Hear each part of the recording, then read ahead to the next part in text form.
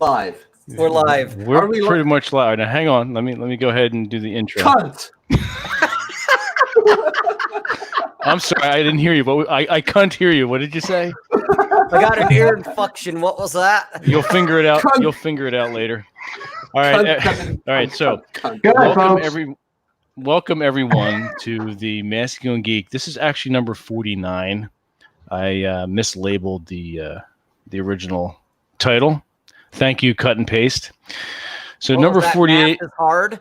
Jesus. Absolutely. It's absolutely guns. That's right, Boris. So number 48 was the Christmas special. This is number 49. This is the New Year's Eve marathon where we essentially broadcast until we cannot broadcast anymore. So welcome everyone. I hope you've had a great Christmas. I hope everything in 2019 went your way, and that's what we're here to talk about. So hello, everyone. 49 plus 20, almost. That's right, almost 69. Welcome, Rawstonian. Good to see you again. Bullrush, Atham. Atham, I sent you a link. You retard, go check your DMs. Look that up, Atham.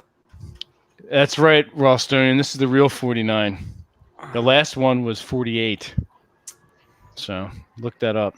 Yes, very good. 49 comes for 40 or after 48. Good job. We do math well here. Math. That's right. Math. Right. Math and guns and cunts. That's right. So I've got my rum and coke. What are you guys drinking? Mine is just finished, but I have something downstairs, so I might get that. But I promised myself not to get drunk on a podcast anymore, so I have to stay low a bit. Okay. Slow and steady wins the race. So make sure you hydrate. I'm at that good point. Like I've had a couple of drinks, and now I'm more like, yes, I am pissed off, but I'm not expressing it. So just sitting here looking angry. Fair enough. with your darkened room with no pants on. I even have a blanket. Okay, there you go. Here's guy's blankie. Here is a Jack Napier secret. I always wrap a blanket around my legs when I do these podcasts. I am always freaking cold. So yeah, if you people are wondering what I do during my podcast, I wrap a blanket around my legs. There's it. Here's your masculinity for you. He's so big. There you go. Sounds and you're kind wearing. of trad to me. There you go. Is that a new robe? No, it's an old one. No? This is my $20 robe, which is much nicer than a $600 robe, which isn't even that nice. And that comes straight from the horse's mouth. There you go. John's in the house. What's up, MDL? Speaking of. Or MLD? Where's Cappy being a cheapskate somewhere? He will confirm this. His $50 robe is much nicer than the $600 one. Oh yeah, I've even commented on the show. You should be wearing the old one that he got as a gift. That old cum stain one. The Versace one looks better. It looks better, but it doesn't feel better. It doesn't have that sentimentality attached to it. That lived in feel exactly. Now we have TG over here looking like a scholarly professor, a hippie Mr. Rogers. Well, that's just like your opinion, man. Right there, the Big Lebowski. Mm-hmm. So I've got the Jameson, the whiskey that was aged in a oak barrel that was used for stout. So it's got that stout flavor to it. Very good. All right. Did you know that stout is Dutch for naughty? I like it. I like stout beer, so I like my beer like I like my women. You like naughty beer. Yeah, he likes naughty beer. You heard it. You heard it here first, ladies and gentlemen. But yeah, I tell you, for what you get as far as what you pay for with Jameson, it's probably one of the best whiskeys. It's so smooth. Okay, I gotta check what the hell. Is Jameson the best grandparents? Oh my god. It's very cozy. It's very cozy. It's very cozy looking. Well, it's funny because you say that because I kind of tried to model it after what my grandparents' place was like when I was a kid. Oh yeah. They not exactly the same, but like I really liked their house. It was like the inside was very comfortable. Okay. So Safe I kind of. Now here's the thing. Yeah, exactly. You can't expect more from the freaky deaky Dutch. You freaky deaky Dutch bastard. Indeed. His Faja. Your Faja? Your what? His what? Enunciate. His fodder? What's a fodger? Faja. No, but, Jameson is that, from my experience, Jameson is a whiskey that you can drink half a bottle, and as long as you hydrate, you go drink a lot of water, you feel fine. So my buddy and I were drinking this bottle last night, and we almost got through the whole thing. I drank a whole bunch of water, went to bed, and woke up at 5 o'clock in the morning and started working on the Masculine Geek book. So, as opposed to other liquors, this is my New Year's resolution. No more cheap liquor, right? No more of that wood alcohol. You get what you pay for. Yeah, seriously. We're going to get some booze. We're going to get some booze. It's just not going to be cheap booze. Not That's cheap right. booze. No, you don't want cheap booze. Mm-mm. I didn't get Kraken this time. I'm actually rocking Sailor Jerry. Rub, what are you drinking? Rub. Bud Light. The usual. Unlike, my sophisticated snobicons, I'm going to stick with cheap booze.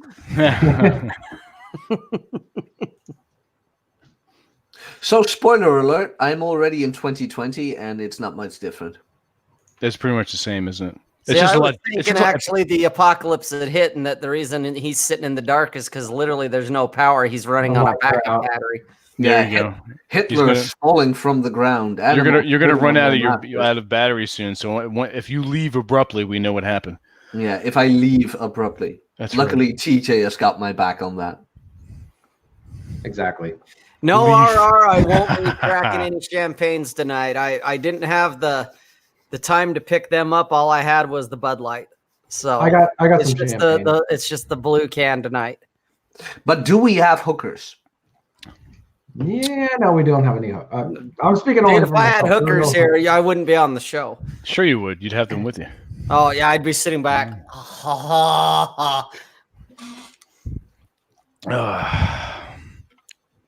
Wait, do that again, Rob.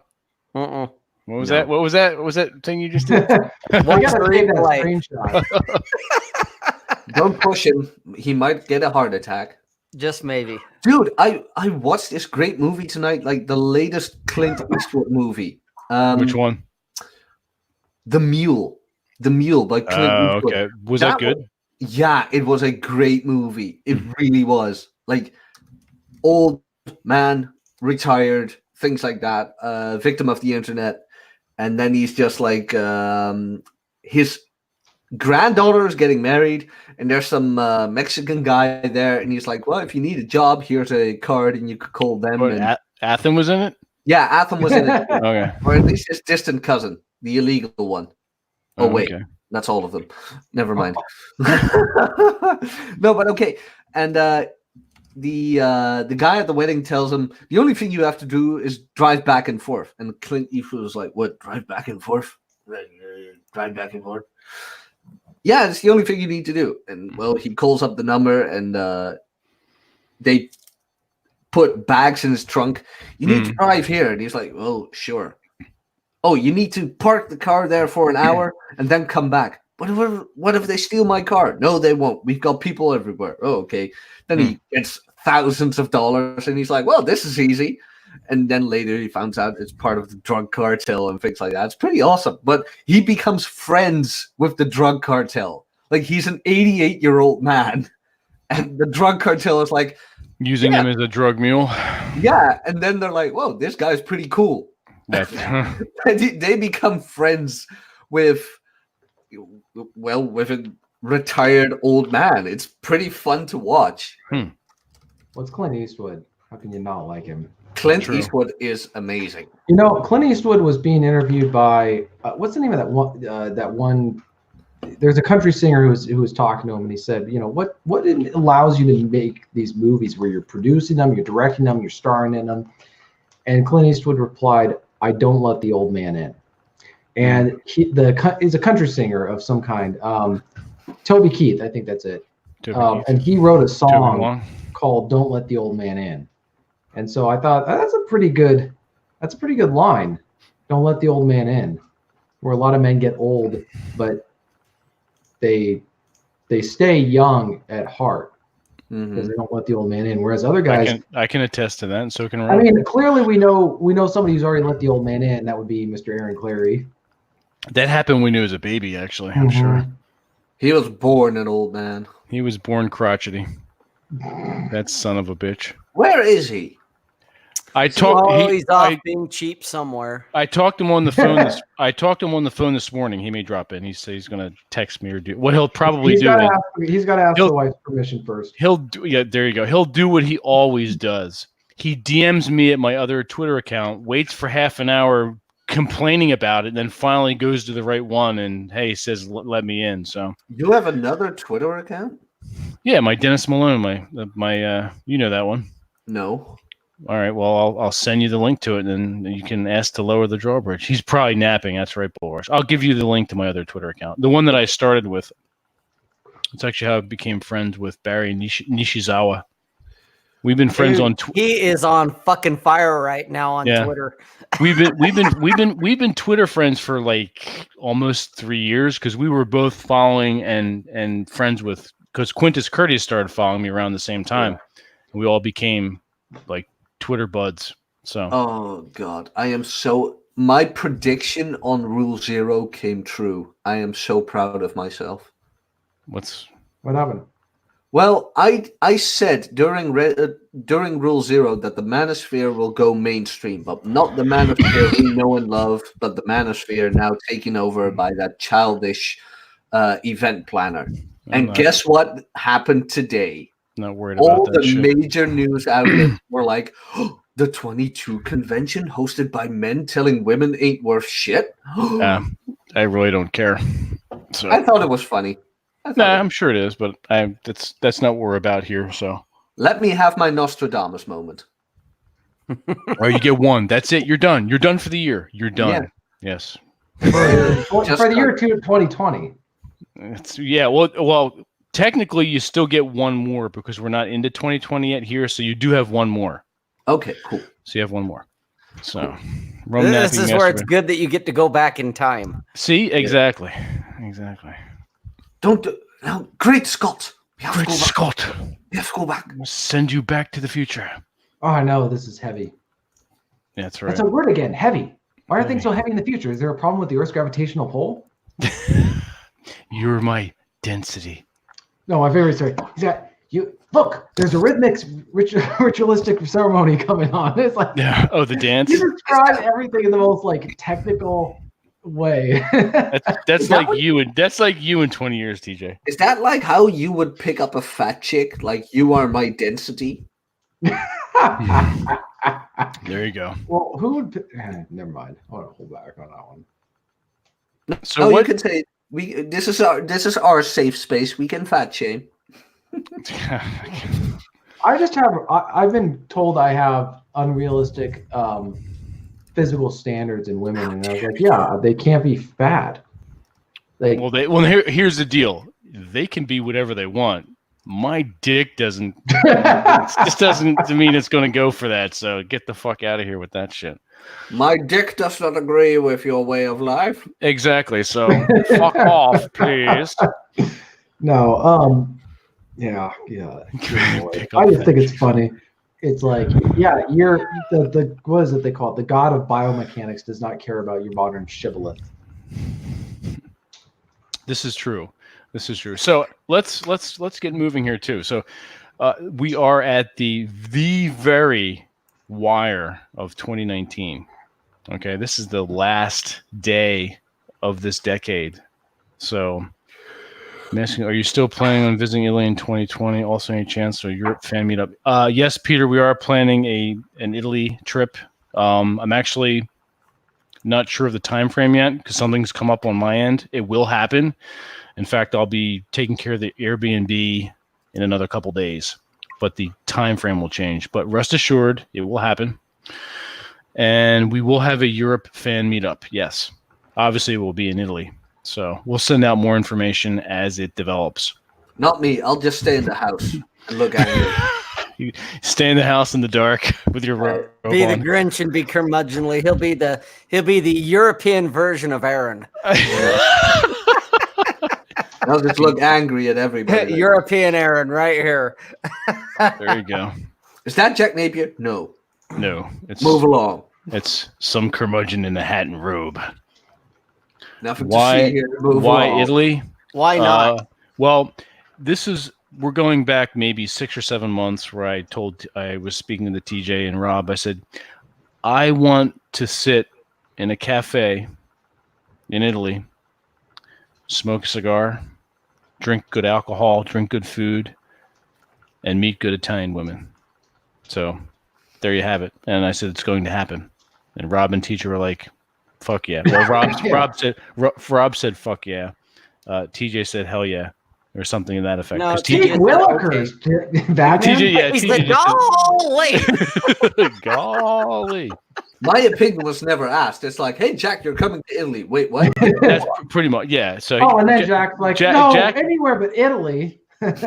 Jack got bull rushed, literally bull rush. We bull rushed Jack into coming to Italy. So Yeah, but I'm not even kidding. Hard too. It was real hard twisting his arm. I know. Yes. Yeah, seriously. All of a sudden, Vince was like, "Oh, you're coming to Italy with us." I'm like, "Okay, sure." No, here we have Red with a clear case of projection. So he's going to masturbate furiously to a screenshot of all four of us. I can imagine. Yes. So, but anyway, yeah, drink good food, eat good food, drink good food. We're going to drink good food and eat good wine. Yeah. What'd you say, TJ? I said we're gonna get some booze. We're gonna get some booze. Well, in Italy, we're gonna get some good wine. Yeah, we are. And real Italian food. Rob and I will host real Italian women live. That's right. Evening. That would be pretty fun. That'd be good. And then TJ and I can photobomb you in the background. You probably will. Absolutely. So getting back to the New Year's Eve marathon. Not me. I have to duck out of here around what? All right. Well, that's good. As long as it has to do with you ducking out because it has to do with a female, then we're not going to give you any shit. Hey, brethren before wenches. Well, it's New Year's Eve. You got to give the man a break. Come on. Jesus. Oh man, I'm taking the train in like 3 hours for wenches, so I'm okay. There you go. I'm glad you guys wanted me on. Of course. So, what time is it there where you are? It is 3:19 a.m. Oh wow. Jeez. Okay. Now there's the viewpoint we know and love. Mm-hmm. Excellent. Yeah, this is how much I love you guys. I could have been asleep. I could have been becoming more beautiful because of the sleep I would be getting. Yet here I am. Oh boy, here we go. Do you need a cookie? Do you want a cookie and a pat on the head for waking up 2 hours earlier? No, I didn't even sleep. Nice. I was up with Watson drinking and smoking cigars. What time? Watson? That's true. No, you were eating beef. Now, what kind of beef were you eating? Rib eye, less fatty rib eye. So the slim. What's it called in English? My God. It was just a rib eye with less fat, and we cooked it up. We sliced it into pieces, and that was our hors d'oeuvres. Okay, so I saw that in the picture you sent me, like these nice little cubes. Yeah, instead of all the other crap, we just had meat, like it should be. Nice, very cool, very cool. So TJ, what was your highlight of 2019? That's a good question. 2019. The Leafs. What did you say? The Leaves. He's a funny guy. Funny guy. Yeah. I I don't think there's one thing that I would put down as like the highlight. There's a bunch of highlights. Well, obviously starting off Masculine Geek at the beginning of the year, and we were just chatting about stuff, and then suddenly it took off like it did. So we're here now, and that's great. And I'd say also just some of the hikes that I've been on, where I got some fantastic photos, and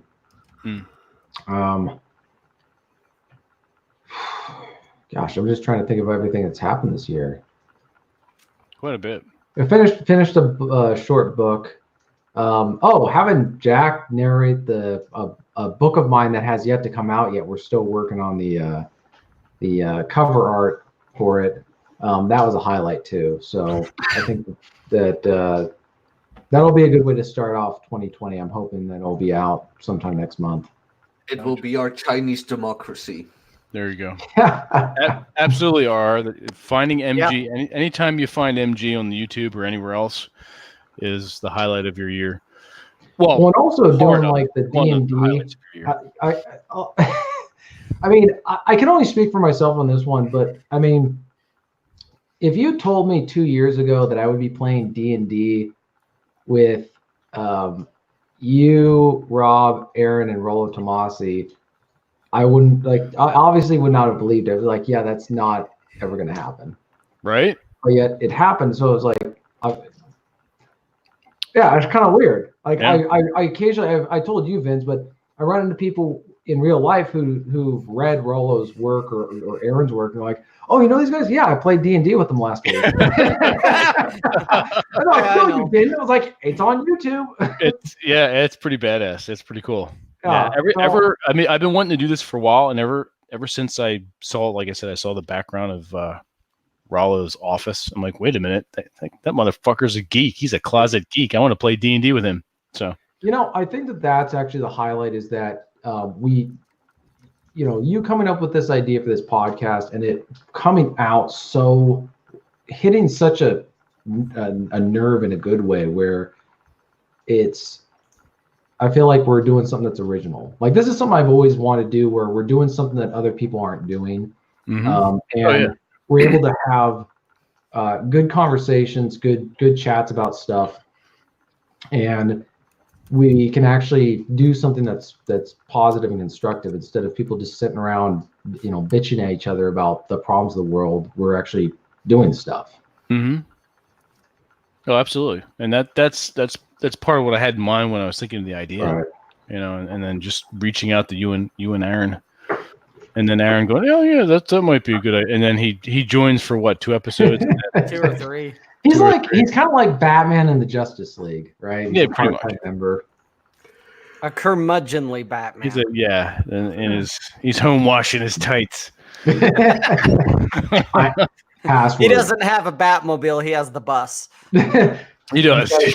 No, he's got Spirit Airlines. He comes on Spirit Airlines. He hops on Spirit Airlines in his Cappy Caps costume. Well, he is Captain Capital. That's right. His zip-up sweatshirt and his sweatpants. We need to come up with a custom-made costume for him, and then send it out. A starter kit would be a bus pass and tickets to Spirit Airlines. There you go. Delivered to him by an overweight airline hostess. That's right. Yeah. Well, no. To hear him talk about it, he says what happens. A lot of stewardesses. I don't give a shit. They're stewardesses. A lot of stewardesses start out at Spirit, and then move up. Right. So they start out thin and good looking, and then as they age, they just go downhill as they get, move up higher and go to different airlines. I don't know if that's true or not. I think it's bullshit. It's just what you're saying. Sounds like bullshit to me. Yeah. Oh boy, here we go. Oh, what's happening? Athens on Ruh-roh. 1 second. Reloading. Build the wall. Build the wall.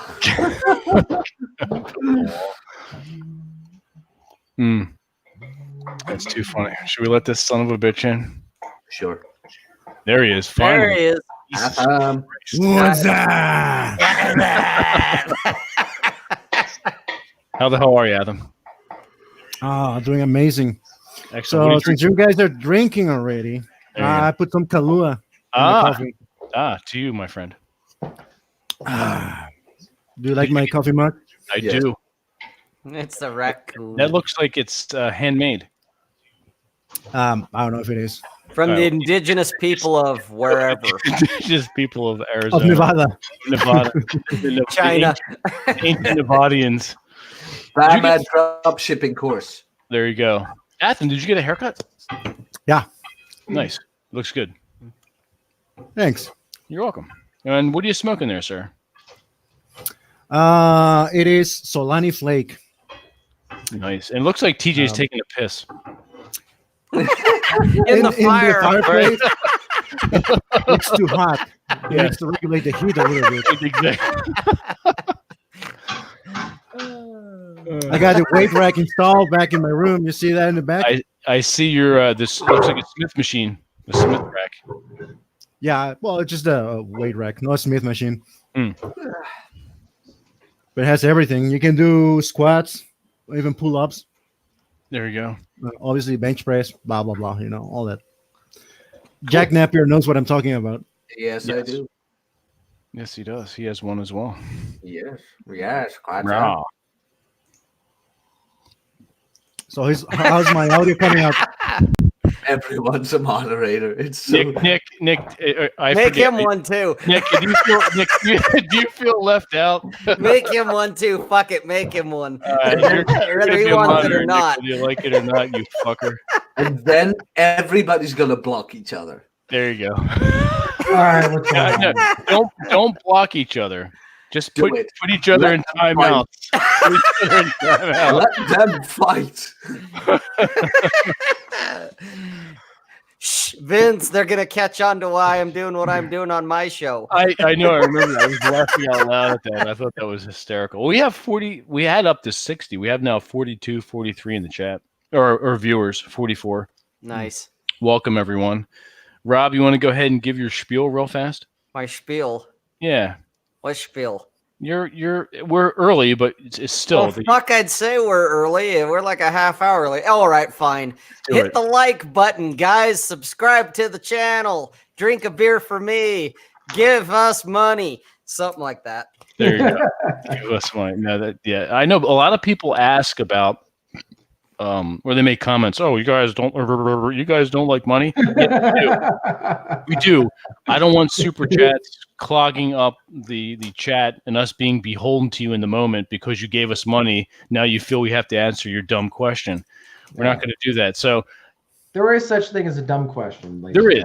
If you want to throw money, there's other ways to throw money. Exactly. So you go over to our Patreon, and I created $1 Patreon for you. It's called the You Don't Have Super Chat tier. So you can go and donate $1 to us and give us half of a cup of coffee because coffee is, with inflation, you can't get $1 coffee. So if two of you go ahead and go to the Patreon, then we'll get a cup of coffee out of it, and TJ and Rob and I can fight over it. So go over here. It's in the scrolling thing down the bottom. If you really want to up your game, if you want to up your BDSM DS game, you get into our BDSM DS adventures with Rob and I. It's quite the time. I'm sure there are people in the chat that can attest to that. And like you share stories, right? You do not perform it on each other. No, we do not perform it. No. We share stories. That sounded innocent. Okay. No, just getting it straight. You know what? I think you're just jealous. Hey, mods, heads up. Keep your eyes on the chat. Uh-oh. That's right. No, I'm very what's the word again? Very respectful and no, I know you are. No, you are. To all the elderly gentlemen getting together. Things. Gentlemen. I respect you. Thank you. We appreciate that. All you youngins.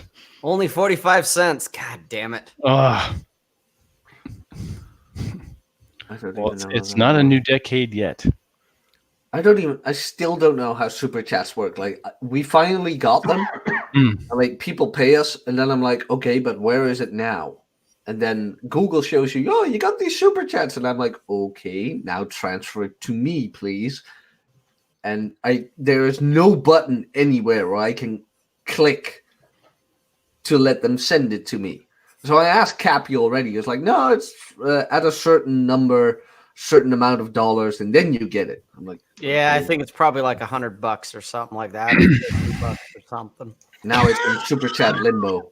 We talk about TJ if he is a brief. Yes. See. Oh my God, that's funny. Oh. So Rob, Yeah. Let's jump over to you. The highlight of 2019. How about yourself? Oh God. Well, like TJ, I'm going to passive aggressively say there's a couple, but probably the biggest one was going and doing the Village by the Sea. That was probably my biggest one because ultimately my big thing has always been in the last couple of years has been to meet guys in real time, real life. And so having that opportunity to meet you, TJ, and Aaron, even though he drank all the rum. Fucker, that Why fucker. is the rum gone? Son of a bitch. He is the reason why the rum is gone. And TJ, you can't really talk. Well, yeah, TJ, you better chill there now. Oh, I watched you pour almost as much as him. If there would have been a challenge, it would have been, oh yeah, TJ, oh yeah, Aaron, oh yeah, TJ, oh yeah, Aaron. Well, the funny thing is, Aaron would wake up at the ass crack of dawn, insult us, and then he'd be looking out at the open doors to the ocean contemplatively, and he would continue talking absent-mindedly or seemingly absent-mindedly, dumping rum into his coffee. I think he was distracting us. Hey, look at you! Hey, you homos! Look over there at that fucking sunrise, and then he's pouring the booze. Don't look over here while I pour the rum over here. Well, no, he's doing the illusionist trick. I'm not denying that I consume a healthy amount of rum. I'm just saying that for the amount that he consumed, we're talking 65% of that rum bottle. And the other fucking 45 was you. No. Oh, 39.9. I got like a drop. Well, no, I'm just saying, like, he consumed an inordinate, a disproportionate, an inequitable amount of that rum. And what amazed me is that he could still walk straight. Well, this is Aaron. He's built a tolerance. Yes. He's built a tolerance for alcohol, just nothing else in life. You guys are busting each other in the Twitter. Was fantastic. So yeah, that would be my favorite. That like my biggest highlight was probably that.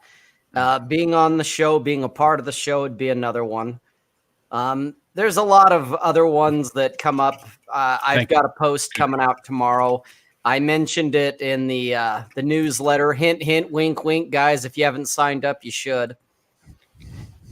But just a lot of different things. Yeah, speaking of which, so this I'm smoking the Founding Fathers that Joe got for me.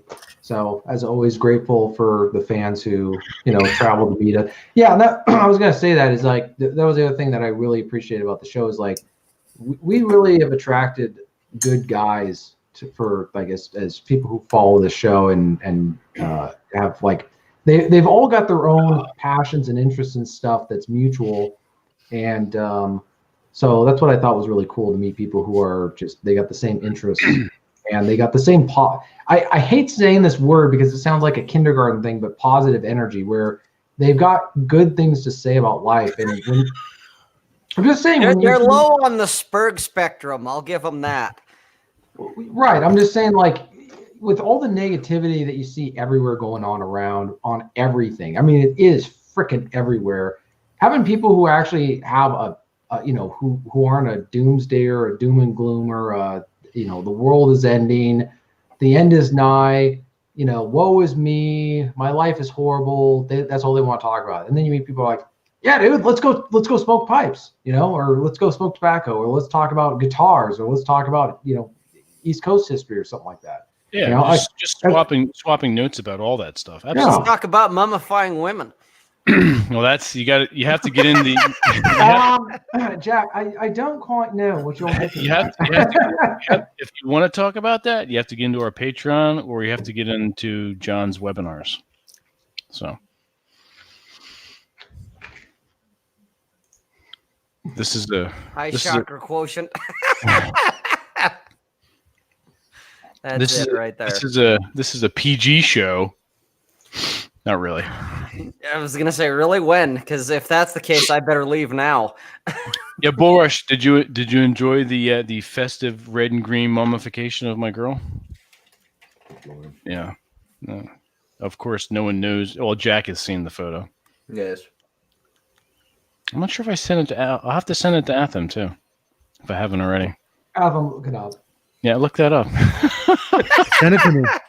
I shall. No, it's your turn, Atham. 2019. What's the highlight of your year? Losing 40 pounds. Nice. Oh, wow. Nice. Oh, you know what? That to you, sir. Yeah, no Fantastic. shit. Thank you. That- In fact, that is I gotta go grab fantastic. another one. That's a good one. Yeah, that was pretty me much too. the highlight. Look what we have here. We've got a spy. What? A spy? Yeah. Read the. What's up, Sub Houston? That's funny. I'm having a scene with you guys, or I don't know. Opera and being on. I usually say, one of my favorite things to say is, hey, Aaron, fuck you and you're 5'9". Well, in this case, hey, Atham, fuck you and you're 40 pounds, buddy. Good job. Thanks. Ralstonian. That was Tim Keefe, and we'll have him on the end of January. We're going to be doing an 80s show. Oh, yeah. Yeah. Oh, nice. There you go, TJ. Straight to you. Oh my gosh. You got gold pipe? It's not Atham. 6-pack of Zima. What pipe are you smoking, TJ? It's my Gandalf pipe. Oh, okay, yeah, gotcha. Nice. And last but not least, Jack, what's the highlight of your year? Well, first of all, Oh God, here we go. this one for Carl. Okay, This one's for Carl. to you, Carl. The highlight of my year, Mhm.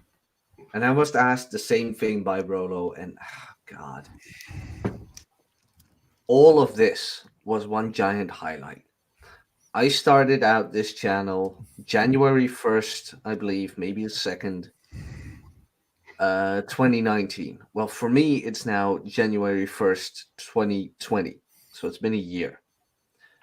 And in that year, I've gained over 1,000 subscribers, nearly 20 patrons, and I have gotten so far that I am able to call Rob and you guys and even Aaron Clary my friends. You're stretching it with Aaron. Well, yeah, I not got for anything. You told me, not me. But I made connections with such great guys this year. And I never thought that was going to happen so fast with me just starting out talking about books. Yet here I am. So starting this channel and talking all this, yeah, that was just a giant highlight for me. And I'm very thankful for it. Yeah. Agreed. Yeah, it's crazy. I think somebody once said, I think I saw it on Twitter today. Somebody said, the best way to measure progress is by looking at your own life, not other people's lives, and like, where were you at so many years ago or, a year ago?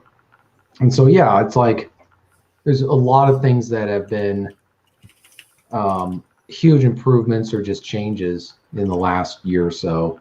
But man, I'm thinking of the beginning of it'll be 3 years from now, but like the beginning of 2017, completely different from what it is now.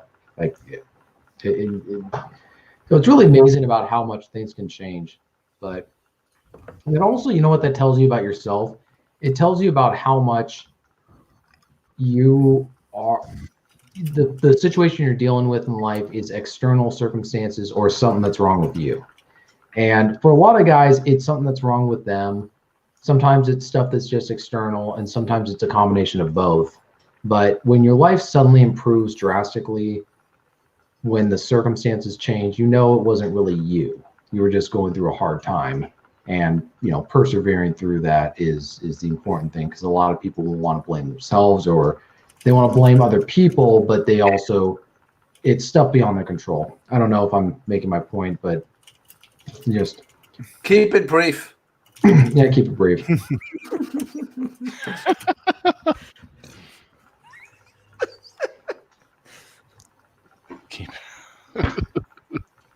No, but seriously, that was my highlight. Being able at like January 1st, 2020, being able to say I have made friends with the guys who I loved to watch before I started all of this. Indeed. Friendship is magic. It sounds very cringy, but I'm gonna remember that. Friendship is magic. It sounds pretty cringy. I'm gonna get a screen. You know what? Fuck it. I'm doing that shit right now. I'm gonna screenshot your face later and then make a meme of my face. That's right. Friendship is magic. You do know that's a My Little Pony reference, right? That's fine. Okay, we can steal it. I do applaud the fact that you used it on the Masculine Geek show. You know what the thing is? Like, we're Masculine Geek. We like geeky things like Warhammer and Dungeons and Dragons, things like that. There's actually a community out there with these fat fucking neckbeards who like My Little Pony. And I'm like... Oh, the bronies? The bronies.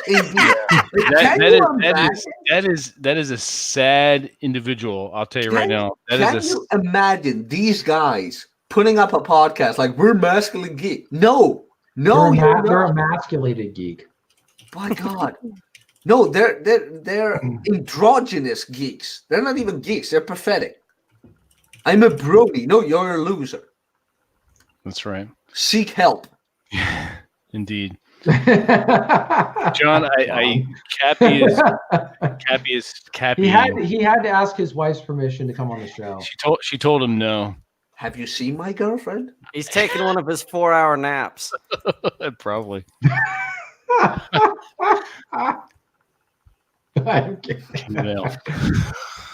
a colonoscopy. No shit. Colonoscopy. John, you didn't pop an Ambien, did you? I was about to ask the same thing.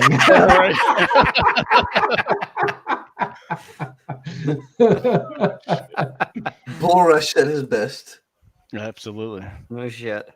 Although his daughter is pretty badass. She could kick John's ass. Hey, my 4-year-old son could kick all your asses. This be true.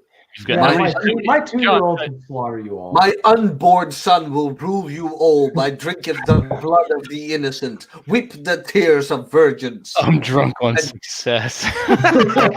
He's crying into his pile of money. There you go. You're sleeping on a bed of money. Yeah, that's a highlight of 2019 also. Like Red Evening, the moment where John actually just had a pile of money with his bed and started... Like wiping his face with it, wiping away the tears. I just looked at him and I was like, "You have a pile of money in your bed? Yeah, you don't? No." Do you trust the banks? Oh, Jesus Christ, that's funny. Woo!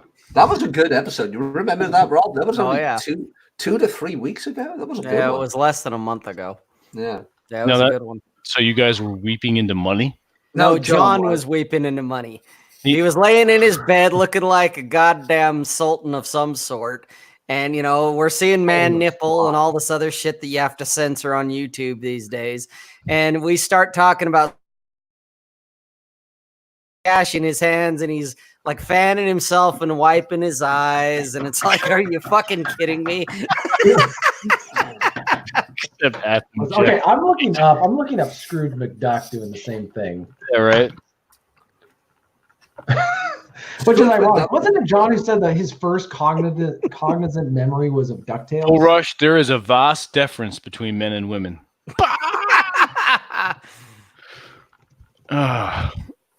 Oh, we got it. Guys, you gotta keep me up. You gotta keep me awake for how long? Let me check. What the heck? 2 hours and a half. No, wait. When is that train going? It is. Oh fuck. 6:55. That's still 3 hours. So you're gonna be on a train? Yeah, I'm gonna be on a train. Oh, okay. Yeah, Laying some pipe. Pipes on the train.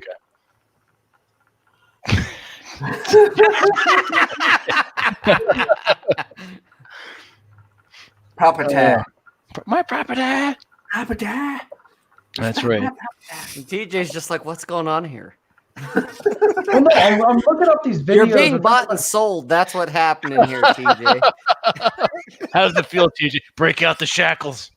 Like, did you guys see The Witcher? By the way, did anybody here see The Witcher?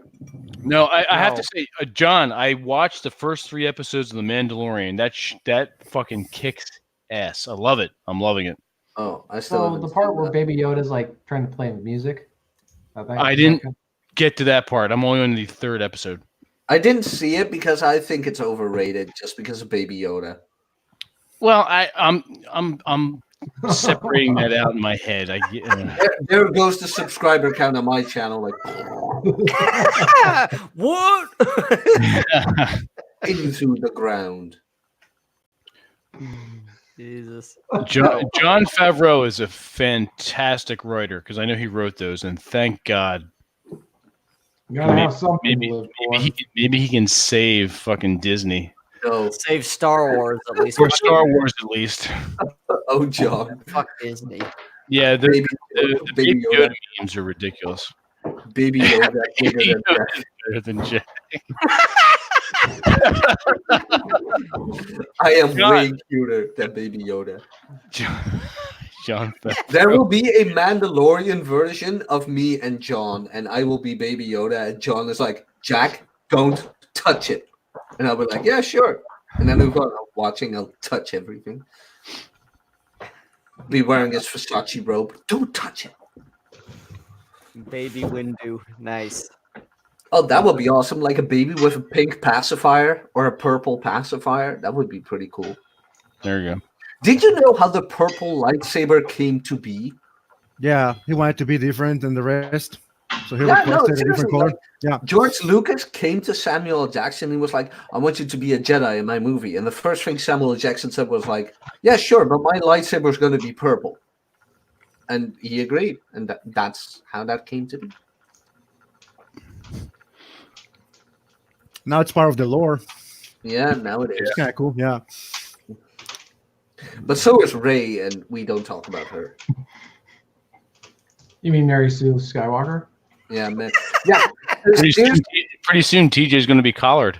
Like, No shit. She is supposed to be. John took care of the competition, TJ. We know who owns you now. Palpatine's granddaughter. You guys are such freaking weirdos. and No, kind of probably that one episode of John's like, you're a pretty weird dude. John,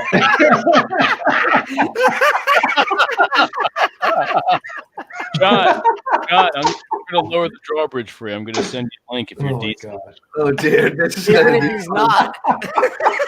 Probably laying in his robe being fed grapes or something. That's right. Hurry up and get in your bed, John, and grab your pile of money. I think John is drunk, covered in titties. Probably. I remember that from. I don't know. He's in Wyoming, so he just may be covered in goats. That's snow. Or He's covered in milk. snow titties. Ah, it's too funny. Clary is the Death Star. Yep, you're all fucked. Could you imagine Cappy being able to build a Death Star? Serenade you with a ukulele.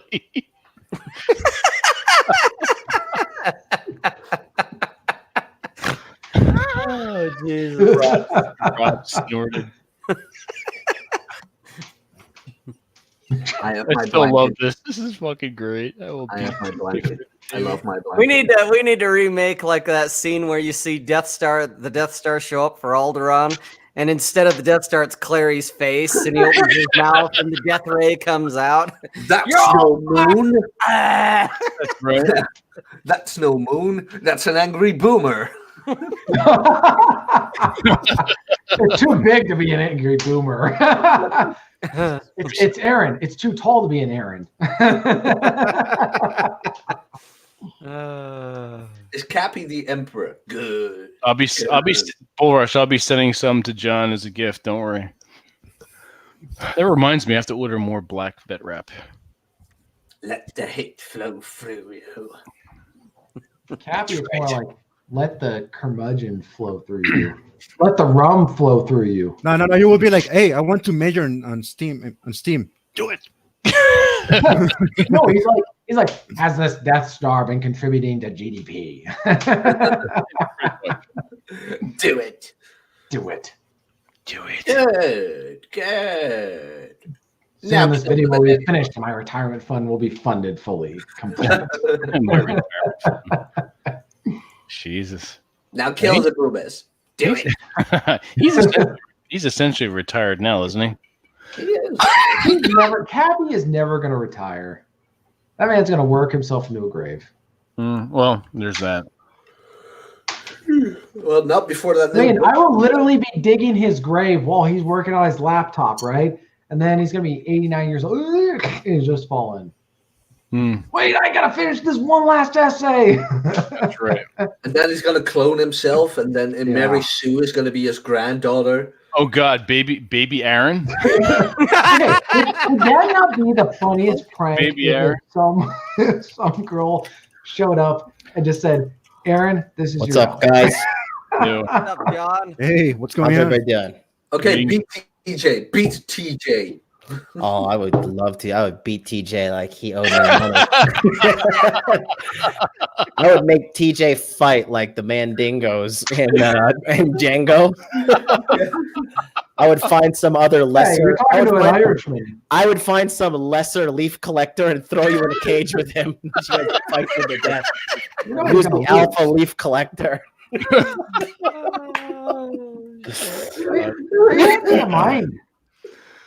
No, I just love you so much, TJ. You know that, buddy. Oh yeah. So John, we were just discussing like what was the high, and I think I know what this is, but you can speak for yourself. Obviously, the highlight of your 2019. Baby Yoda. No, what's funny? I'll tell you what it was. So I went.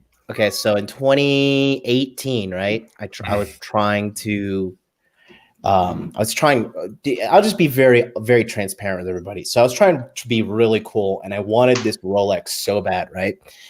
And I went in 2018 to go buy it, and then I was gonna like take out a loan or whatever and buy it. And really stupid, I know. And so they denied me the loan just because I wasn't Japanese in Tokyo, right? Like really? flat out racism. I was like, oh, okay, great. So I had to like leave, and they denied me in front of my girlfriend, and it was like so fucking humiliating. Ouch.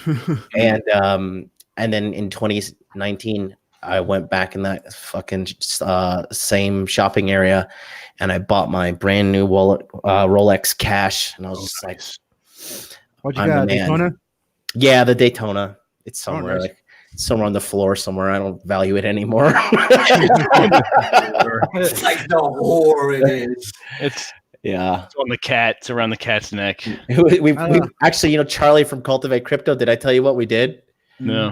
So his wife hates me, right? So I wonder why.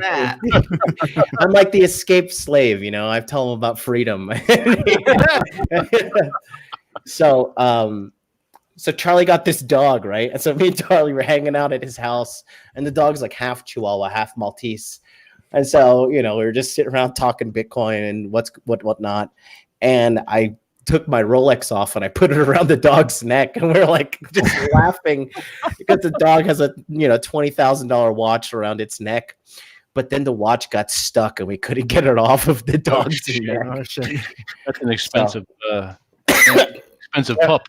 And we were thinking the story, we're gonna have to tell the veterinarian, like two foreigners walking into a vet with a dog and a $20,000 Rolex on its neck. But we were able to get it off, and Yeah. So you bought a new dog and the old one is never to be found, or What's that? like you bought a new dog and the old one is never to be found, so you got your watch back? I wish. No, we got it off. All Louis. He was a good sport.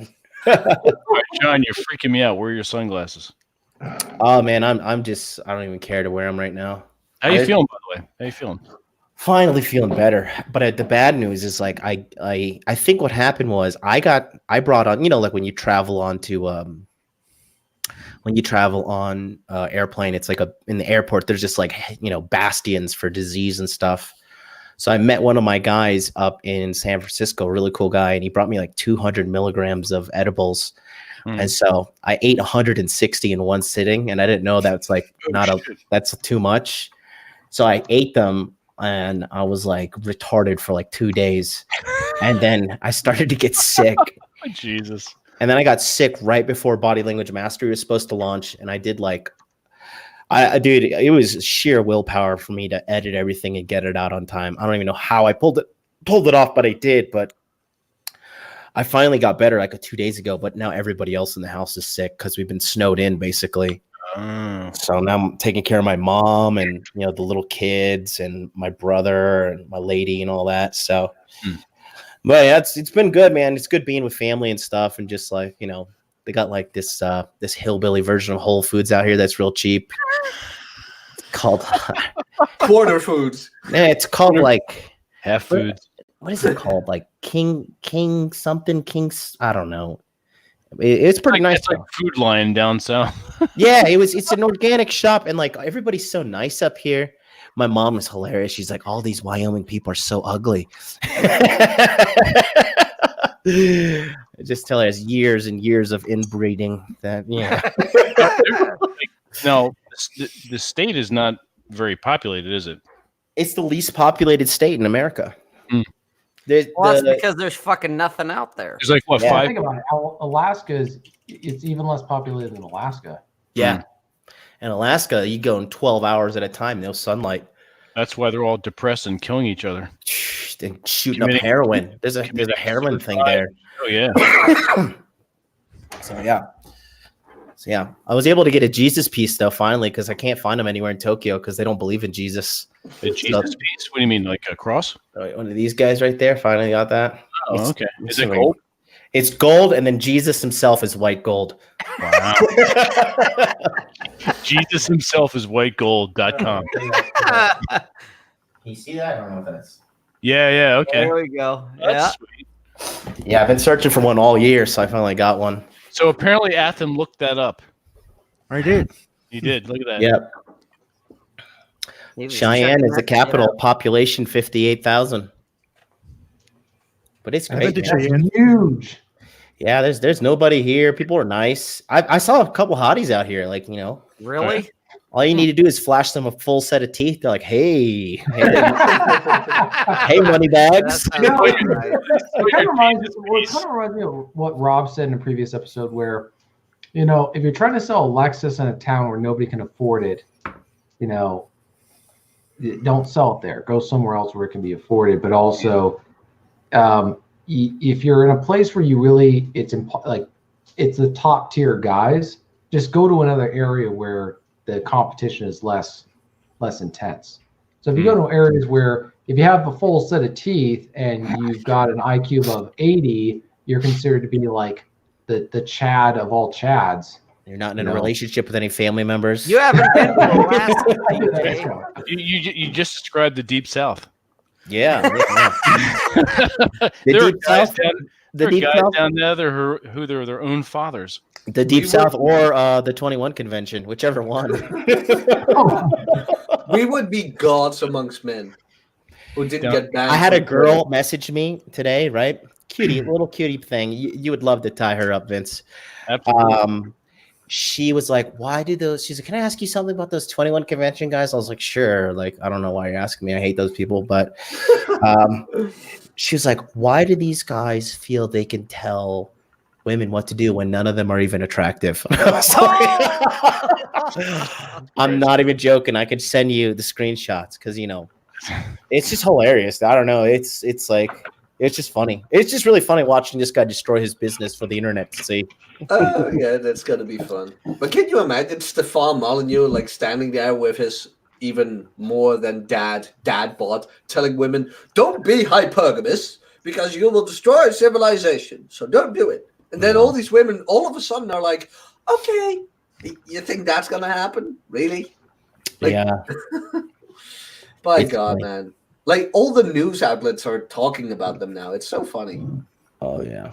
It's Well, gonna it's be- all it's not real. So what you can do is you can submit something called like a press release packet, and all these if you go to all the individual websites, you can see it's literally copy pasta the article.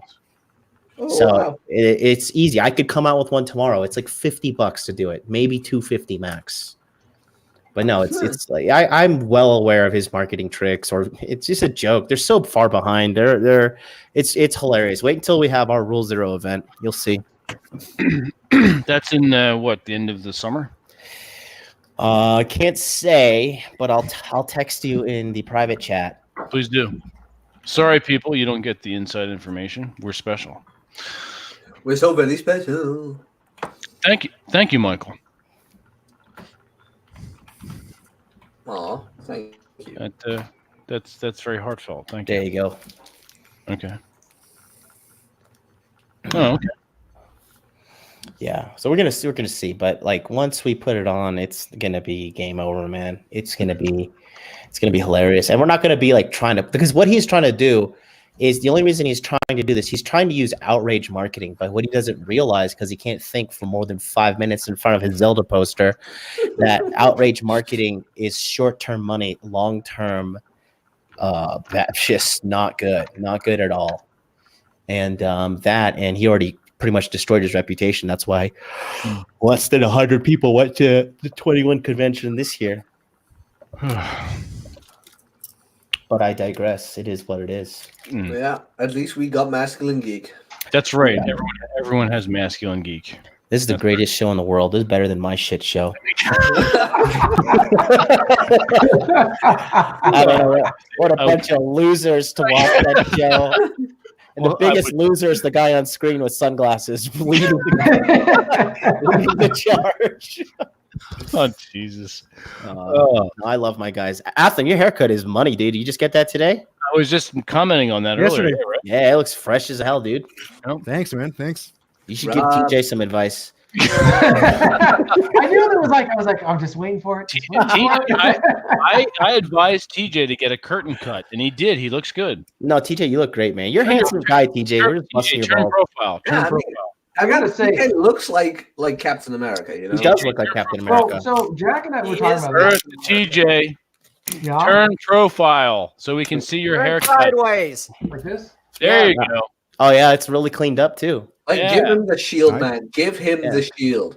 Exactly. Okay, so here's a New Year's resolution. I will find somehow a Captain America uniform or something like that or whatever, and I'll dress up in it this Yeah, you can year. order And from China instead of for a $80. shield, it's one big leaf. There you go. Yes, yeah, Get Yeah. the Canadian- yes, absolutely. A giant maple leaf. There you go. There is a Captain Just Canada, everyone right? think he's a Canadian then. Hey. Hey, I don't know what's the American leaf, like a marijuana leaf. I don't know. No, that's Dutch.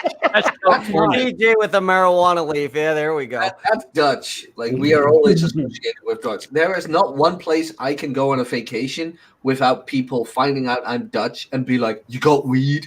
Like, just because I'm Dutch doesn't mean I'm a fucking stoner. No, Wow. but you have clogs. We know that, those cork wooden clogs. He's from Poland. Jack, You shouldn't have to do Jack, that. You have clogs? Yeah, we do. No, do you have clogs? Do I? No. Okay. I've got so this No, is kind of the, you know what? I'm gonna brag as well for a moment. John had his Rolex moment. I have Jeffrey West's. So clogs don't mean shit to this boy. You had to bang a girl with clogs on, so when you're banging her, they're like slapping against each other. And sounds like you're riding a horse at the same time. Like Monty Python and the Holy Grail. Right there. That would be fun. Oh God. God damn it, John! You brought me. There in. you go, John. Oh, God. There it is. John got the highlight of the reel right there, kid. Yeah. Choked on my I'll tell you rum what, joke. Jack. Yeah, you need to bang a chick with clogs. There's your next notch. Or have there's her with the- clogs on. Yeah, Oh, why man. not? You ever? Break out the- Any of you guys get like the lonely girls that you've been like kind of half-ass talking to, hitting you up around Christmas and New Year's, like, hey, what are you doing? Like, oh, Yeah. I gotta It be was honest, earlier in I'm- December. yeah. I can say and I say this as a matter of pride. I've never had that really happen to me, and I Clearly take it shocked. I take it as pride because like there's nobody. You saying, walk like, but here's the point: is none of them are like trying to say, "Oh, you're the nice guy I want to introduce to my parents, so they think I'm dating a steady nice guy." Right? Because that's what often happens. Is they're like, okay, crap, I got to show them like something so they'll leave me alone. So they bring the nice guy over, who's like their best friend, who they give like that little chase kiss on the cheek, and everybody thinks it's adorable, and the guy's thinking, oh, I'm gonna go there. He's like, no, you're not. You're just being used. Yeah. And what drug dealer? No, you gotta. I've never had that happen to me where somebody's tried to use me as like a fake. Because of course I'd be like, no.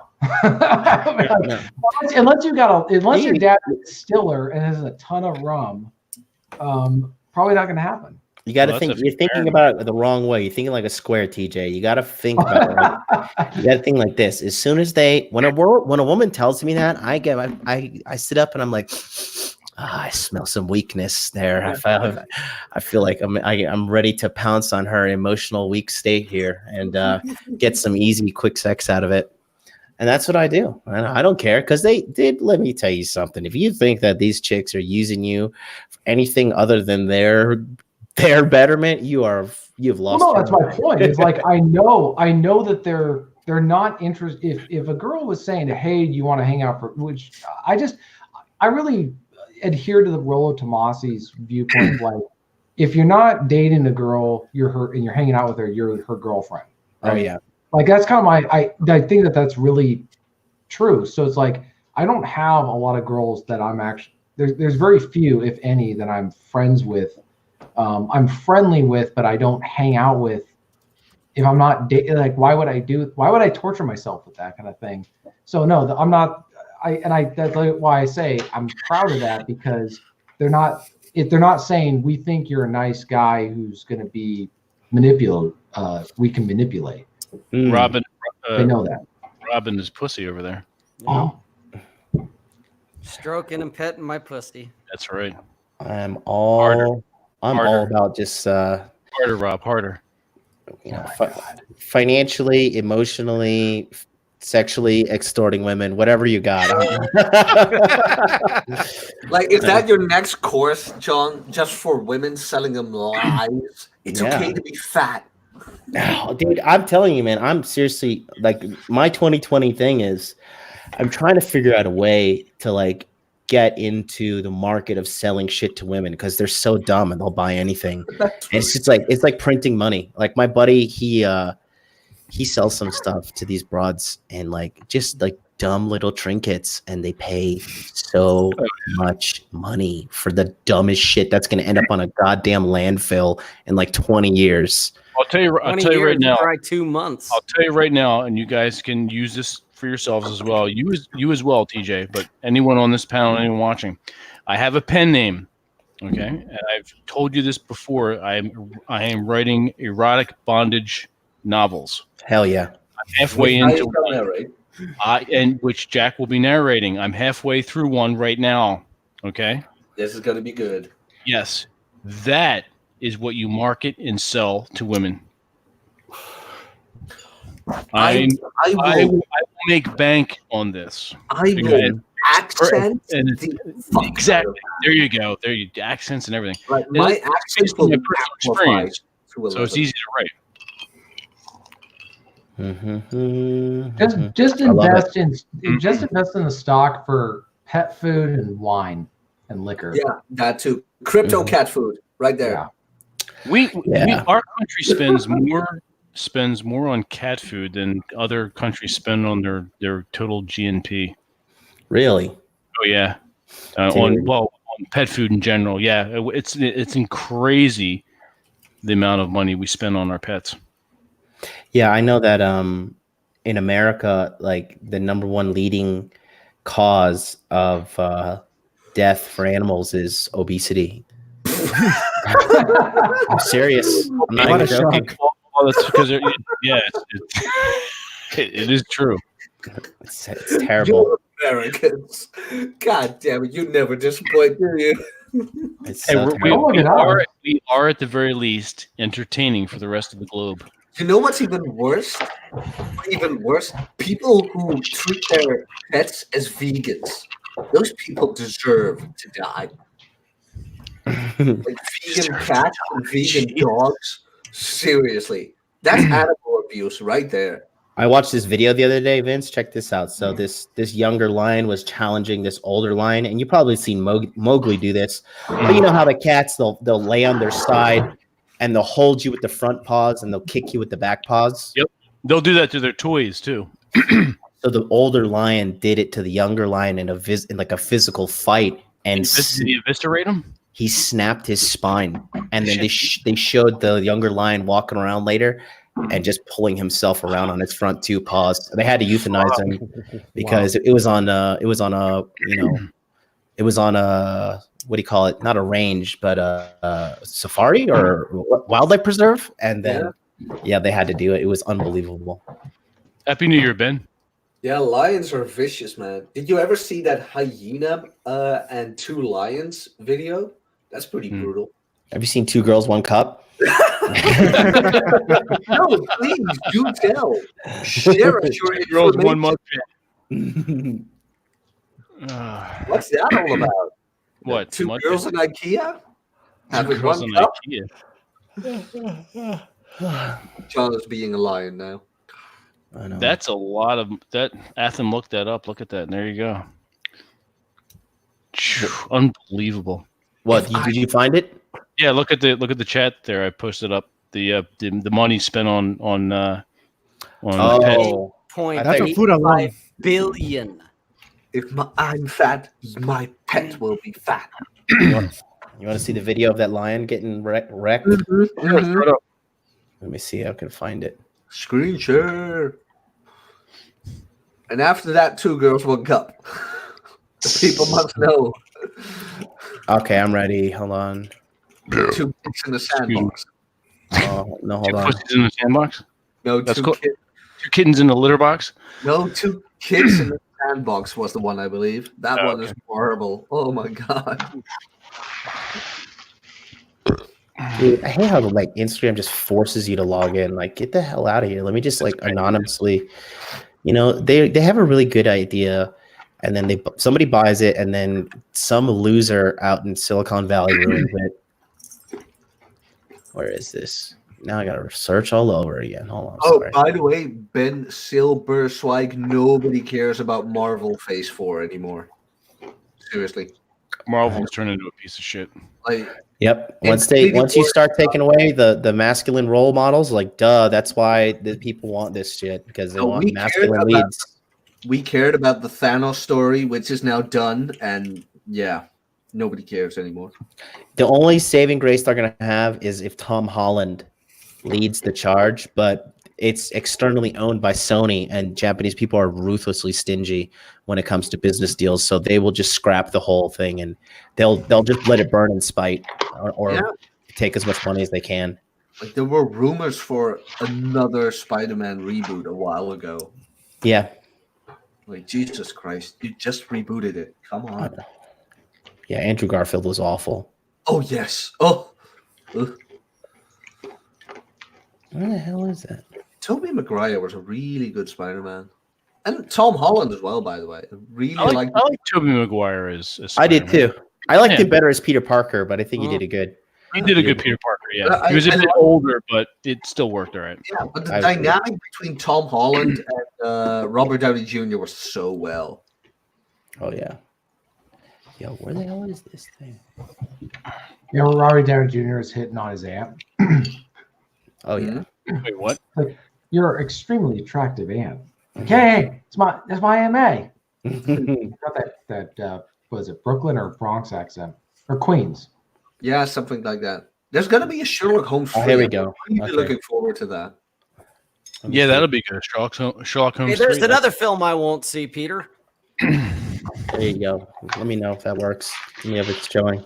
I got it. It's down the bottom here. Here we go. All right, everybody, we're going to watch some lions. Shh. Shut your pie hole.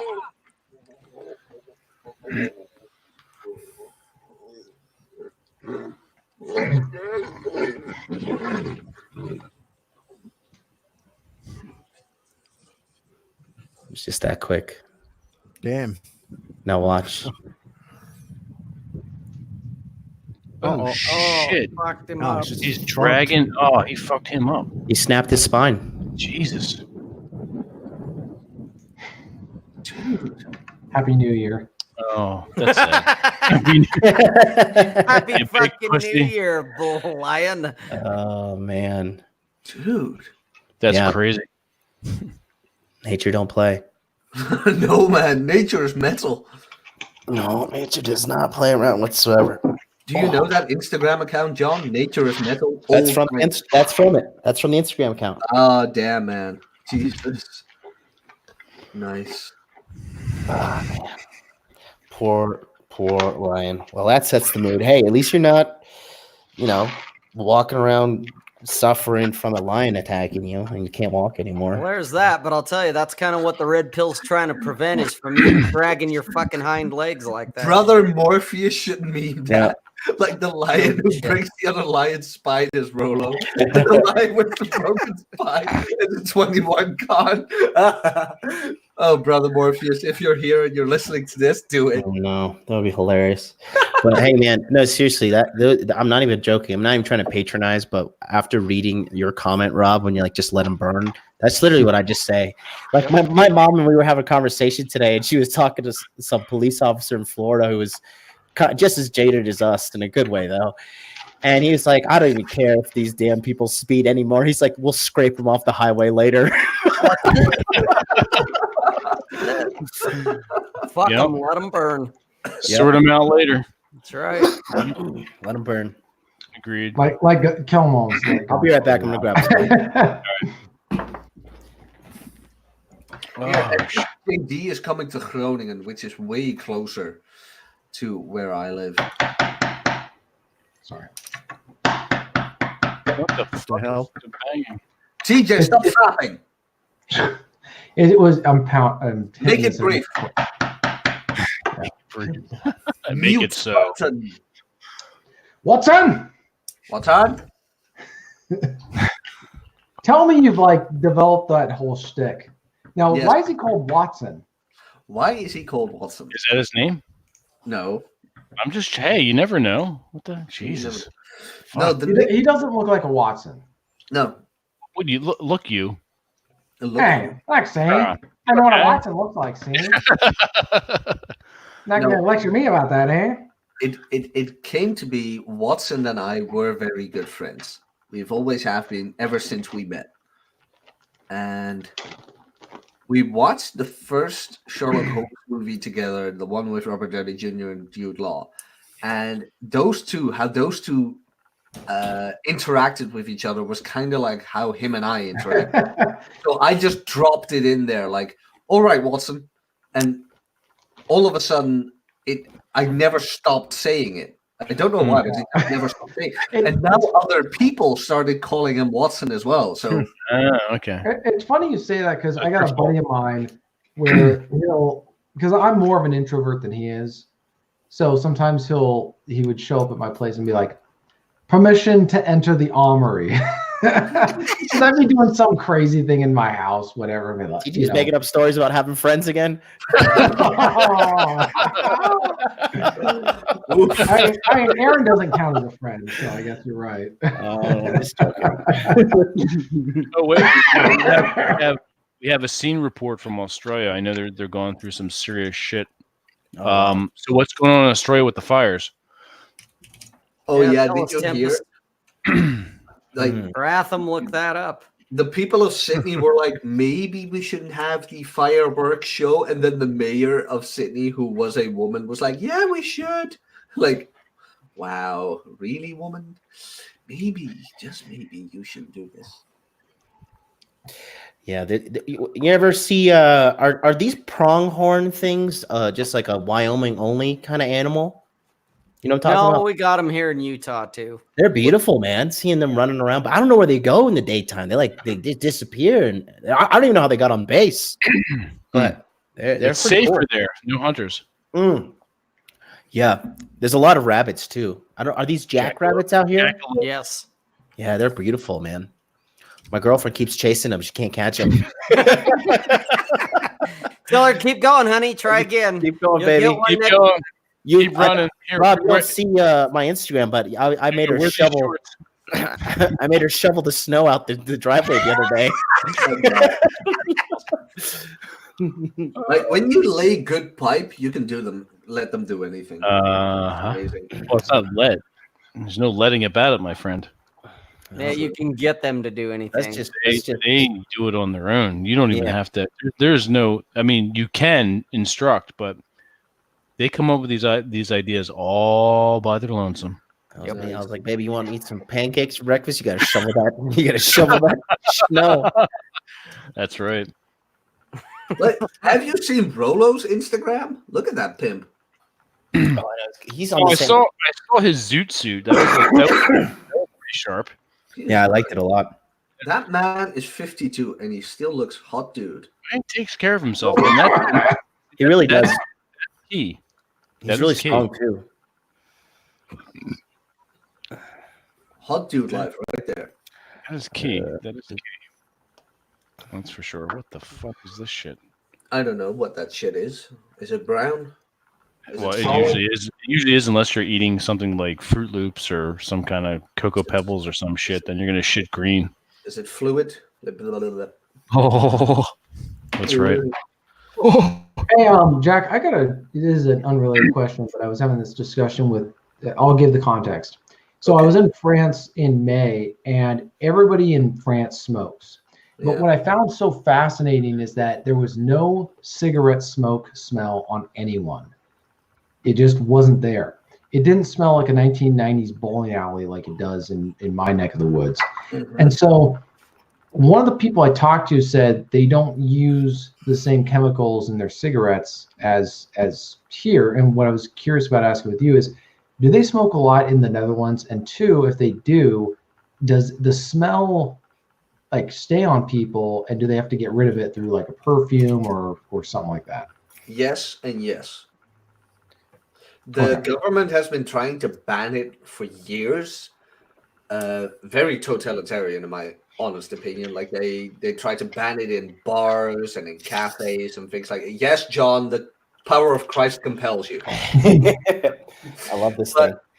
Like you can't smoke anywhere. You can't smoke on terraces and things like that. But it smells horrible on people, man. Like really?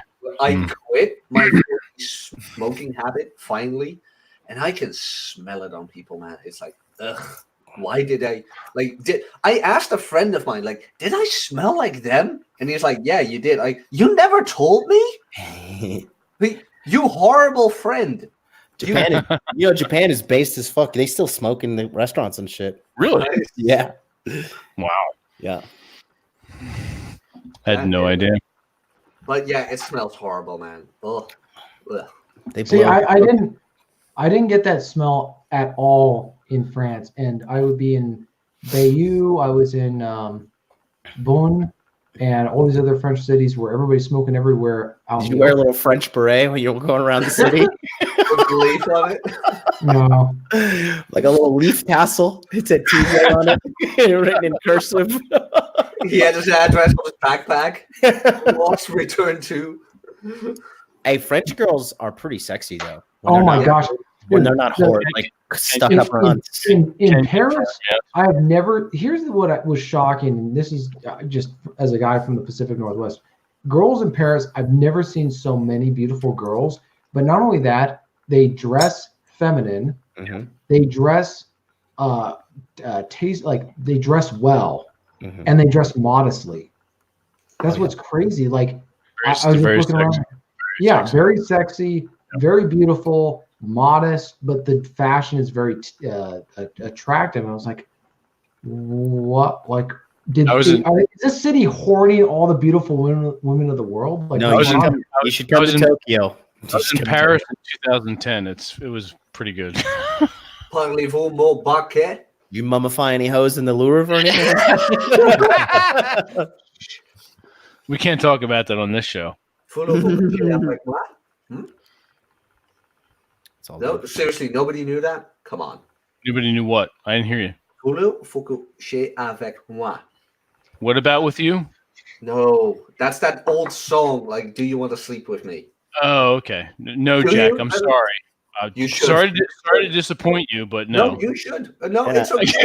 You recognize the godly, divine gift I am. I will forgive you, but you should.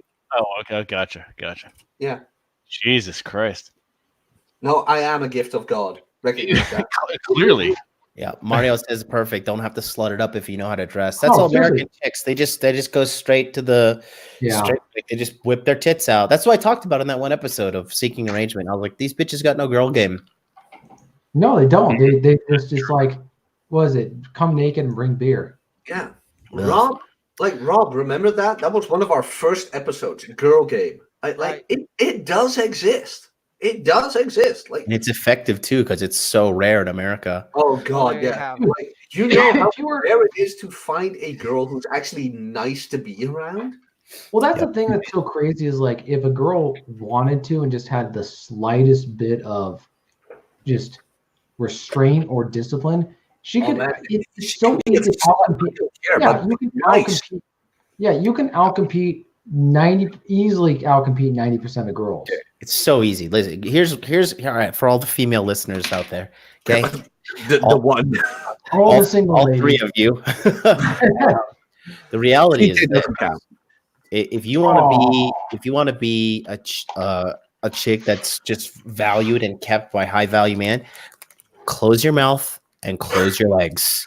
It's that serious. Stop running your mouth all the damn time. Stop shoving food in your face and stop fucking everything that walks. Those three things right there. Just show a little self-restraint. I know it's big. It's a big one. I know it's a big one. Just show a little self-restraint and watch the high-quality men show up. And value yourself. Ooh, can't say that. No, I don't want any girls with self-esteem. No. Oh, dude, what was that dude party prank again you pulled? Like, how do you give a woman an orgasm? Yeah. How do you tell when you give a woman an orgasm? Do you guys know? How do you tell? Yeah, the answer is who gives a shit. That one was so ice cold. I loved it.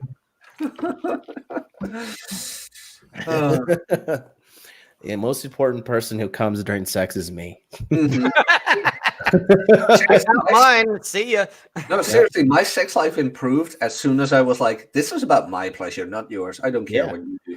Like when like when a girl's like, well, I didn't come. I'm like, well, I did. And I'm like, that's what that white stuff was. Like,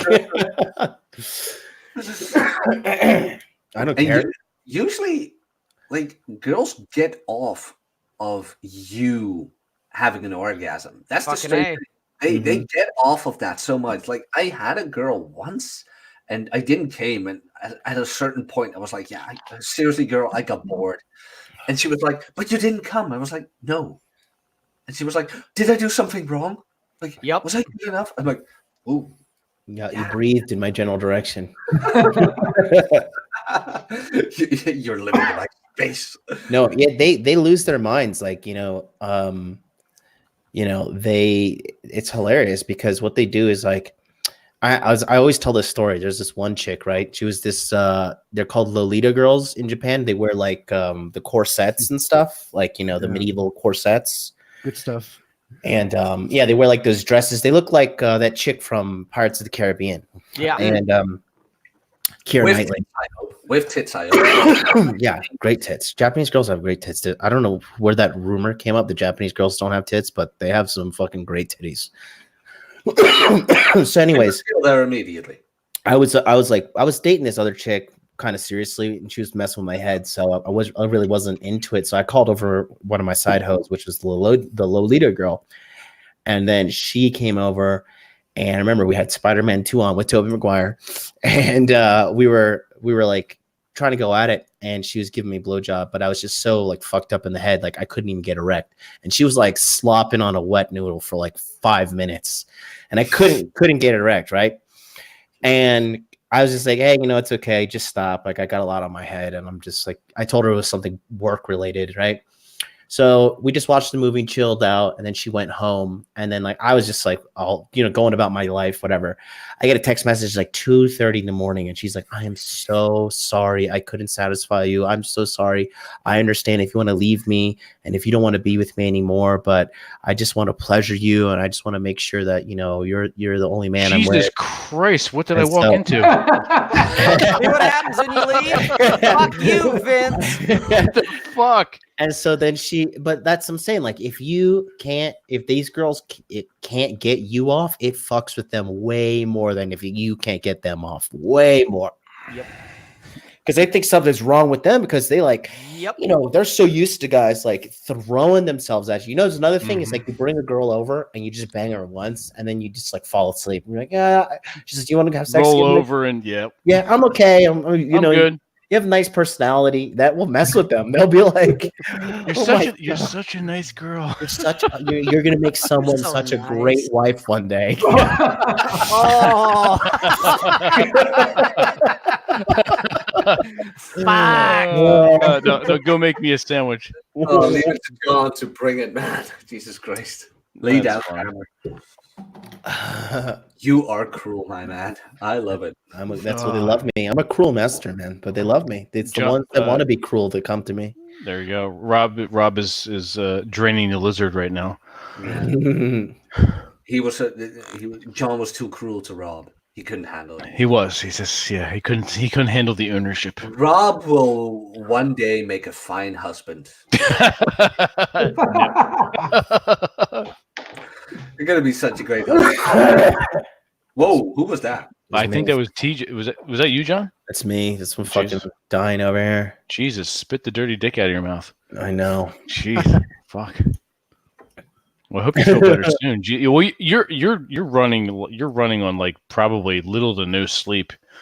No, I was because I have to wake up early to do my show. It's just like 6:45 to prep and then 7 a.m. to go live. But I gotta tell my audience I'm not doing my show until I get back to Tokyo. I just need some time off. Yeah, absolutely. I'm fucking exhausted. Like, is it 2020 where you're at right now? No, it's 8:30 p.m. He's on the same time frame I am right now. Yeah, me, you, and Rolo on the same one now. Rollo's Rollo. I think it's 7:30. He's 3 hours. Yeah, he's on Pacific time. He's on Pacific. Yeah, just like Arizona. He's in Reno. Isn't Reno? Mm-hmm. Yeah. Yeah, which is 20 minutes away from here. He's 7:34 p.m. here. Wait, and Atham, wow. Did we talk about this, Atham? You guys haven't like met up in real time yet, have you? No. What the fuck? We have exchanged messages a little bit, but we're both busy. Yeah. Rolo's a busy man. Yeah. Oh yeah, he is busy. Yeah. Well, 2020 isn't that big. Like nothing changed.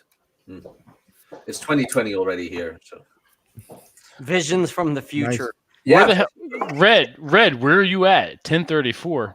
He's got to be in the same time zone as you, Vince. Florida. That's what I was going to say. He's on the East Coast. Then I thought he was further out, unless he's visiting. Well, you guys need to keep me away for 2 hours, so I'm sure we will. entertain. Okay, Ohio. Rob can just continue. Oh, Ohio. Okay, yeah, you're on the same time zone as I am, Eastern. Ohio. Yep. For some reason, I thought you were further out. Should I get food? I probably should get food. Food. Get some food. Get some food, sir. Get some food in your stomach. You don't want to go on any kind of date with an empty stomach. Yeah, I had my meat today. Eat. How can you have your pudding if you haven't eaten your meat? Hanging out with Watson. Seriously, man, I cannot bless the discovery of the carnivore. I have never felt better than just the discovery of what? The carnivore diet. Just okay. And eggs. I fucking love it. It's fantastic. You just feel lighter. Oh, it's crazy. so I don't know. Right? I go insane. I tried that multiple times, but I just go crazy. Like I need rice. I don't know. You need that. You need a little bit of those carbs. I don't know, man. I tried multiple times to do carnivore and failed. I don't know. You're becoming Japanese, Jonathan. No shit. They all the eat vapors fish. turning All they eat is Japanese. fish. I wish they ate more carnivore-ish. No, Japanese people, they eat like Fish and rice, right? Yeah, they eat grilled fish, grilled fish, Frish? The frish, frish. Frish it up. They eat grilled fish, salad, and miso soup with a little bit of rice for breakfast. That's like I love miso soup. Yeah, it is. It's really good for your digestion. Yeah, it is. That's good stuff. I mean, the Japanese people look great. Oh man, where everything is fermented there too. A lot, dude. I've been eating a lot of kimchi. I know that's Korean, but still. Oh, lol. What do you think the gaps in game For the youth? What do you think the gaps in the game? Red Pillar. I reckon I could add something basic at the very least. JD, bare minimum is 18 to 25-year-olds don't know how to fucking approach. Okay, if we're gonna talk game, too many guys are too chicken shit. They're too afraid of either Me Too or they're too afraid of fucking rejection. Yeah. If guys would just learn how to fucking talk to women, you'd be slaying. Well, you fuckers overthink it. Yeah. You're way in your head. You need to get back in your body. Yeah. I think it would be good to talk to an actual 18 to 25-year-old and say, like, what was it like growing up? Because they may have, they may never have had an opportunity. I think this is an important distinction to note. We've had, growing up, an opportunity to fail. They may never have had an opportunity to fail where failure was like, I don't know. Like, I don't know. That's why I want to ask an 18, 25-year-old. Like, well, there you go. JD's right there. He's saying ask away. He's 23. So ask away, TJ. So, like, what's the kind of atmosphere? Like, what's the culture of, do you feel like there's this sense of it's okay to approach, and what messages have you, what messages and kind of takeaways have you gotten from the people around you? I don't know.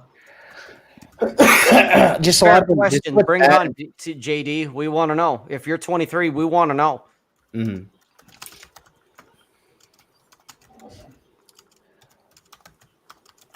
Red Crusader, you're correct. Yeah, that's true. Not a fan of sauerkraut, but the sausage, I'll do the sausage for sure. Yeah, that's fine. But the sauerkraut, just the smell alone is just like, what the shit out the window. fuck? It's just, it smells. It's like cat piss. Well, no, you got to put the sauerkraut in apple cider and saute it. Hang on, Michael. Michael, I agree with you that they aren't valued, but I want to hear from someone that's actually, unless you're in that age group with JD, I want to know what he's got to say. Seriously, I really want to know what JD's got to say. Well, as the remaining 20-year-old on this panel, oh man, you're a Dutch boy. Yeah, you're a Dutch boy. No, you freaky deaky Dutch bastard. No, but seriously, like we had, and I'm not even that old. I'm 29. I mean, come on, people. I'm not that old. But we had social interactions. We had the dance bar, the disco, things like that around here. The disco. Even in my small village, we had the bar with the dance floor and everything. Even in my small village. Quiet mountain town, for people who know that reference. Sing it, Jack. Sing it. Yeah, you know the South Park movie? Yep. Yeah, okay, good. No, but we had that. And to be very honest, like TJ, who said that? Like approaching, Rob said it. I will honestly say, like, cold approach. I mean, I suck at cold approach too. Warm approach, when I get that eye contact and things like that, that's not hard. That's just like you see them looking at you, it's like, hey, how you doing? Blah, blah, blah. You go at it. Like today, I saw a cute girl at an ATM. I had no idea how to open. That is pure cold approach. Like she's not looking at you. She's busy. And I'm like, I think you're attractive. Like warm approach is way easier, even if it's a stranger. And I have to admit, I need to work on my cold approach. But Rob is right. Even warm approach, these guys don't do it. That's so awkward to me. That's strange. Like when a complete stranger at the grocery store is just standing in front of me and we make eye contact, I strike up a conversation. But they don't even know how to do that. It's not necessarily they're bad at approaching. They're bad at socially interacting in general. Like, we're human beings, people. Well, part of that is the age and the technology they're raised in. Yeah. Everything is, behind everything is behind the screen, behind the digital wall, as it were. Right. I'm looking at JD's comment, and as much as we talk about the Me Too thing, I don't think that that's really the big problem. I think the big problem is just they're wondering, like, why am I doing this? No, a big part of it is single moms, man. I'll tell you, a big part of it, because I was raised by a single mom, and like the biggest hurdle I had to overcome as a man is like, how the hell do I become a man? Like, every man asks himself at one point or not, like, am I man enough? Am I a man? Am I masculine? And if you don't have a dad to teach you this, like, all of us on this panel, we're pretty based. I think we would all be great dads. Except for TJ, because he's never seen a woman naked. But I mean, TJ would be a great dad. TJ, you would be a phenomenal father. No, I'm just joking. I think TJ will be the only responsible father, to be very honest. So, they have that piece of the puzzle missing. And then, women are just as fucked up in the States as well. Like, girls in the States, they don't know how to act feminine. Like, when was the last time you had a really feminine chick compared to like a real butchy masculine type of girl? I'd say about 10 years. Yeah, exactly. The girls out here, one of the lady that sold me my necklace, she wasn't super hot or anything. I would have banged her, but she was not super hot or anything. But she was actually relatively feminine, and like, she was like, the crazy thing is, like, even if a girl's not that physically attractive, if she's really feminine, yes, I can kind of make up for it. Almost. That is the X factor. That's how that's what keeps a man. Sex attracts a man, femininity keeps him. But a lot of these girls don't get it. They're like, they dish out the sex, and they're like, oh, I gave him sex, like he should stick around now, right? No. Well, that's because they're thinking like men. Yes, no, they are thinking like men. I see that in my area where the women really act and think like men, and in the short term, it works great for them because I guess it gets them what they want. But I'm thinking, yeah, you're thinking like you're going to be just as attractive at 35, 38, 40 as you are now. Nope. Ain't going to be the case. Sorry to say. Nobody wants those dried up eggs at 38 and 39. I don't want those powdered ovaries. Dude, 29 ovaries, right? Like, what was it again? Like, at 29, 97% of her eggs are already gone, something like that. Yeah. The fertility, it's crazy. Probably close to it, yeah. Yeah, the fertility rate drops, but it's more of like their physical, if their physical appearance doesn't change that much, they think the party's going to last forever. And then they get into their 30s. I got buddies of mine who have, we're both in our 30s, and we've got people girls we've known from college who finally got married, and they're doing like these whole fertility like discussion groups, like what should we eat to stay healthy so we keep our fertility up, and like all this other stuff. Like it's like you have to like plan everything to get pregnant, whereas when you were 21, you had to avoid you were avoiding getting pregnant. So, oh man, let them burn, please. Let them burn. Let them burn. No, that's exactly. Let them burn. When they're 30 and their titties look like a fried egg on a nail, I don't give a shit at that point. But you are completely right. Everybody here is completely right. Like, shit, that's funny. Like I've mentioned that before. Like, I've got the main plate, like 8 months, kind of like that. And this past week, I went to her place. Her place looked like shit. Now, the plan was I would stay the night. I left. I just looked at her. I'm like, honey, we've been dating, whatever you want to call it, for 8 months now, but your house is now looking like crap, and I do not want to be here. I don't care about the sex or anything. If I don't feel comfortable being here, we have a problem. So you're going to get your shit together. I'm going to leave, and let me know when you've got it all fixed. Otherwise, no thank you. Well, guess who started to get their shit back together? But seriously, you have to be on this as a man these days. You have to be on it like a hawk for them not to fuck up. Like, this used to be feminine virtue. Like, I can clean, I can take care of a household, whatever you want. But have you seen dorm rooms of chicks? Total, utter garbage. I have, yes. It is garbage fest 101 right there. Yeah. It's hilarious. Shit. The only thing that makes me happier than like seeing a woman in the corporate world like working hard and suffering is like knowing that at home her personal life is also just completely in turmoil. How's that quality treating you, baby? Oh man, it's so good being a man. It really is. Really I thank the gods for being born a man. Like it's like the Teenage Mutant Ninja Turtles, man. I love being a turtle. That's right.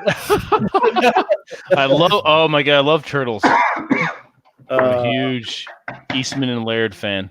I love it. God. Who's your favorite Ninja Turtle? Oh, Raphael. Raphael. Really? Mm-hmm. Yep. Absolutely. He's street smart. He's using the Sai swords. Oh, Absolutely. I mean, I'm usually I'm a Michelangelo guy. I knew it. I always thought Leonardo. I fucking knew it. Slinging those nunchucks. He's like, "Hey, you guys want to fight? Need some pizza?"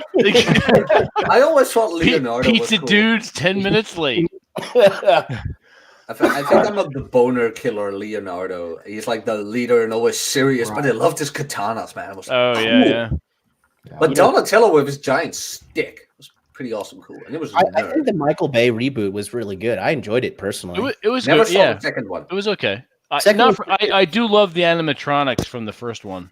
Oh yeah, that's the original with the ooze and everything. Yeah, Turtles in Time. Yay! that was the second one. Yeah.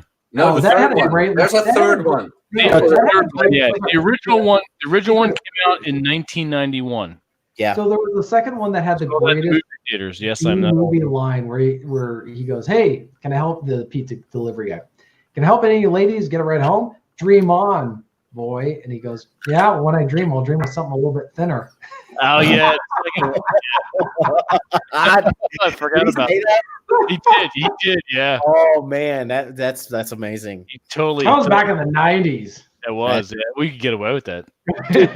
Talking about it today, and like I don't want to sound like old or whatever, but I really feel like the quality of movie has seriously dropped in America.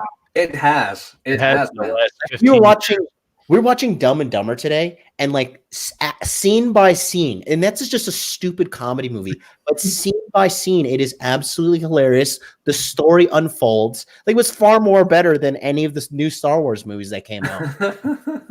And it's Harry Dunn and Lloyd Christmas like trying to make Colorado. So you're saying there's a chance? He's like, man, these Rocky Mountains aren't that rocky. He's like, I know that John Denver was full of shit. Cop pulls him over. He goes, "Have you guys been drinking?" "No, officer." "What are these?" Nothing. Actually, Yeah, but I mean, Nothing. Tra la la. there are a couple of good directors left, and what I mentioned in the beginning of the stream, like Clint Eastwood, he makes some pretty good base movies, nice story direction, things like that. It unfolds, yada yada yada. But mainstream Hollywood is just such utter garbage, man. It's I'll tell you- reboots and I think the last good directors left.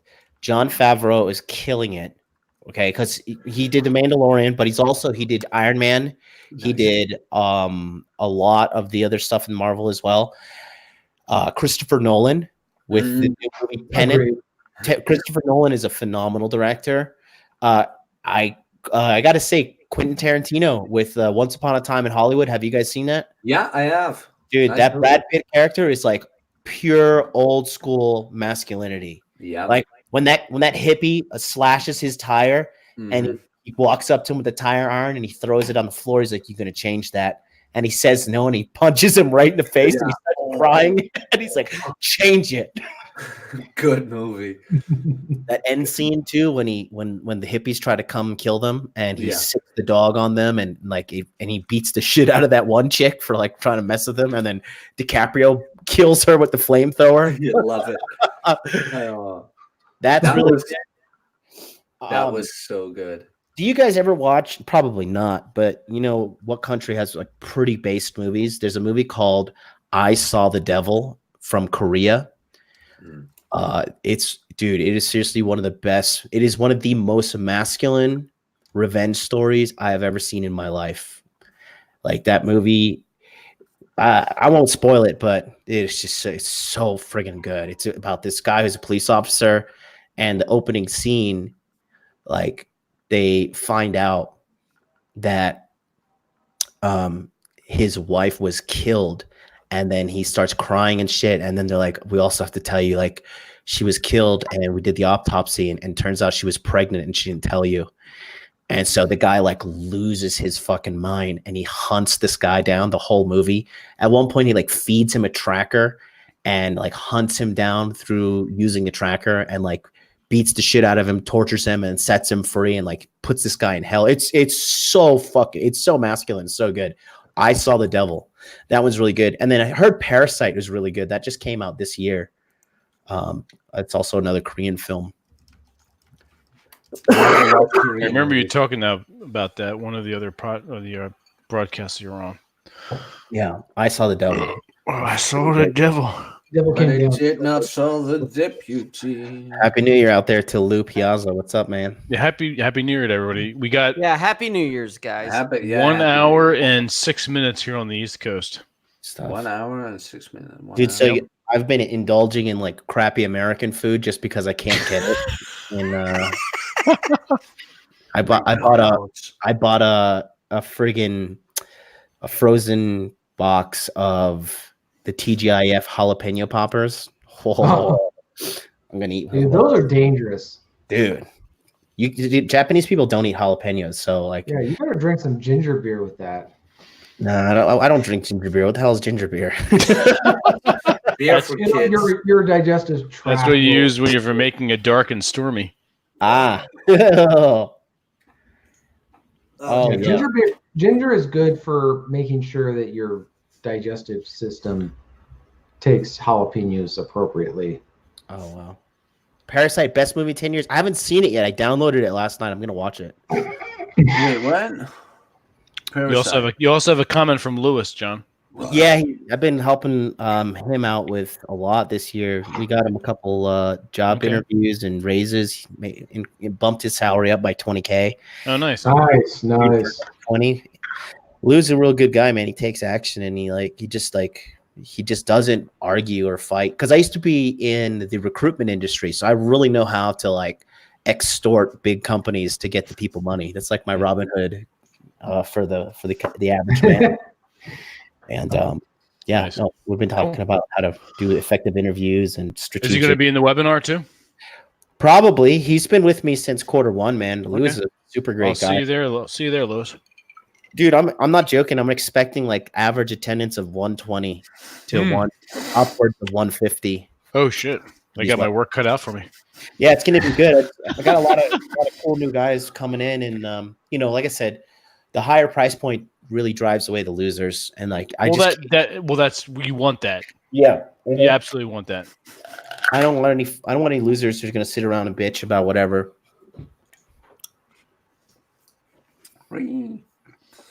Rob, that's for you. You got another one, eh? Saw another raise. Solid, man. Good job. Field reports count holidays. Whoa. There we go. Holidays aren't always reflect. Dude, anything. Here's the thing, guys. While we've all been bullshitting and whatnot, yeah, we're the older gents, other than Jack. Really, we're the older gents in the chat here. We're the older gents in the panel. Yes, we are. And so me. What the saying fuck? What the fuck are you doing, TJ? Jesus I think it's Christ. Is that you, TJ? I'm just. All right, No, I'm mute. I'm muting your ass. Yeah, mute your fucking microphone. I muted him. All right, good. You've been muted, TJ. So, yeah, that's right. So anyway, yeah, it's fucking story time for just a second. Oh my god. Good. Fuck. TJ being brief with his fucking pipe, apparently.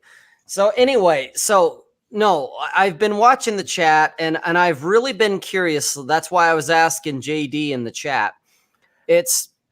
We're the older gents in the chat, and yeah, we've got some different experience and we can say what works for us.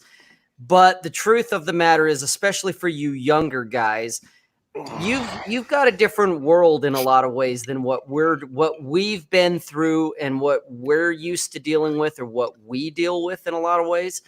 That's why I want to know, what the fuck is going on for you guys and what you're running into, what's worked for you, what hasn't worked for you, all that stuff. And this isn't about, complaining and whining. I don't want to hear that bullshit, because that I'm going to just tell you, suck it up and go approach or do something, get off your fucking phone.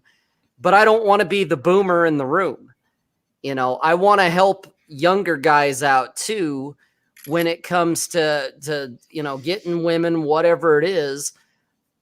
And so, yeah, it's some of the shit you guys are dealing with, I've not had to deal with.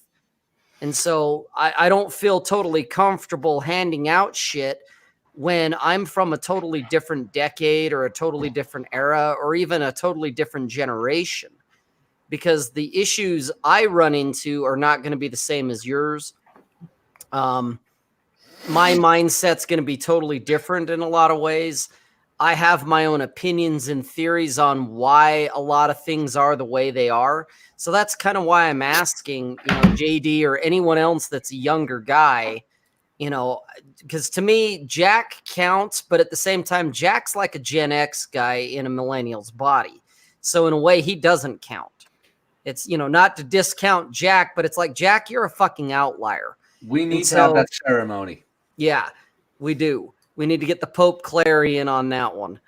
And so, Jack's kind of an outlier in a lot of ways, because when I've talked to him behind the scenes, he is more like a Gen Xer in a millennial's body, so to speak. And so I want to hear from other guys, because I don't want to be giving out advice or information that everyone's going to go, oh, okay, boomer. It's like, because my shit may not apply to you. And I seriously, I worry in a lot of ways about the next generation. I worry about these younger guys, but I don't know some of the shit you guys deal with other than what I see posted online. But a lot of that is a lot of bitching and moaning. And it's like, to me, it's like, sack up, it's like, fucking go talk to her. Don't be afraid. But maybe I'm overlooking something here, or maybe I'm being callous, and I don't want to do that. I don't want to dismiss a younger guy asking for genuine help if he really means it, unless he just wants to bitch and moan. So that's the whole thing I wanted to bring up here. Sorry to break the party here. No, but no. It's a nice topic. Like the most, and the thing as a, well, I am a millennial, whether you like it or not. But Rob is right. You are. But you damn millennial, you. Even if you know how to approach and things like that, what the biggest problem is I run into? These girls have nothing going in their lives. Nothing. It's like, have you seen this TV show? And what do you think about the Kardashians? Or, oh my God, have you seen this Instagram? And I'm like, don't you like doing things? Like, hey, let's go here and do this. There's a salsa open night or whatever. You name it. And don't wear shoes, wear sneakers. I know. But like, just do things. Have a conversation about something. Like, hey, what do you think about this thing that's actually going on right now where we are? And they're like, oh, I don't know. Did you know Caitlyn Jenner? They said that Coca-Cola is way better than Pepsi. I don't think so. And I'm like, Jesus Christ, you stupid cunt. But that's my thing. That I just don't have the patience anymore for dealing with that crap. That their personality is so shallow. like what Rob and I talked about on Red Evening. there was this on. I had a match and blah blah blah, and we were going back and forth, and I was like, "Oh, does the little missy doesn't like that or whatever?" Like I was playing with her, she was playing with me, or does that offend the girl or something? I don't remember. She was like, "I'm not a girl, I'm a woman." I'm like, God. Like the fun we had, the fun just went away. You pulled it out. You pulled. It's kind of like if you've seen Casablanca, where Humphrey Bogart is like talking to Ingrid Bergman, and he says, here's looking at you, kid. So he's saying kid in like a. I was looking at you, kid. Yeah, but again, she's right. I've used that line on a few girls, and they like flip. You can't use that on them. They don't know what the fuck you're talking about. No shit. No, okay. You're even barely. I would know. And you can't. You can't use that. You cannot use that as a yardstick. Like in my defense, I said it while we were watching the movie. Hold on. We were watching the freaking movie. TJ, hang on a second. Go ahead. TJ, hold on a second. Like, I know what you mean. You're using the word kid, but they're taking it so literally. Like, here's the fun, and they take it out of it. They beat it to death. They kick it afterwards, and then they shoot it in the head afterwards.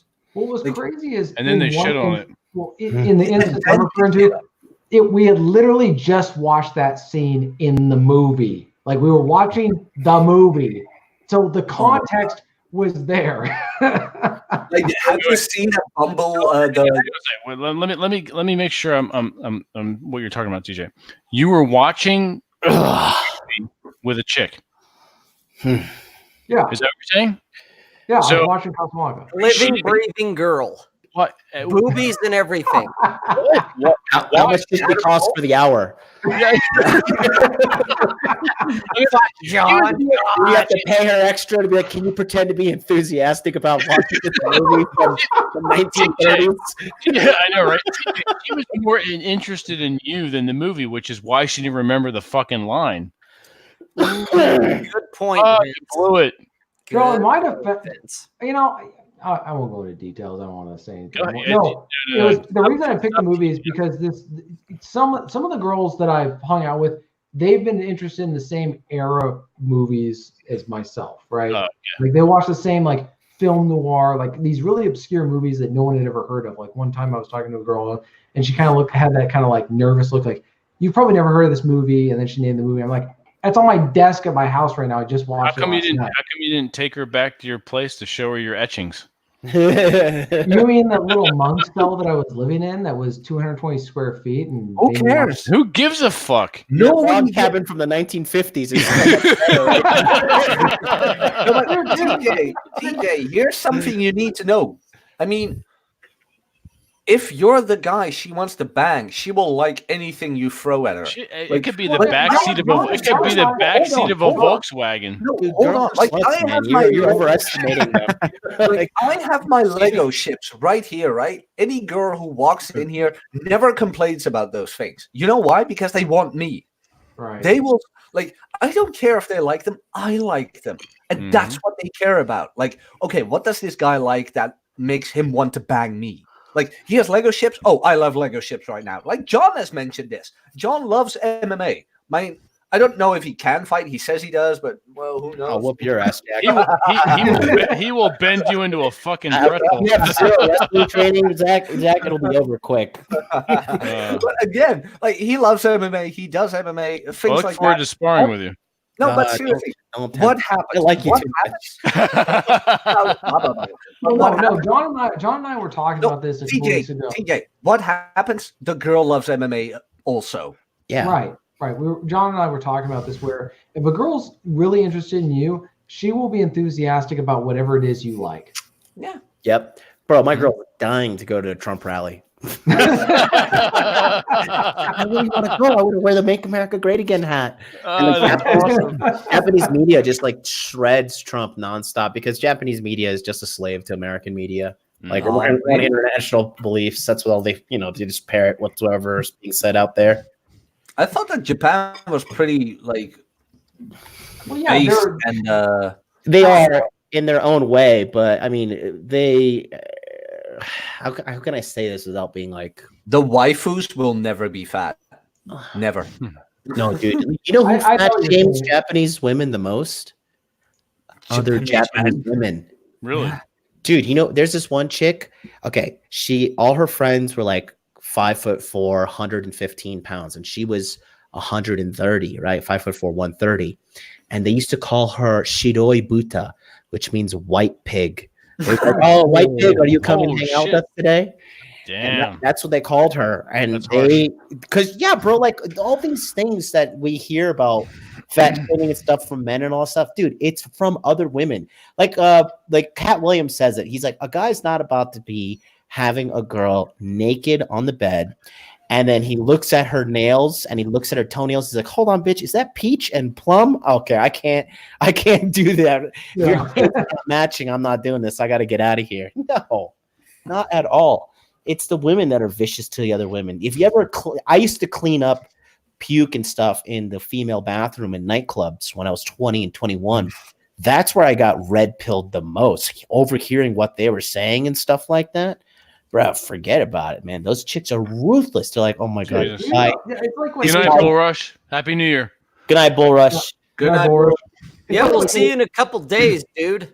And they talk about they're saying like, well, I like this guy, but he's got a real small dick and he doesn't last long in bed and stuff. These girls in there, and then they go out and they kiss the guy in the cheek and like, oh baby, buy me another shot, So that's where I lost my respect for women is an early age because I just heard them bad mouthing each other. They are ruthless to one another. Dude, that's fun. That is fun.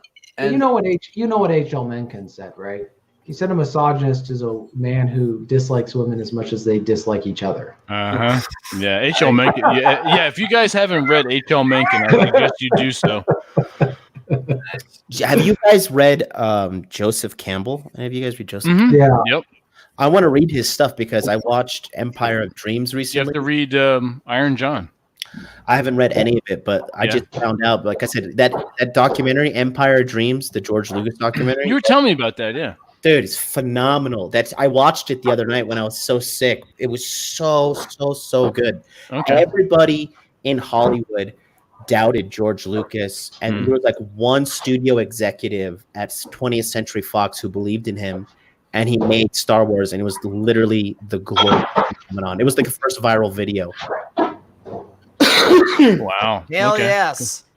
Terrence Popp, that'd be cool to get him on the show. I'm gonna do it. Well, I'll release the hints out now. There's several people that I want to get on the show for 2020, and he is one of them. So he's on the list. Well, by the way, I got into contact with Pushing Rubber Downhill. Adam. Oh, really? Adam I would love to have Adam. I have a couple of his books. I would love to have Adam Pickett on. Adam is in the Netherlands, and Cappy was like, "Hey, you're in the Netherlands, right, Jack?" And I'm like, "Yeah." Well, Adam Pickett is there. Hit him up. So I just mute TJ again, Vince. Yeah. Jesus Christ, TJ! What the I'm gonna go embrace white trash culture right now. I'm gonna go eat some. I'm gonna eat some Campbell's chunky soup because it's so hard to find in Japan. Campbell's chunky soup is awesome. The sirloin burger is amazing. Dude, I'm about to eat the sirloin burger. Oh my God! Yes. I love it. Yes. I literally saw that on the shelf today. I was like, I gotta eat me some sirloin burger. Yes. Yes. I eat that once a month as a treat. Dude, it's so good. I'm about to pig out. Well, do it. John, Think of me when you do it. Wearing the wife beater, so you're not a wife beater. This is a sleeveless. That's a wife beater, motherfucker. That's a ghetto wife beater. Look at this thing. I got this. What? John hits women? He beats them mercilessly. Jonathan, what? I beat them with my 9-foot dick. I just whipped. Jesus Christ! Get out of here! Go eat your sirloin burger. All right, boys. Take care. Love y'all. Happy New Year. Love you too. Happy New Year, John. See you later. No, but Cappy told me hit him up, and so I just mailed him. It was like, seriously, my first email to him was, Cappy told me to email you, and he was like, well, a friend of Cappy is always welcome, or whatever that accent sounds like, and we're probably gonna meet each other this Saturday. I've muted TJ. You've been permanently muted. Good. So much better. Thank you, Vincent. This is TJ truly being brief. Yes. What JD? What? JD, I see you. You were fucking banging around in the background. I had to mute you again. No, banging would mean a woman. That couldn't have been me. Clanging around in the Clanging. background. You were I touching opened my yourself. fridge, closed the fridge. Good Lord. You were making a racket. But JD, good. We can't hear you, Your TJ. home weight said. Good, JD, good. You've done JD muted. is in Britain. There you go. What did you do, Basil? Is that where he's at? Okay. Yeah. Like JD is a cool guy, man. JD is cool. You have to come out and when I set up the Italy Masculine and Geek meetup, I'll let you know. Oh, but shit. seriously, JD, it'd be cool to meet you. like Yeah. some guys wanted to get me to Amsterdam. I'm like, seriously, you want me in that liberal shithole? I will Liberal shithole. never will I set foot in that shithole Never in this liberal shithole. until it Fuck you, becomes shitholes. seriously. It has to go so far to the right, like that lefties fear the name of Amsterdam, but that will never happen because Amsterdam is a liberal shithole. Seriously. Oh, You know what I like though? Belgian that? waffles. Oh. Oh, nice. But it looks like the ends are burnt though. What happened? No. It's this is a Americanized Belgian waffle. It has chocolate chips. Oh, So nice. Oh, that's actually fantastic. chocolate, yeah. Nice. Oh, shit. That's great. I'm fucking hungry now. Shit. I'm Oh hungry. yeah. Yeah, fuck you, Atham. Jesus. Can we turn off your camera? Can we Look at that. get at it? Stop Hey, it. get out of Stop here. it, boy. Are we doing that, boy? It's 5:15. God It's damn it. 11:14 here, so I got 45 minutes until the new year, you fuckers. I got Oh, three. And then I got and then 4 Got like hours. 2 and 15 hours type of thing. Jesus. and You then still and need to then keep me up for an hour. and then I have a treat for you all. Oh, what is it? Ooh. Well, I can't I tell hope. you. Oh. Seriously, I hate presents. Just give me Bitcoin. It's a visual treat. It's a lovely female. Do not take your shirt off. There's only You- one man. In You this- want to see these pecs, motherfucker? No, I have- I have- It's that reverse psychology. I have. That. Don't take your shirt off, Vince. I don't want to see I that know, nasty right? shit. I Please don't am- throw me into a I fire am the patch. only man on this panel with a visible torso, a must-see torso. I will flip that. Maybe TJ. I mean, TJ is Captain America. He's hiding something. He's got a decent look. I will give you a run for your money, Jack, when I come out to Italy. Okay, sure. And I am older than you, motherfucker. Yeah, I know, man. Rolo has my numbers when it comes to lifting. I'm like, holy shit. No, he has a better bench press even. I'm like, fuck. Okay, Ralstonian brought up a good one here. I do want to address it. In terms of dating, what are all of your guys' thoughts on dating a girl who is, quote, out of your leagues, unquote? All right, I very say quickly. go for it. Eat one at a time. Be brief though, Rob. Even first. if you are going to get rejected, because you never know. Correct. There is no such thing as a league. Okay. That is something we as men, in my opinion, have created for ourselves as a cope mechanism to basically avoid rejection. So my thoughts is with Ralstonian. It's there's no such thing as a league. You fucking approach. Go ask, go talk, go do your thing. There's no such thing as leagues. Okay. I'm not saying that there isn't different SMV, I guess, sexual market value. She could be better looking. You could be better looking, but you don't know. And if you think you're out of her league, quote unquote, you're already disqualifying yourself, and you never know. Yeah. So I would say fucking approach anyway. There's no such thing as leagues. Now chances are if the sexual market values are completely off, will you get shot down? Maybe. But I agree with Rob. Fucking approach anyway. Yeah, Doesn't you don't matter. know, because otherwise you're shooting yourself down. Look at this morose motherfucker right here. Oh shit! Look Oh, who fucking no. got up from God his 4-hour nap. damn. Jesus. I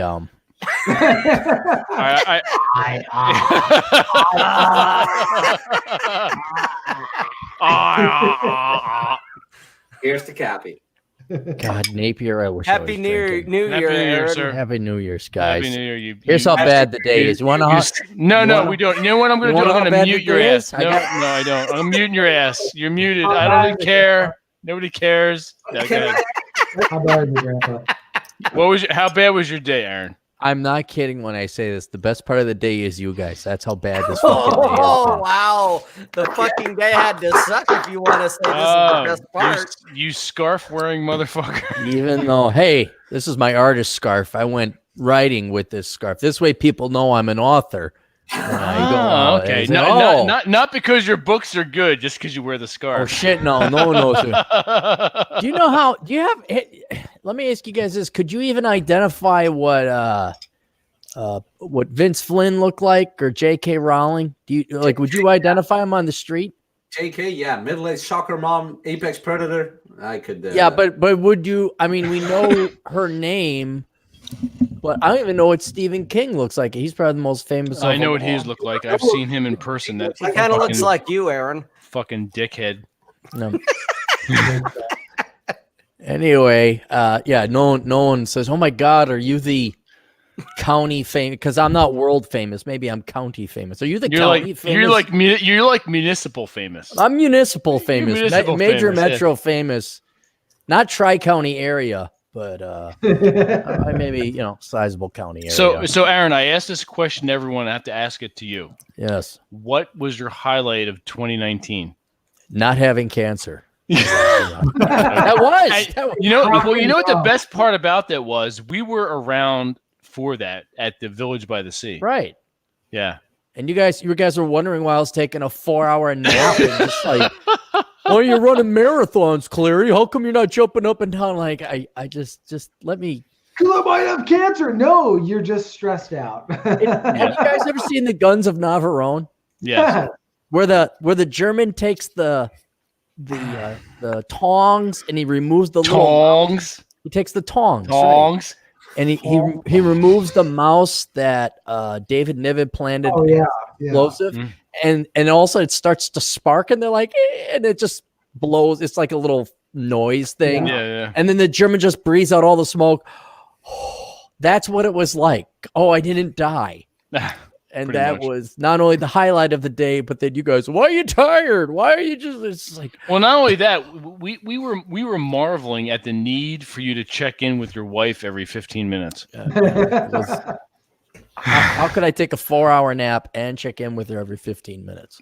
Well, that was the only time you didn't check in with her. So when you were drinking, when you were also drinking the rum. We were talking earlier. We want to talk behind your back. You had gotten up in the morning. You made fun of us all. You looked out towards the you kind of stretched. You looked out towards the ocean, and you had your coffee mug there, and you're like, yeah, blah, blah, blah. And you're pouring rum in your coffee as you're talking. Like, he didn't say yeah, blah, blah, blah. He said, "Hey, you fucking homos, look out there and look at the sun." Well, I did mention that, Rob. You came in later because you were taking a piss, but yeah. So that was the story that I was pouring rum in the morning. It goes and along then with you're this. like, hey, well, you guys are starting pretty fucking early because we were drinking a couple of beers. Rob and I were up at at 5 o'clock. Then why am I catching cuff? What time was it? 10? It was pretty much noon 30. I'm trying to figure out how you guys woke up at 5. Because you drank all the fucking rum. I did not drink all the fucking rum. Between you and TJ, you did. Fine. Right, between me and TJ. Don't forget the rum drinking wonder over there. What is it? Wonder Rum Twins Unite. Take form of Kraken. Take form of Kraken Extra Special. Form of a mug. You drank 65%. I drank 35%. Okay, all right. Okay, boomers. It's not even design. TJ, you Jack. look cozy as hell, man. Look at that. What do you got going on there?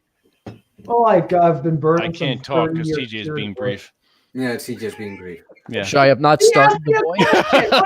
Don't wind TJ up. Don't wind him up. Mute. Damn it. Someone looked him in the eye. Now he won't shut up. Bunch of jerks. No. Hey, Atham, how you doing? I see you got a haircut or something, man. Yeah. They got them all cut. They got them all cut. You're the third person that mentions that in this live stream. You look like you're about to join the Marines. No shit. I'm too old for that. You kick ass too. New microphone too. Mute TJ. Nope, same one. I'm gonna have to mute TJ the audio again. is Jesus okay. Christ. There we go. I sound better. Yeah, I was tweaking the sound settings, so Oh. hopefully that'll do it. And Jack, what is it? 4 a.m. over there? You celebrated a while ago, right? It is 5. It is 20 past 5 a.m. right here. You always look like you're in a horror show and a monster's about to get the 17-year-old boy. I know. And then the guy with the big poofy hat got killed by the Europe monster, the Merkel monster. That's Swarter Pete. Yes, yeah, it's Cinder Pete. Yeah. Cinder Pete. That's the one. By God. Okay, but real quick to answer the guy's question, like approach anxiety for girls out of your league. Every girl's out of my league. I'm a fucking 10. Nobody cares. Good answer. Good answer. Seriously, I'm a fucking 10. I'm a gift from God. Well, look at you. I mean, fuck. These women should be glad that I have gazed upon them. Now, do you wear that robe and that beanie when you meet them? Every time I do yes. I walk up to the counter. Yeah, you need it. Now, here's what you need to do. You need to add a scarf like Aaron.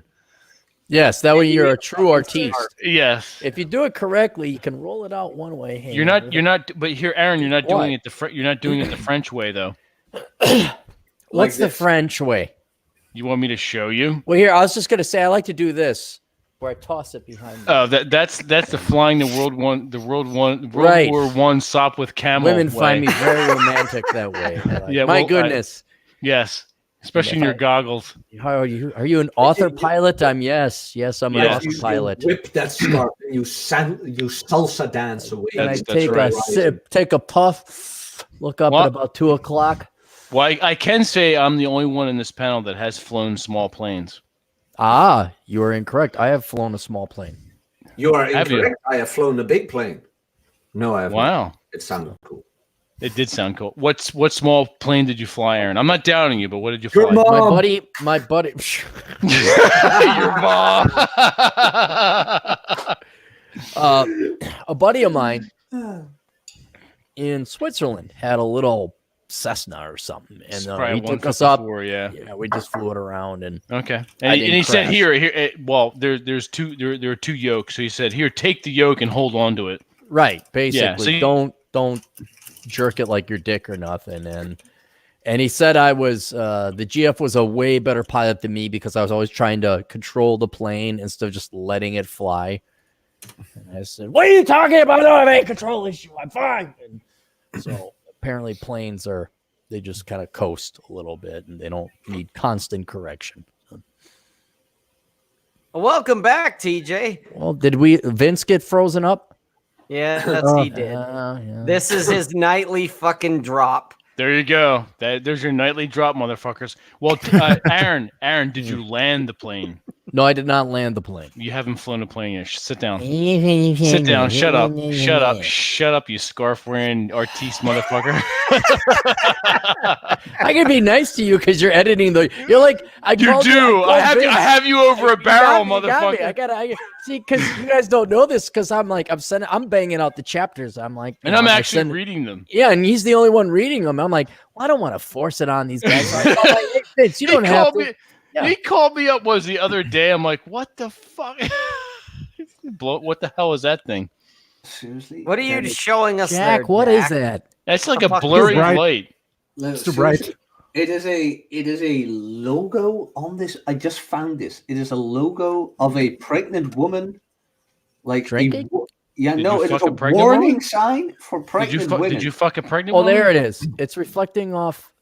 So pregnant. Oh, I see that. Yeah. The woman drinking. Really? Yeah. We need to put this on bottles now? This is not common knowledge? Well, people are fucking dumb. Just calm down. Just relax. No, let me be. I'm not your age, old man. I can still be pissed off. Relax. Have a scarf. Have a scarf. Have a scarf. Get some nice growing. There you go. You're growing the hair out, Aaron. Yeah, I am. Getting my skater cut back. Going to glean the cube. You gotta let it grow out like this. Trying to go for that 20-something crowd. Yeah, again. that's right. Hey, a girl hit on me at the bar today. What was his name? His name was Steve. It was Steve.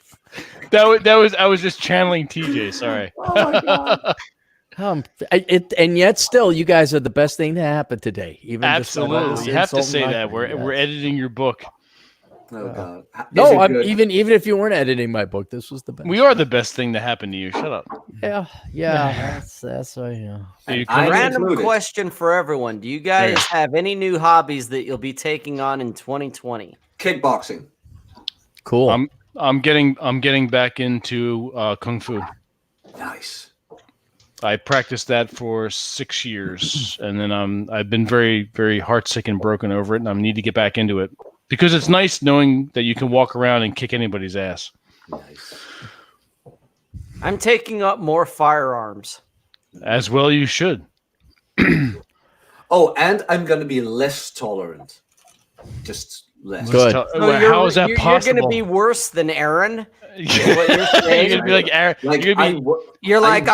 I'm gonna see you, Aaron, and I'm gonna double down. Is that what you're saying here? Jesus Christ! I went after the vegans today, and it felt so good. I'm like, you know what? I do not tolerate your existence, your stupidity, your low level of IQ. I look forward. Yes, like I cannot. So you're basically going to go ahead and be Aaron's superior. Wow. He'll be like Anakin Skywalker. He'll just be pissed off. There you go. You were the chosen one. Oh wait, you're even more pissed off than me. All right, Aaron. Aaron, who will be you in the Star Wars? Like Palpatine? No. Like Aaron will stand over me like, good. Excuse me. His name was Han Solo. That obviously was my character. The guy who doesn't give a shit. You look way better in a dark robe, all covered up. Well, I'll tell you this: I wouldn't be no Luke Skywalker explicitly good guy. Oh no, nobody would. I would have to be. I just thought I was mostly self-serving, so Han Solo or Lando Calrissian. If you want to see Aaron self-serving, go watch our D&D live. I saw that. You guys, I'm stabbing him. Hey, Jack. The innkeeper's throat, you dumbass. Jack. You're screwing it up. Jack. Yes. Do you wanna do something fun and interesting? Yes. Then don't watch that Dungeons and Dragons. Don't watch it, Jack. Don't watch it at least until I stab the woman in the throat, because then everyone's like, "Oh shit, maybe we ought to play." Oh my god, Aaron, we are playing. We just think some things are more interesting than you do. No, I agree with Cappy. Like I watched the killing first and 10 looting, minutes. looting and killing. That's what I want to do. I watched the first 50 minutes, and then like Rolo was this elf character, and Rolo was like, Rolo started speaking all faggoty like, and he didn't have a faggoty lisp. No, and then Aaron was like, "Yeah, I stand up. I watch at these fuckers, and I'm gonna stab him." And I'm like, "Oh, this guy knows what's up. Like these kids are clearly not children. We're gonna kill them." JT, we do have a D&D campaign that both Aaron and Raul Tomasi are playing in. So yeah, this isn't theoretical, JD. We've actually got it. Go back a couple of episodes. I beat them with a stick. Yes. I'm playing another game. What was that, TJ? I'm playing another game. Yeah, we are. It's going to be an ongoing. 15th of January. Aaron's having fun, aren't you? No, I am. Yeah, once I could stab the woman in the throat, that was good. I had that is that your 2020 byline? Stab a woman in the throat. I'm gonna stab a woman in the throat and take her gold. There you go. Therapy. You need some. No, I've never gone to therapy. D&D therapy. I'm trying to think if I've ever ran like in the police, like if we had not that I was a cop, wasn't a cop. I don't think psychological eval. I don't think I've ever had that. Maybe you should. In 44 years, have I committed a crime? Not yet. even I caught. haven't gotten a speeding ticket in 10 years. Have I done anything illegal or really, Virtue really bad? signaling doesn't work for you, Cappy. Try again. No. Oh, Cappy, I could have graduated in gender studies, but then I read your book.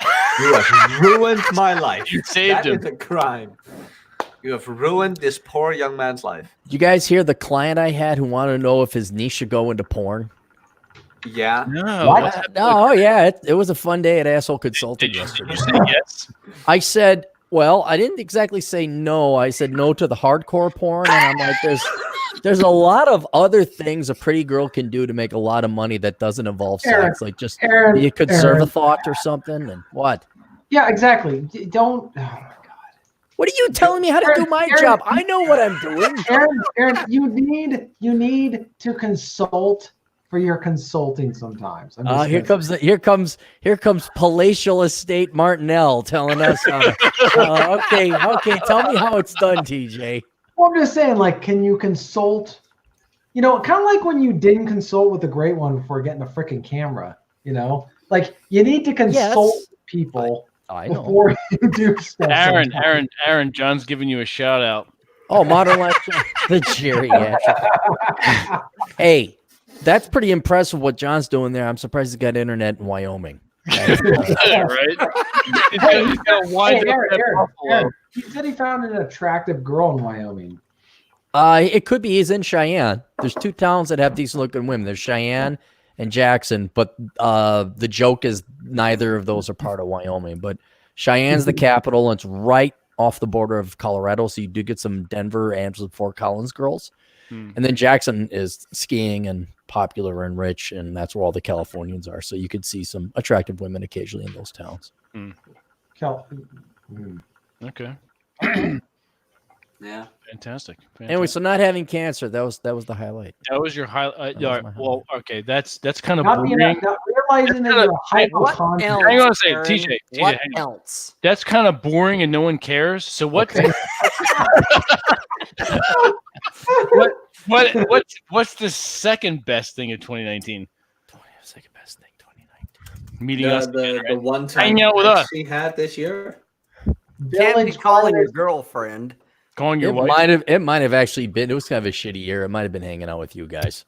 There you go. I'm not kidding. It probably nothing's coming to mind, but that was really cool. Sitting on the beach, hanging out, smoking Stop cigars. it, Jack. Yeah. No yawning. Yeah, you got hours to go yet, Jack. No, one more. I got some booze. Jack, did you do anything fun over in Holland there, or Netherlands, or Belgium, whatever country that invades the Netherlands? The Netherlands. You know what yes. you know what I did? Watson and I watched Clint Eastwood movies, had steak, cigars, and scotch. That was it. It was fun. That's good. What, hey, did you what have them movies? with the rocks, or did you have it neat? We had it neat.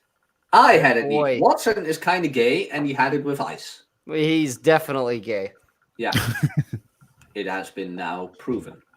Oh, Seriously, wow. who drinks scotch with ice? Neat. Yeah. Why did Germany have to go through those countries to get to? It goes right straight across here, and you can get to Paris. What? What are you doing? Are you trying to take credit I'm just again looking for at the map. Why did you they go through your weren't countries? born then? What do you? So what? I can look at a map. The lines don't change. Yeah, but you cannot take credit for saving our asses. What? It's called von Schliefflin. The von Schliefflin plan, you know? Huh? The No. right flank. You're Okay. hopeless. Look, right here. The I'm looking right at the flank map. wrong. Plus, I don't think Belgium just let them roll through. I mean, they did put up a little bit of a fight. But the crowds just went through them anyways. Oh. They didn't have enough waffles. Okay. Well, now I know where the Netherlands is. I'll quickly forget. Dude, Yeah, Operation please do. Market Garden. Please do not come and meet me. Do not. Oh, Jack. Jeez, man. Hey, you started this.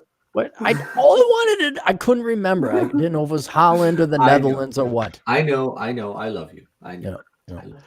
We lost But Vince. still- What happened? Did he take off? Yeah, I think he He did. But probably Cappy, has what old did man you do? bladder too. But what did you do, Cappy? For what? New Year's? Yeah. Dude, I've been writing. The GF had, she went and visited her grandmother for her 100th birthday. Her grandmother was born on New Year's Eve.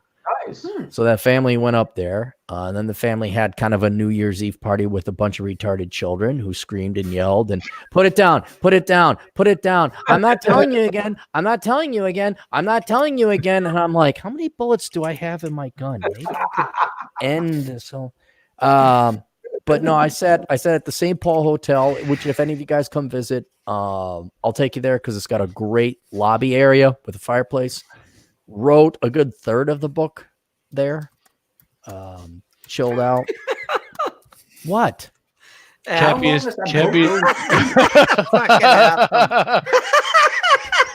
Spirit Airlines.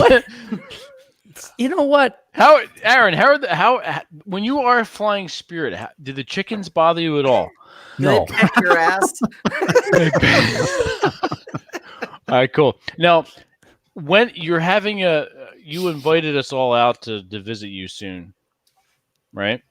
Yeah, if I finish it, if we may, yeah, we'll see. I don't. All have right, now set. are you hosting or is TJ hosting? Well, we'd go to TJ's place, but after we're done tearing down his house, we probably got to go find lodging somewhere else. And then I found out Rob is not like you think. Oh, Salt Lake City, that's kind of near Seattle, which it totally is not because there's no straight line. You got to go up and over. You got to make a 90-degree angle. Plus, he's got cats. Actually, I'm pretty I can't help it if you're a pussy. I can't help it. I'm allergic to your pussies. That's what I'm saying. I can't help it if you're a pussy. I heard you cut out early because your eyes were tearing. When? And I offered him fucking meds. Oh no, I don't need that shit. Fuck that. I'll just cough and die. That pretty much.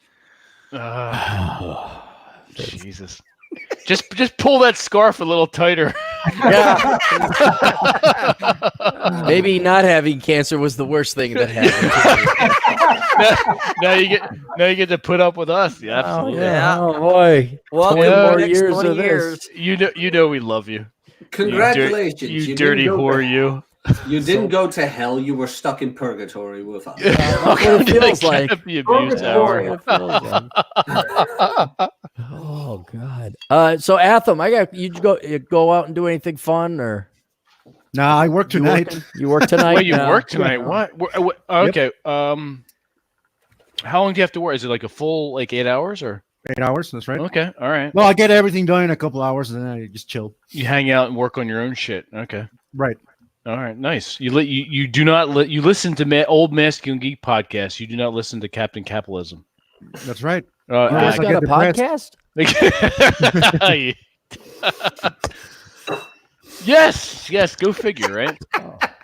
Hey, actually, if you want, send me a link to your podcast because the next couple, I've been linking to other people's podcasts. Because what the fuck? Well, I'm busy a little bit. I'm busy. All right, hold it. Let's be serious for a second, just so I can make a point that you can all pile on me. Since none of you have written any books, I'll explain to you how it is. I'll explain to you how it works.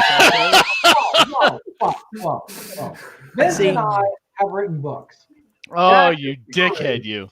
God, dork. Children's books Rob's going to touch his penis again. You know how I write my books. I like to get them done. And so, come on, 400 pages in 4 months. That's not bad. You did good. 400. Yeah, that's true. That is true.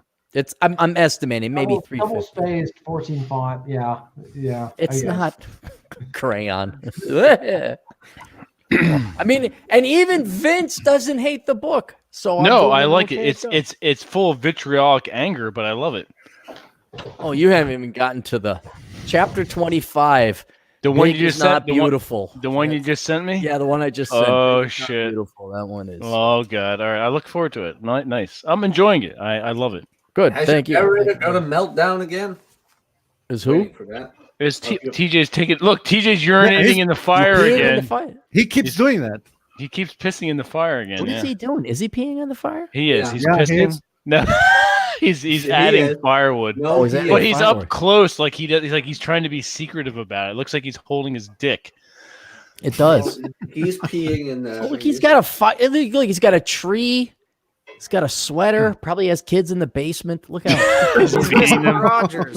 Mr. Rogery. Yeah. Didn't you guys? Let me ask you guys this, because we're all roughly the same age.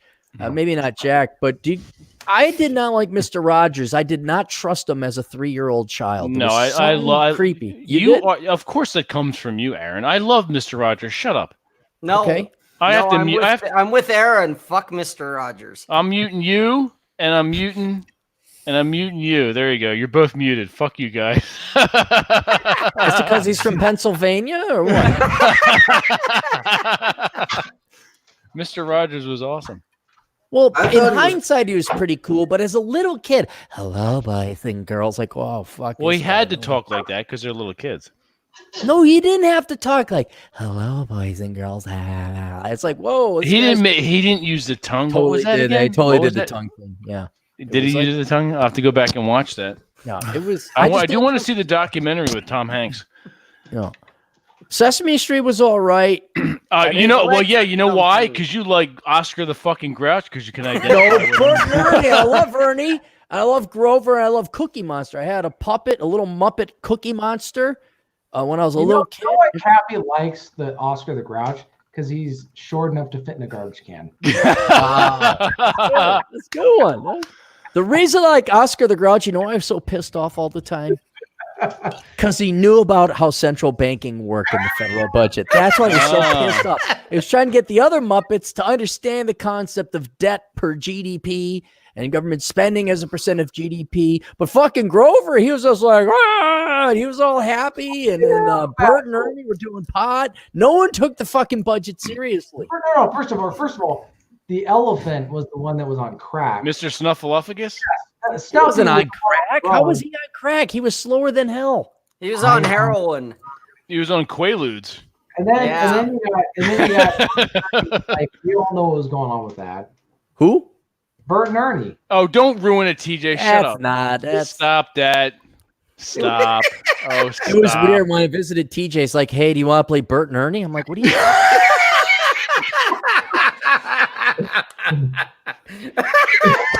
I got my twin beds in the bedroom. Oh, hey, Jack and Athel are laughing. You guys know who Bert and Ernie is? Yeah, we do. Oh, it just wasn't that funny. Did you try to play hide the rubber ducky?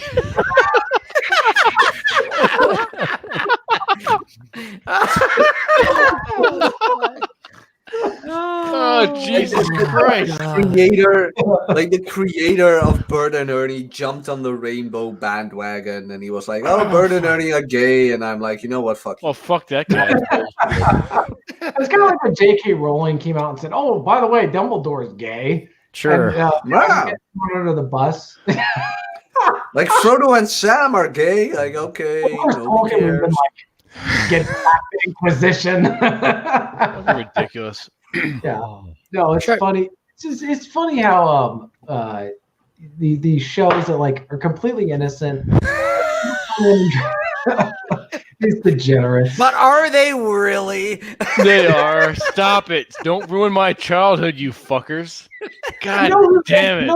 To escape all that is Mr. Rogers. Hmm. Because Mr. Rogers would have just turned around and been like, oh, you're trying to corrupt my show. Fuck you guys. Yeah, just shotgun to the head. What? Yeah, was Mr. Rogers a advocate of the Second Amendment? Oh, yes. Really? Mm-hmm. I didn't know that. Yes, he was. Who was the guy who had he always wore a coat because it was covered with tattoos because he was like a Navy SEAL or something like that? No, that's a bit of a myth, but I think I'm not. Yeah. And Aaron, what's your feeling on Bitcoin? Everyone should own it. It's like an insurance policy. You should have a little bit of it. Yeah. I do. I don't know what it's trading at now, but yeah, I do have. Jesus, TJ got to go pee again. I do. Let me mute him. I do have some Bitcoin, Litecoin, Ripple, and a few other things. Awesome. Everyone should buy a little bit. I don't know what it is now. 71K, I believe. Yeah, I think I'd like to say everyone should have one Bitcoin, but the problem is it's so expensive now. Maybe half a Bitcoin. Yeah. But It's something I've got that much. Yeah, if all of a sudden Miss Ocasio-Cortez becomes, president, and Jack becomes our vice president or something, there's going to be nothing of value. You're going to have to export it somehow, and that's the way to do it. And if it doesn't take a lot, a lot of the increase in Bitcoin was due to not our country or anything like that, but Venezuela, Vietnam, India, where they started putting capital and currency controls or just turning it into a Marxist leftist shithole. People are like, get this shit out of here now. And so that's what. Cappy. That wasn't real socialism. I know. No. Yeah, you have to institute your real socialism, Aaron. You bought gold earlier in 2019. You made out like a bandit. In any case, that's my opinion. Okay. I think you just made John's day. He's beating off to it right now. He's just completely touching his swimsuit area right now. Buy some? Oh yeah, he's a big Bitcoin. He thinks Bitcoin's like the bee's knees. Oh, yeah. What I was going to say about it is I can't mention which of the cryptocurrencies, but was one of the major ones. One of the founders. Capitalism coin. Yeah, Cappy coin. Just a picture of my fucking unit on it. Like there, one unit, one coin, right there, indivisible. Yeah, would you like a Satoshi? Yeah, no. Humor joke.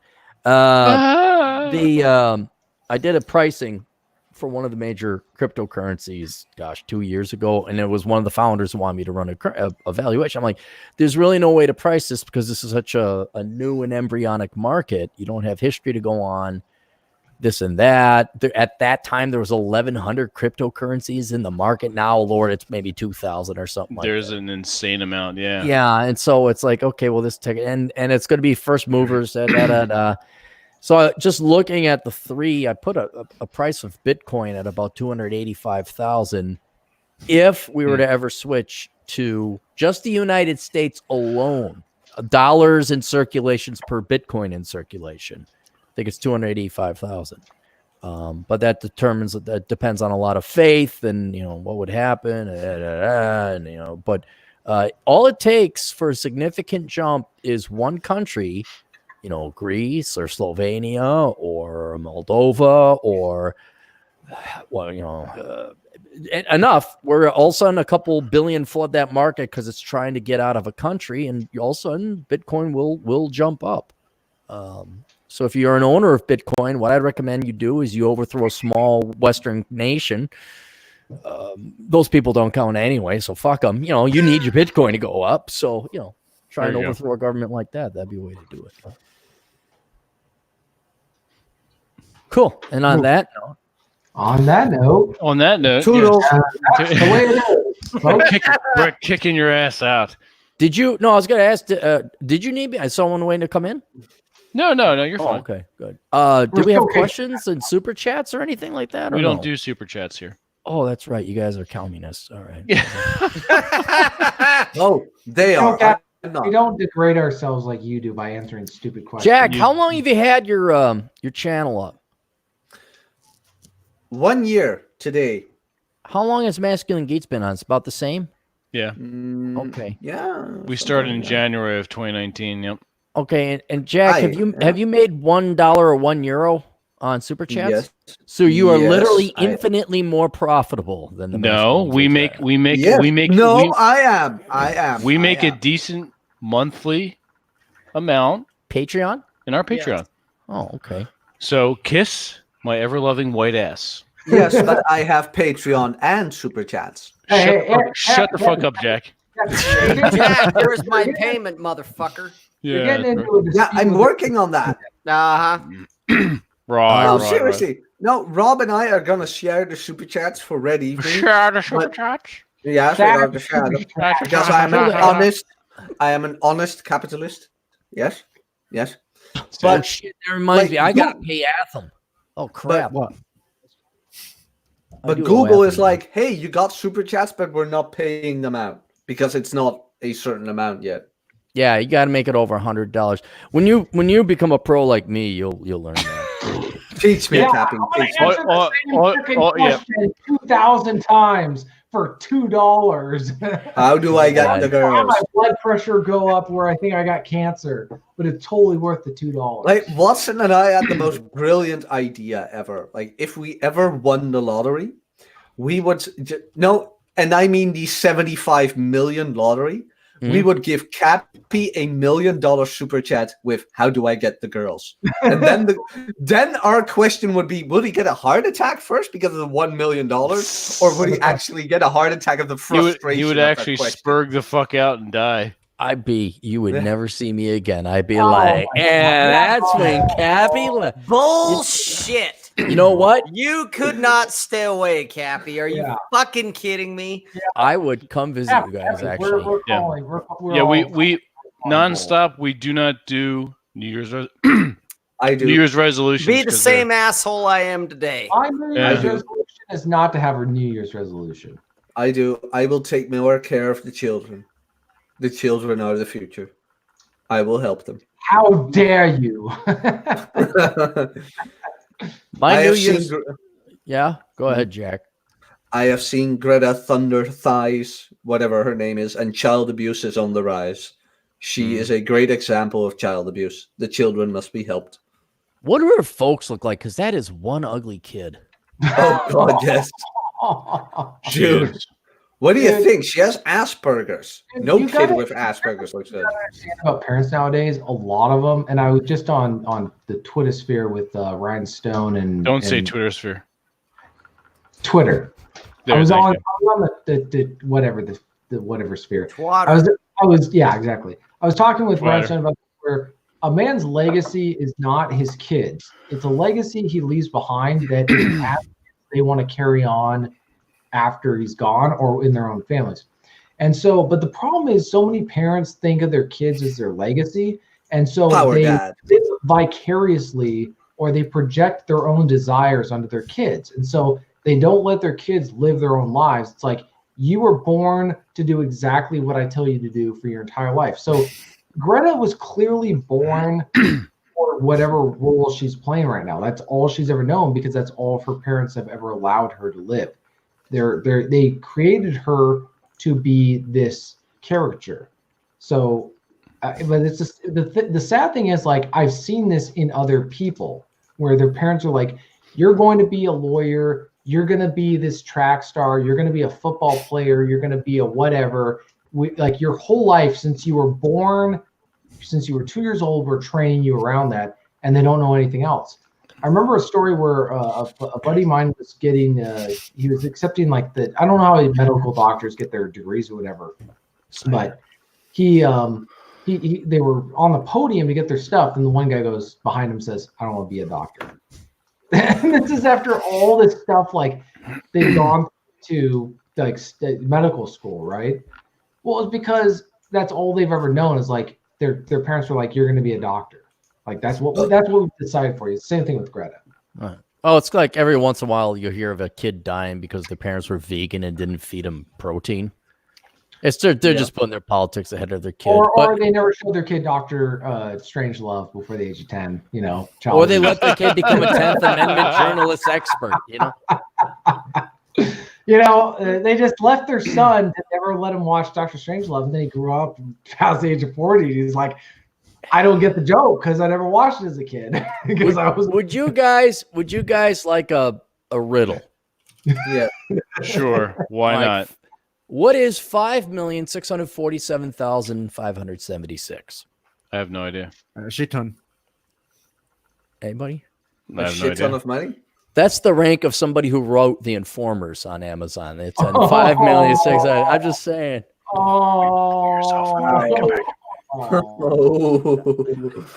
Hey, what's 5?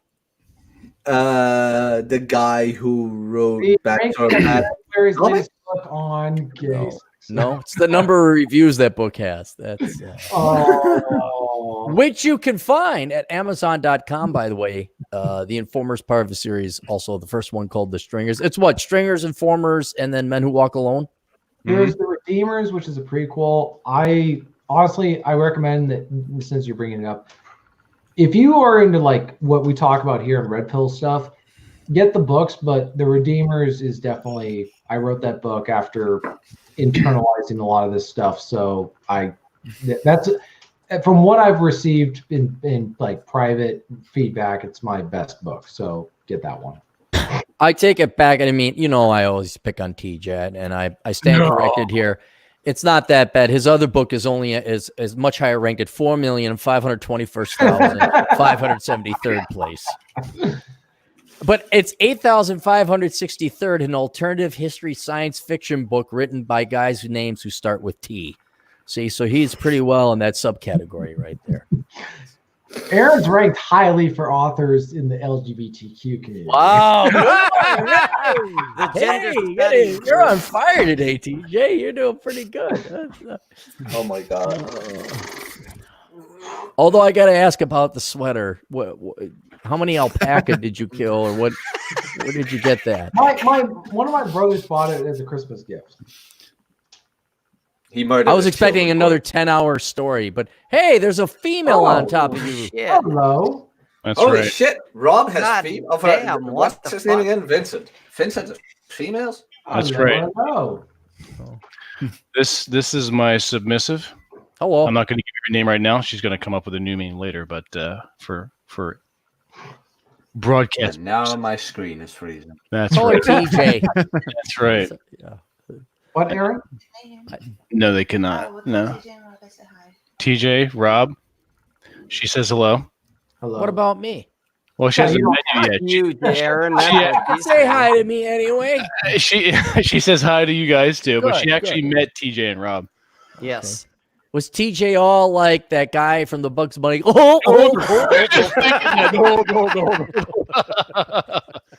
So we have a countdown here. It's 4 minutes. 4 minutes until 2020 over here on the East Coast. So what happened? You are 6 hours behind. Get on my level. And this is the mummification subject, and it is not a dog collar, Sass. It is a collar with my name on it.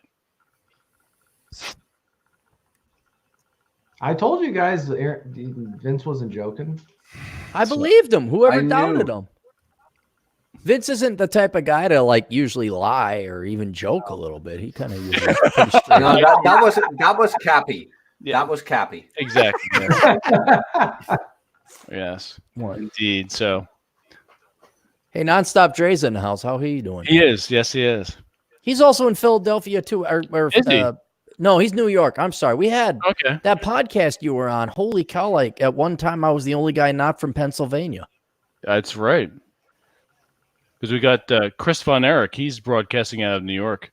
So, it got all quiet in the. What'd you say? Is he broadcasting right now? I don't think so. I tweeted it out, so hopefully you get a couple of people to. Thank you. I appreciate it. Oh, Nonstop is in California. So what's he doing out there? Visiting family? Being a communist. Like Atham. Yeah. Probably the guy who works the most hours. Sorry, I was talking to my girlfriend, which you guys roundly mock me and ridicule. Oh, you mean your wife? Your wife? That's my wife. Yes, that's.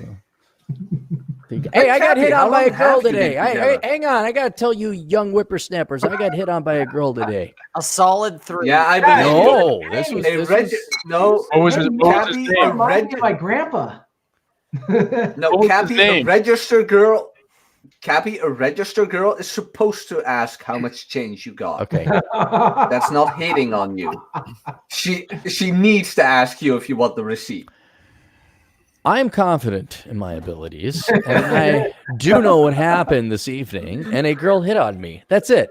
She was- Boomer. So how hard? Okay. What are you doing? 10 years older than me. You like got a pacemaker. You have a nut lifting device because your nuts aren't balanced right. What are you talking about? All right. Cappy, how long have you been together? Like 10 years over? 1 minute on the East Coast until it is 2020, the end of the decade. 13 years. I've been here 13 years. Holy shit, 13 Nice. years. Yeah. That's endurance. Mhm. Yeah. It's also you've been there and you're like, fuck that shit. I'm not going back. Like Ask a Vietnam vet, hey, if there's a hot live war, do you want to go back? And like, no.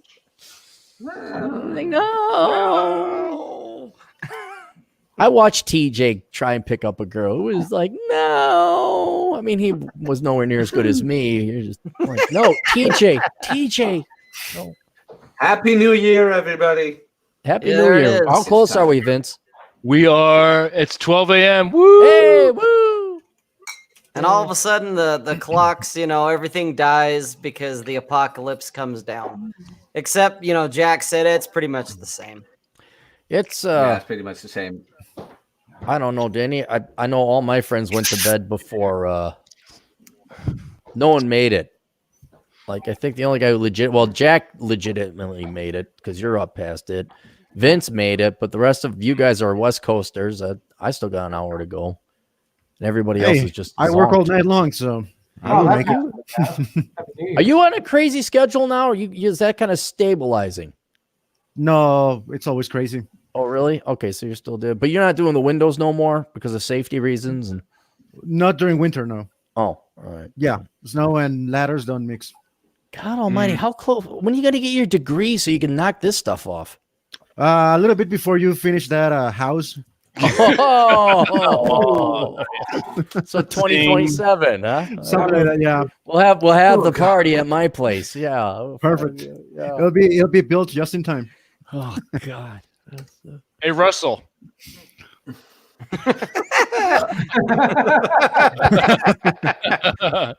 Happy New Year. Happy New Year. Thank you. Hey, Vince, how'd you kids meet? Is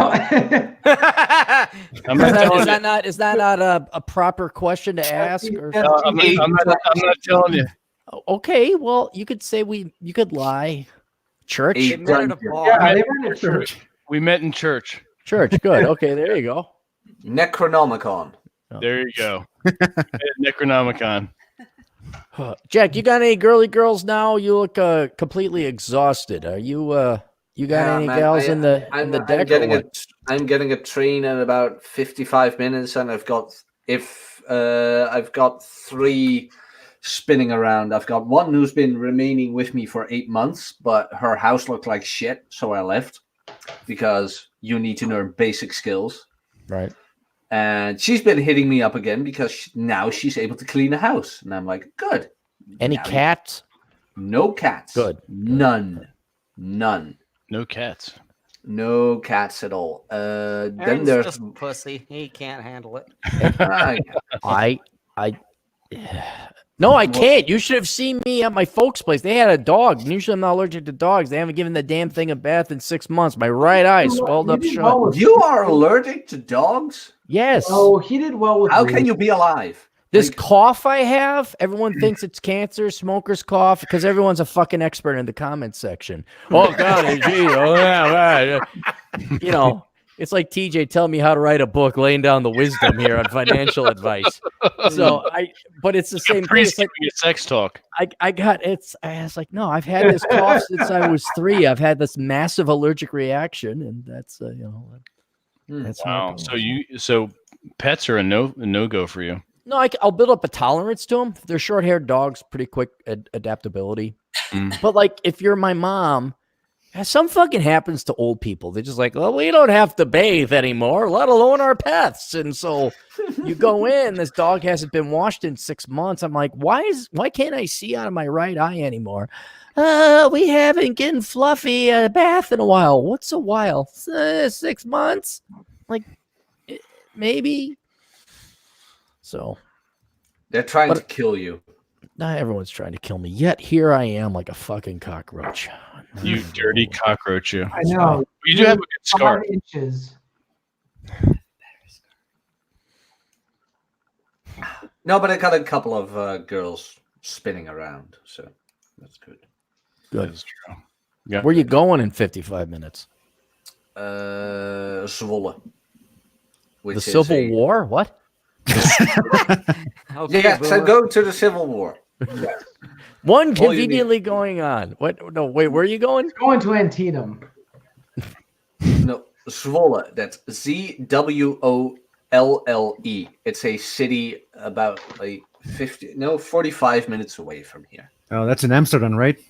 No, that's not Amsterdam. Amsterdam is 3 hours away, and I will not go to Amsterdam because, gentlemen, why will I not go to Amsterdam? It's a liberal shithole. Because You the know Germans this. are invading it. Liberal shithole. You're being vague, Jack. How do you really feel? It's only 40 miles away from Amsterdam. You sure it's not a suburb? No. Okay. Because Europe's so cute and small and everything's so tight and compact. It's like but it's its own little town. Oh my goodness. Oh, what's there? But it's 3 hours away from here, and I don't want to go there. I don't want to go to Amsterdam. Shithole. Why are you going to Zwolle? So Zwolle, meeting up with some folks, some people. I have friends outside of the internet. If I'm looking at the map right, I don't think the Germans would go through that town to get to France. That's kind of going out of their way. No, they go to Arnhem. Arnhem, the bridge of Arnhem. I remember that. Yeah, the Germans Heavy took battle. in 1940 and they got slaughtered. Yep. Oh, there's Nijmegen, Arnhem, Nijmegen, Eindhoven. They were trying to take Sun, Nijmegen, and the Arnhem Bridge. And the problem is the Germans invaded it in 1940 and they got slaughtered. The paratroopers did. Arnhem, Nijmegen, Leiden, Rotterdam, Utrecht. There's Aachen. Aachen? I know that's the first German town we And invaded. Eindhoven. Eindhoven. Hoven. There's Bastogne. So, Jack, did you realize that the orange in the Irish flag is from the orange of Dutch? I wouldn't be surprised. Like the complete monarchy of Europe is one giant incest fest. Well, it is insane. It is Orange, insane. Well, William of Orange of England during the Glorious Revolution, he was originally from Holland. So when he came over and took over the throne, but he ended up beating James at the Battle of Boyne in Ireland. And so when they were trying to come up with a flag for Ireland, the Irish nationalists, they had the orange represented the Unionists, the green represented the Celtic Irish Catholics, and then the white represented unity between the two. Cool. A little history tidbit. Yeah, I know, but it's nice to know. But I did know that the cousin. No, wait, Henry, whatever the one was, maybe the fifth, maybe the fourth, was a cousin of the Dutch king back in the day during Michiel de Ruyter, things like that, like the East Indian Trading Company. Oh yeah, like all the European monarchies were related, all of them. Oh, during the time of right after Queen Victoria died, there was Germany, England, and Russia. They were all cousins. Yeah, I know. That was crazy. You think that would have averted a war, but it didn't. Nope. Sorry about that cough there, guys. Vince, I found Zwolle on the Michelin Guide. Would you like to hear about it? Absolutely. Here it is. Zwolle. Principal attractions: the Court of the Cordelier tombs, woodwork and statues, enough with City the Hall, culture crap. 18th century, with the stairway square reception. Will you knock it off with the culture crap? Get to the hotel. Restaurants and broads. Oh my god. Oh, that's if we always what we really ought to do. I know you guys did it with this Masculine Geek, but we should, if you're gonna have Masculine, do the Burning Bridges, the last song. Oh yeah. Mike then, in the church and then something to the church, something, whatever. Yeah, but then edit video in there, and then you'd have TJ do everything Babra's doing. You know? Babra, shut up! But my name is Babra. Shut up. Rob is a cat. Animal spotted. Rob does. Is that the one that tried to kill me, or is that that's the friendly one? Yes, this is the friendly one. Rob, what? Yeah, what? that cat. What breed? Maine Coon and Siamese. He's a Maine Coon and a Siamese. Yeah, he's not quite as big as a full-blooded Maine Coon. Oh, those beasts! Blue eyes. Pick up that pussy. Pick it up. Wow, look at that. like the full-blown Maine Coons are. How much of that is fur, Rob? Is it, or he's got some meat to him? He's got some meat to him. No, it's not all meat. He's solid. Okay, cool. Where was the ninja cat that hid in the shadows the entire time that I never saw? She was quietly putting hair into your eyes while you slept. So that's the first time Aaron actually had a pussy in his face. Oh, okay. All right. That was voluntary. I'm sorry. I'm channeling TJ. I can't help it. Hey, the boy had some good comebacks today on our little exchange. It was very good. What do you think of his sweater? I wondered how many alpaca he had to kill, but he didn't tell me the story. Well, he told me the story so short I didn't remember it. Usually, TJ starts His with brother the story. killed the alpacas. And in 600 AD, the Romans imported their own alpaca from the northern land and transferred it to Ireland. And he went back to the tribe and he presented to the All-Father all the alpacas. And now TJ has been known predecessor of the tribe and has given the sweater. But it does look like a nice sweater. And someone just gave it to you. It wasn't made by like your grandmother or anything like that. No. It looks nice though. I'm not joking. It does look very cozy. It's funny. Like when I got the haircut that Vince suggested, just feedback's been good. When I got this, feedback's also been good. So I'm taking it in strides. See, I will not steer you wrong, TJ. Unlike Aaron. Why is it 18 and older to get to the Patreon page of Masculine Geek? It's 18 and older you have to also be 5'9" to get on the ride. There's a height restriction on the Patreon. Wait, who is the tallest on this panel? Probably TJ? Me or Vince? I'm 5'10". I'm 5'10". Wait, no, that's tiny humans. Tiny humans, all of you. The Mexican is the tallest. The Mexican. You dirty bastard. Atham, how tall are you? Almost 6. I am. I can testify to that. I always look up to Atham, metaphorically and really. But then again, I look up to everybody. So that's true. You are a small. So wait, Rob, I it was so great. I looked at like, no, Rob, just let me look at you. Step on that stool. Except, Aaron goes off and touts his 5'9", and I'm like, you're not that tall. 5'8". Doesn't matter. You must be this tall to ride this ride. What the heck do I get for $15 a month? Holy shit! You get everything. Well, it's anything that's adult content related. Patreon will not have in its general search. Okay. So you have that disclaimer that you have to. Oh. Yeah. And why would I want to pay $10 to look? I get access to Saturday morning cartoon hour 11 special guest Jack Napier. Why the fuck would I tune into that? Let alone pay for that shit. Because it's me. Oh. Exactly. My Patreon is $10 a month, but I do a lot of shit down there. Oh, Jack, I may actually have to hire you. Oh, hello. Because the kid that I was going to have do my book, he ended up getting a potentially large bit of business that he will not be able to finish anytime soon. So, I don't know. Hit me up right away now. Netherlands semen or whatever you do to get your voice to sound good. I don't know. I will do it. I'm just saying maybe you're on deck, but because I promised him first, I'm a man of my word or word of my man. Do not give me a boner and then a tease, Clary. Gabby, we had this conversation. This is called the takeaway, Jack. Don't get too fucking. Don't pull your dick out just yet. God, I can't hear what two people are talking. What? Shut up, both of you. Okay. What was that, TJ?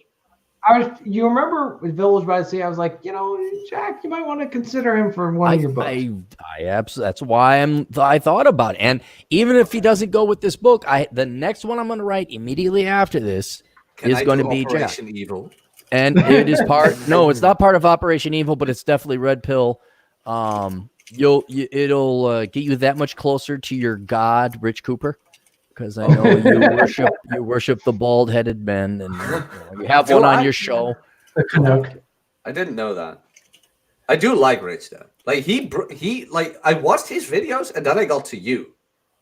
It's like read Bachelor Pad Economics, and I'm like, this bald motherfucking millionaire knows what he's talking about. Sure, Then all this anger and frustration went right into me, and then it was like, yes.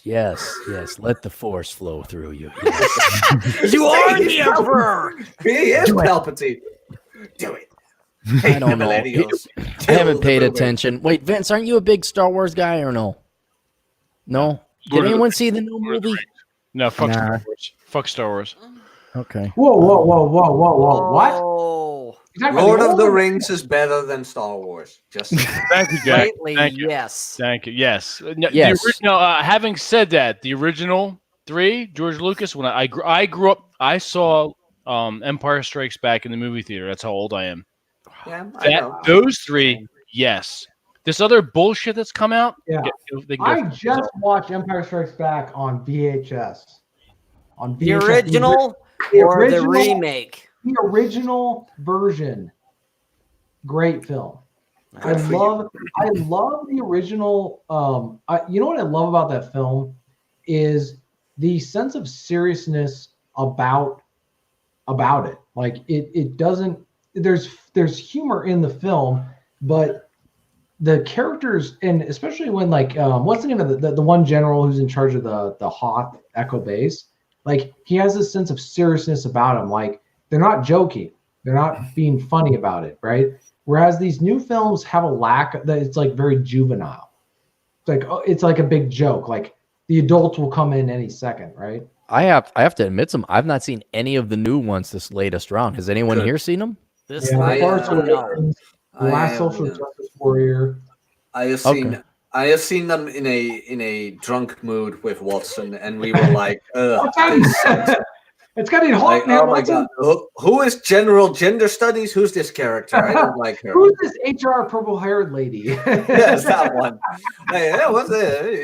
Who's the fat Asian chick nobody wants to bang? Why is she in this movie? You gotta go easy. That poor actress. I feel one thing. I'll stand up. Like, look, these actors and actresses, it's not their politics until they mouth off. Then it becomes their politics. But I can't blame the gal who played that character. Now they ran her off of Twitter and she's all like, it's like, well, what? If you got plopped $5 million to play this character, wouldn't you in Star Wars? I mean, no, apparently not. I guess everybody always fuck that shit. I mean, stop making sense, Aaron. I mean, this woman got $5 million to play this girl. Now she was all like, I can't go on Twitter. Fuck you. If I had $5 million, I'd never go back to Twitter. Fuck you and your Instagram. I'll never go back to social media. Jack would be posting pictures of his boogers on Twitter. Matter of fact, Jack, you give me that $1 million, I'm posting pictures of my boogers on Twitter. It'd be the Booger Channel. See how much money I can make being a social media expert at boogers. Yeah, like that. But Cappy, hit me up about the idea you just had. I'm interested. I already told you about it. That this next one, you've been on deck. Not only have you been on deck, you're dedicated. You're slotted for this next one. Okay, no, but if the guy you planned for Millennial gets out. Oh yeah, no, I'll definitely come to you. Yeah. Okay. So if you're just so you know, Jack, if TJ offers you to record his in audio, I did. Get cash up front. Don't take a No, I know. check. I know. I've been waiting for months for that thing to be released. It's like Guns N' Roses Chinese Democracy. Okay. We're gonna release a new album, and that's why I think TJ is a great author, and you should absolutely get his books. For such a young, it reminds me of the writing ability of Matt Forney, where we all thought he was 40 years old. Turned out he was only 23. TJ is like that, except he's not Matt Forney. Which is funny. Charles Magazine has got one of my books. They're going to be ideally it's going to be publishing soon. I know. I did last year, and when it's finally done serializing, I'm going to try and have Jack narrate it. Did you know Jack does narration? Yeah, I don't know if he told you this or not. He actually narrates books. He's actually kind of good. It appears that this man I left like that. That way. He writes books. The Angry Boomer. Hey, Jack, do that again. Jack, do that again. You can't see it in the background. Point that way again. That's the way Germany came through all those countries to get to France. That way. Just right like that. Jesus. No, it's funny. Why do you keep bringing that up? That's the new Hitler sign. Oh, wait, now I'm doing it the wrong way. You have to make sure you wear the scarf, though. Yeah. No, Jack did one of my books that has yet to be released because I'm just waiting on the final cover art for the ebook, the print book. Did you pay her or him? Yeah, it's my. I was Not actually yet. so like I know her. She's a friend and my buddy's wife. So she's just she's got three kids? She's got 3 kids now and all that other stuff. But I'm looking at, and I've shown Jack the cover stuff, and I've shown you guys this stuff. It's freaking amazing. So when it's finally done, it's going to be cool too. So I'm hoping to. So in 2025, I will finally make my millions. Yeah. Go to America, buy Cappy a bus ticket that you've always wanted, Jack, I'm just and saying, retire. We're gonna make some. I know because I've showed it to buddies of mine in town in Leavenworth, where like the whole story takes place, and they're like, "Dude, whoever doing this is gonna make a fortune." I'm like, "Yeah, me and Jack are gonna make a fortune." Is the book, you think, that good? You think I think it's so different. It's like nobody's ever done a story set in the Enchantments, which is near where I live. Right. But it's a location that's meant for a Tolkien-like novel or story. Yeah. So that's what we're doing, and it's going to be really cool. Like I just think it's going to do well and get good feedback. Awesome. I have actual high expectations for this book. I say it with cautious optimism, but again, it would not surprise me if it makes it to a New York Times bestseller. Which one is that? Your how to take a 4-hour nap and be successful. And masturbate. Masturbate, 4 naps, and rum. Yes. Well, that'd be the sequel. But no, man, wife calling. I seriously hope that I can do Operation Evil, the narration. I would love. But that. it's I not would a go boy everything. It's not going to be an audio thing. I would go full blown British on that, like even more posh than I can do. I would go sexy British on that. If I write a book or come up with a product that needs narration that would be targeted towards men, I would hire you. But the problem is, if you've already done work, people would know. I mean, this really has to be. It has to have no connections to me whatsoever. Yeah. Even if I use a different name, I could use my real name for that. I think they'll be able to pick out your voice there, Jack. I have someone for you, Aaron. Don't worry. Okay, cool. But sorry, Jack. They'll have to be of the female persuasion, or at least for the first couple ideas that I have. Have that as well. It's okay to be any size you want because every man. Hey, you gotta do like He's auditioning. Hush. You gotta do what you gotta do with a different accent so nobody can tell it's you. Yeah, I need to learn that. I want to learn the Adam Piggott accent. By God, man, Thunder from China. Pushing Ramadan out. What? Yeah, the beautiful. All you have, you don't have ours. That's it. Nope. I'm going to the bar with my car. What do you want at the bar? With my friends. Well, the N at the end. What else ends with an R? How far? Retard. How far are you gonna go in your car? It's like Boston.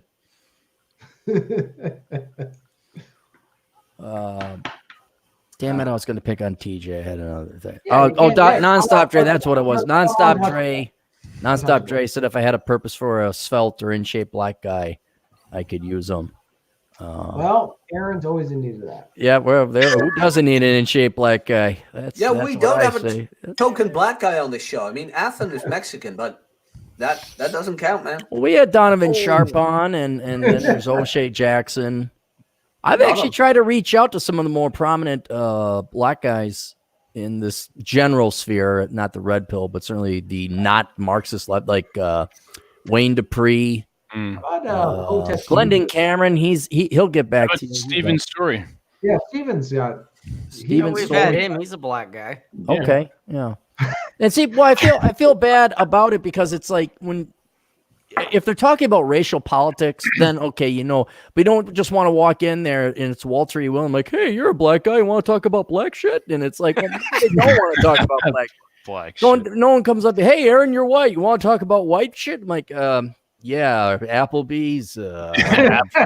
Driving slow in the left Middle-aged lane. white women. Yeah. Student loan debt, dumb degrees, guilt that you really don't have. I don't know. What do you want to, I think I truly am the only millennial who doesn't have a student loan debt. Actually, I know a millennial who made $250,000 a year. Are you a millennial? Yes. Yeah, you're a millennial. Yeah, TJ's a millennial. That's true. I I'm graduated. millennial too. I graduated with money in the bank. Atham, Nice. are you that young? Yeah. I'm Okay. 35. Okay. Yeah, you're on the tail end. You're on the end. Older. Yeah. Yeah, I don't count you. No, I don't count you. If Good. That's good to know. I don't count you as a millennial. No. This month. Perfect. That's when I graduated. Guys. Hey, guy, the boy is about to talk. Okay. Oh my God, be brief. All right. Keep it brief. Hang on a second. Wait a minute. There you go. Did you mute him? He muted me. Yeah.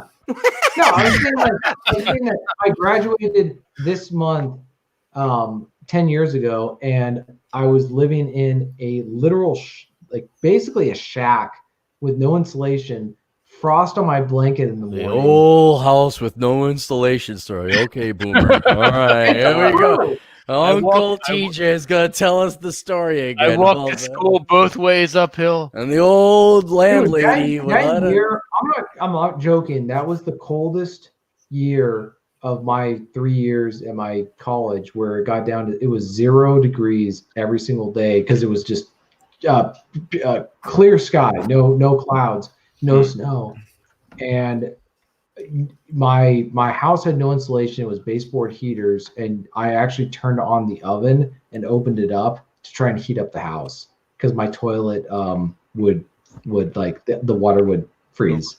Nice. No, it would freeze. I'm not joking about this stuff, and it didn't bother me. It was like just it just is stuff you deal with, and some of my family members were like appalled, but yeah, I look back on it, I was like, yeah, it didn't really bother me at the time.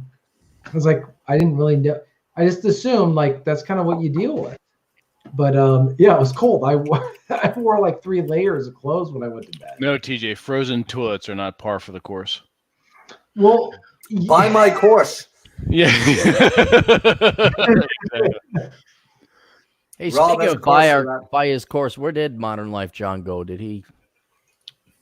He went to go eat some Campbell's soup, specifically sirloin burger, which I approve of. Okay. Very good. If he's watching, we can kick Aaron off and bring him back. No, that would I can go. If you guys, I got. No, we're joking with you. No, that would break John's heart. He needs Cappy. That's true. Well, he likes to listen in. Absolutely. They love each other. They have a special bromance going. Yeah. My next book is going to be a kind of mountain Brokeback or Brokeback Mountain of me and John in Wyoming. You and John in a You heard it here first, kids. You and John in a hot tent. We met at the fryer. Love's gas station. Little did I realize the gas station's name would have future incarnation. We went to Medicine Bow and something or other. Whatever. Yeah, I don't know. For the team there, didn't you? Yeah, it's still a work in progress.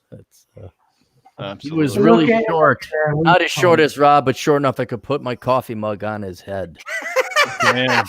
While you're down there, Don't take the robe off. I like it. It's sexy. But Cappy, do you have leave that? the sunglasses on. Like Cappy, do you have manuscripts of like books you wanted to release but never did? No, there's books I definitely want to write, but I can't because I don't think they'll sell. And what he just recited was one of them. Yeah. Okay. There's my other book about Vince, right? Did I ever tell you about the book about Vince? How to not become a boomer? No. Here we go. It was a dark and stormy night. And the perpetually angry with himself man got more perpetually angry with himself. Yeah, based on what I saw about 20 And he minutes said, ago, "Shut up, TJ. I'm in the middle of monologuing. even though Shut up, TJ Boomer. wasn't there. Okay, Boomer. And he would constantly hear TJ in his thoughts. He didn't know if he was gay for TJ or if TJ just was that fucking annoying, but it didn't have the time to worry because he had to meet Rob at the Mexican restaurant that he took everybody to. Rob, are you going to get a taco or an enchilada? And that was his secret way of asking him, did he want to do anal or just the mouthy mouth? Rob was torn. He always had a penchant for the enchilada, but maybe it was time to upgrade the relationship to tacos. They looked silently at each other's eyes and then looked at the waitress. The waitress went away, speaking Spanish to some other illegal alien. How much extra rice do you want with your enchilada? Rob asked. And Vince says, damn it, Rob. Did you bring your raccoon cat? Colorado coon. What the hell is the name of that cat? Maine Coon. A Maine Coon. A Maine Coon. What was the other half of it? Fucking Siamese. The Maine Coon Siamese cat, which totally wasn't racist as all fuck of a name. The Maine Coon Persian. Wait. Siamese? Siamese. God almighty. I'd say, why do you call it the bleep bleep bleep cat, but I can't. Oh, fuck. And the cuntity cunt cat who was crossed Maine Coon and crossed whatever the hell. This dominatrix stuff, Rob. Hustle your beard. Siamese dominatrix cat. Anyway, to answer your question, Jack, no, I have not. I don't have any hidden scripts. I do have a Western I want to write, which would be great. I do have a comic book I want to write, but I can't find anyone to draw the comic. I have someone for that too. Yeah, I hope you do because I get the comment section people, hey, look at this drawing, and it is like, holy shit. It is TJ could draw that in the snow. That was funny. It is well done, Aaron. Well done. Drawing. So that one's a little more fleshed out. Oh shit. Cappy, it's almost like you wrote this already in like. That's his fantasy. That's my fantasy. I've always dreamed about Rob and Vince having sex at that Mexican restaurant. That's what when I pulled into Salt Lake City, that's all I could think about. Yeah. Ask him in the background filming it. You're the one wanting to play Bert and Ernie when I pulled in. Like, hey, I got to do Rubber Ducky. I'm like, what the fuck is TJ talking I'm not going to say it. I'm going to just hold my tongue. Atham just steals my cigars. That's all he does.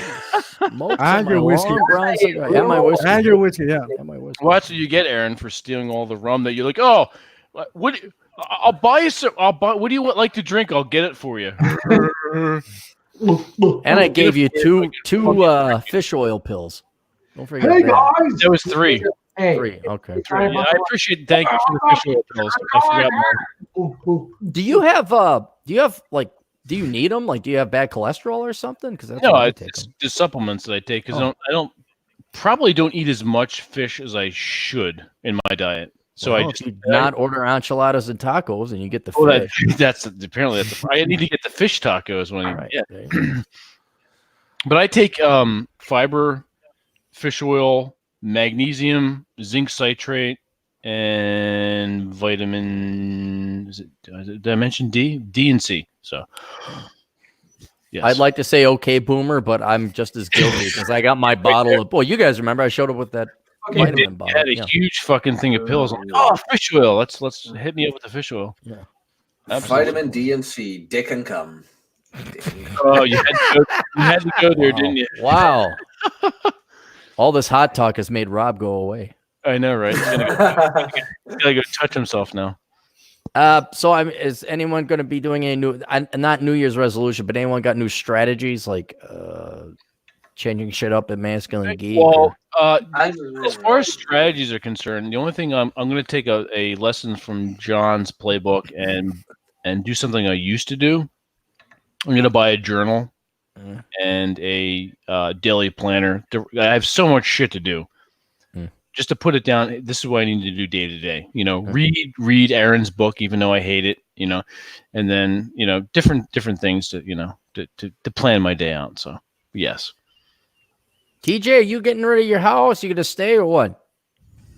Well, What do you mean? Am I? Well, you were debating possibly leaving even or going to New Hampshire or something. East Coast, yeah. Well, here's the thing. No, I'm not going to go to the East Coast or anything like that. My whole thought. I mean, you're not. I mean, yeah. Okay, he's not coming out here. No. Well, I mean, I will be coming out for the 400th anniversary of the Pilgrim Landing at Plymouth Rock and all that. That good old SJW did, didn't it? I was doing some genealogy stuff with one of my family members. Oh, here we go. Oh, genealogy story. Goes back 400 years. Shut your face. Shut your face. Shut your pie hole. Shut your pie hole, Wing Chun. No, my whole thing is like, yeah, if I got, I know we're gonna use this word. It's not, you're not supposed to use, but if I got married, yes, I would probably move out of this house and move into it. This is great as a bachelor pad, but it's not great for if I'm. So you're staying there forever. What? You said you're staying there forever. Well, you always rent it out. Well, something to keep in mind, guys. I bought this house.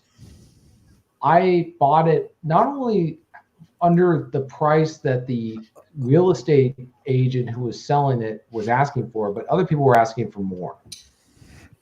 We're all offering more. Like they were offering more than what I was offering. So, I don't know. We'll see what happens. Like I'm not saying anything's going to happen. I'm just saying as long as I'm a bachelor, I'm going to stay here. This is my fortress of bachelorhood. But if I ended up, getting married, I'm not going to stay here. So, like, am I going to stay here? I'm going to stay here as long as I'm a bachelor. That's kind of my point. Jack, what are you doing? You're gonna bachelors for life. Fight the Germans? What? That's right. Wait for us to come save you again, or the Russians? What the? Oh, ooh, nice. Hang on. Let me. What? Netherlands military spending percent GDP. Hang on. Here we go. Here we go. We got a canoe for a navy. Oh God! Oh, hold on. The screen is freezing again. 1.24. Holy shit! 2 canoes. Oh, hey, they were at war almost in 2009 when it was 1.4% GDP. Look out! Well, A Belgian cow crossed the border. We can't have that happening. Oh, anyway, I'm sorry, Jack. Any change? Are you doing anything different, or Jack? Did we lose Jack? He for. Am I still here? Yes. Yeah. Can you can hear me? Yes. Can you hear me? Yes, we can hear you. Good. You Yeah, can hear us. the screen is freezing up. Am I going to do something different? I don't know, man. I'm going to take up some blue collar job somewhere in a factory or security or whatever.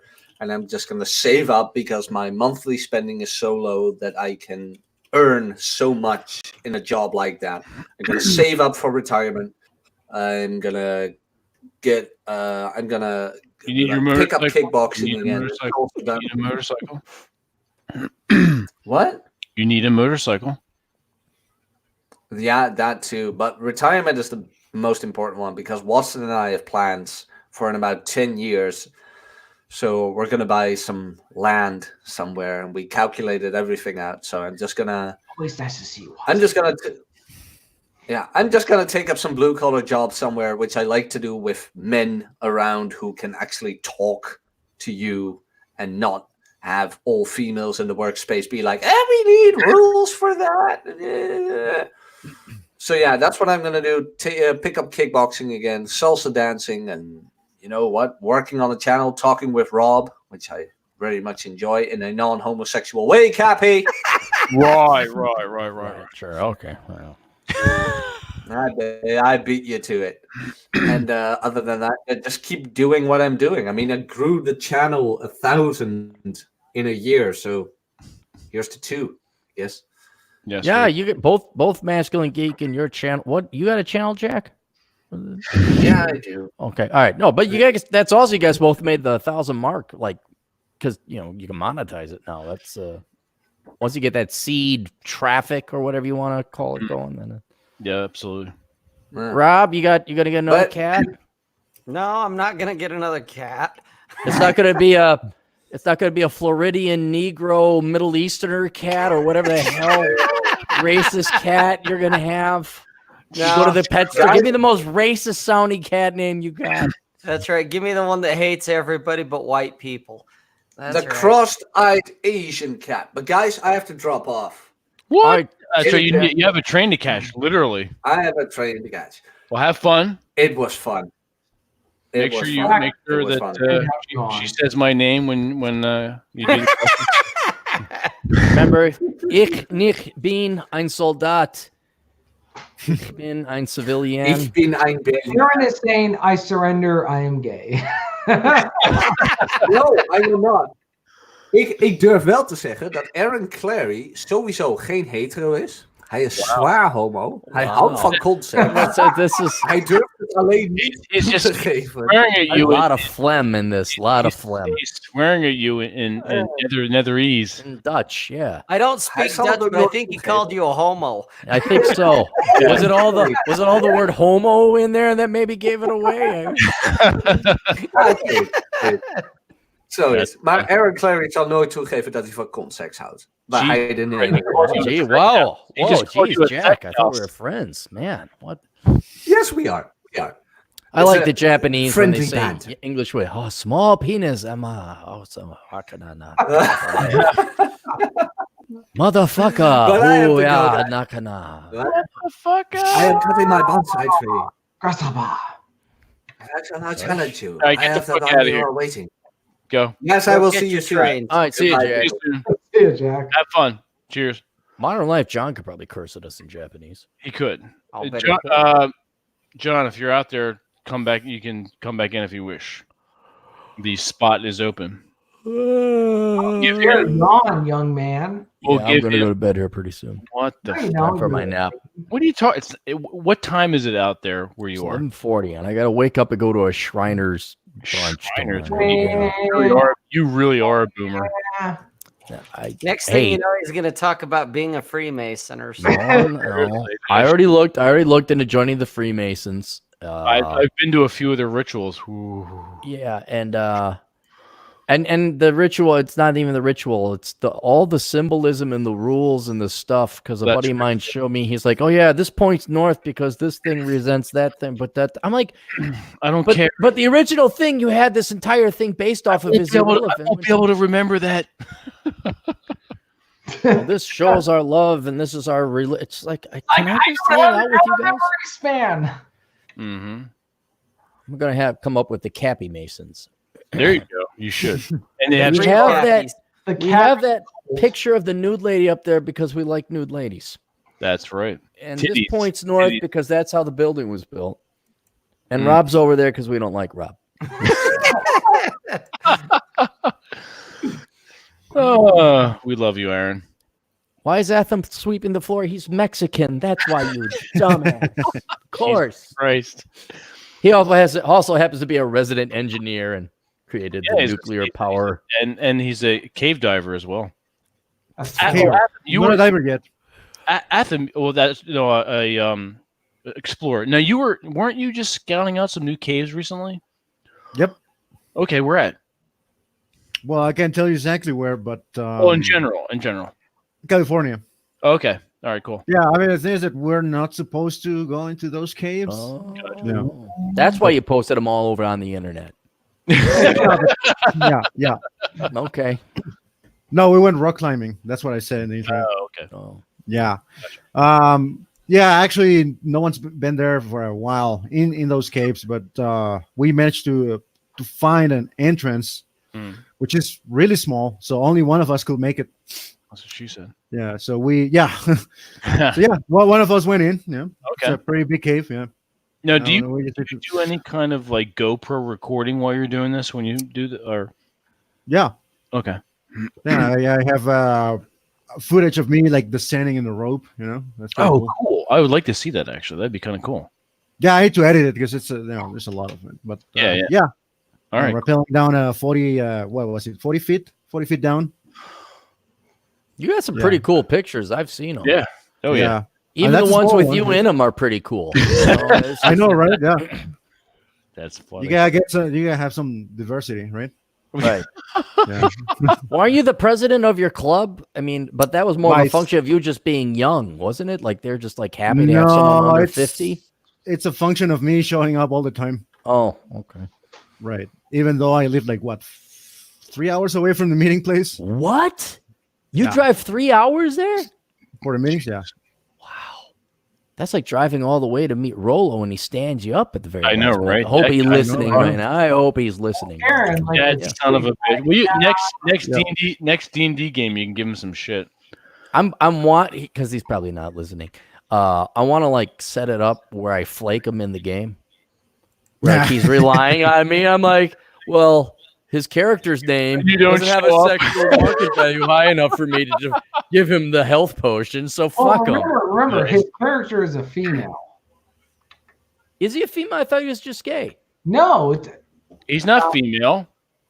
I thought really? he was guy. Yeah. No. He's an Eladrin, a high elf. He has sort of a haughty, very like attitude. Not how it's so transsexual.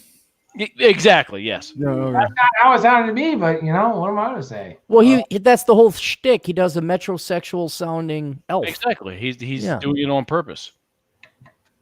What was your character again, TJ? The Ranger, Mike. That's right. You were the Ranger, and you were playing it very well. That's right. This is not a man. Now I'm gonna watch Lord of the Rings. Yeah. Right. I know. Seriously. Yeah. Did I? Oh, I had that conversation with you, but I bet you these guys didn't know if they're Lord of the Rings fans about how Chris Lee, who played Saruman. Oh yeah, Saruman. Yeah. He was a James Bond villain. Dude, yeah, man with the golden gun.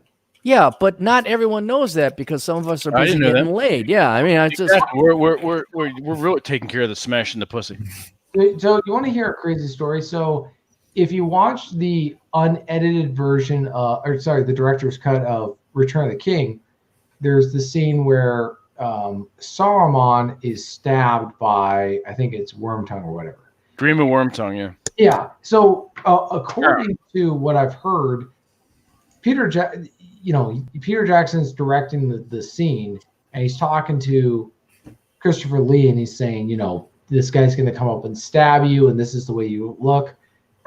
And Christopher Lee, who had served during World War II as a commando unit, just looks at Peter Jackson and says, "I know what a guy looks like when he's stabbed in the back."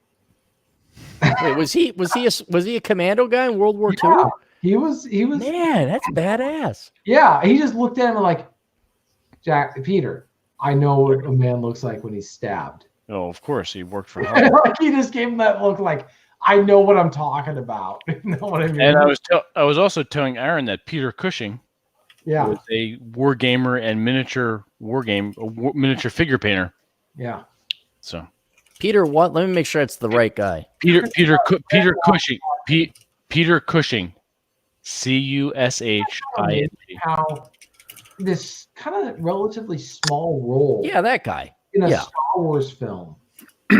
Yeah, he was Grand Marf Tarkin. Like he leaves such an indelible impression. He had an intense presence. Yeah. He had such an intense presence where he wasn't even fazed by Darth Vader.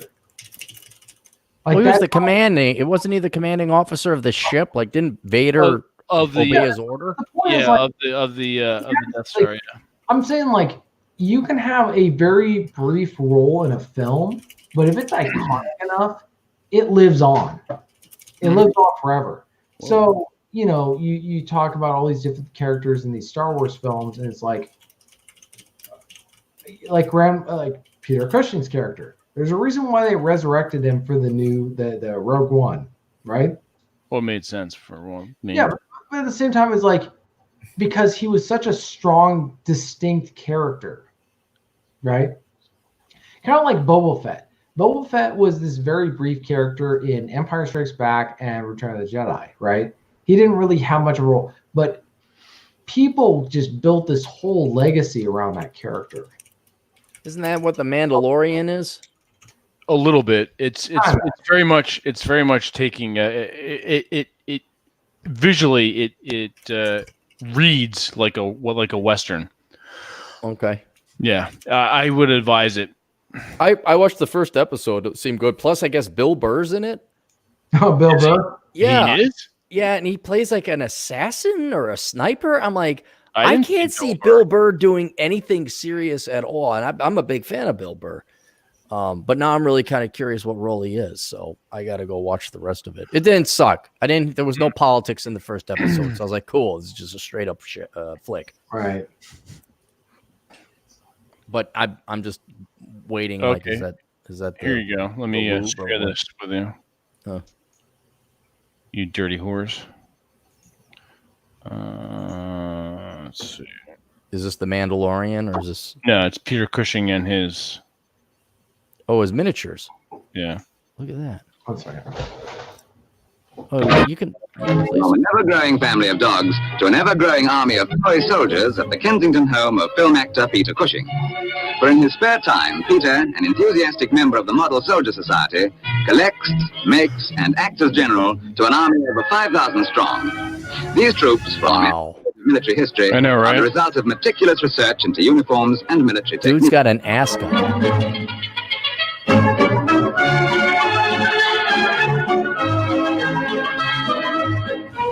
Cushing often links hobby and film career, portraying military leaders in films like The Black Knight and Alexander the Great, and then creating in miniature the armies of these historical characters.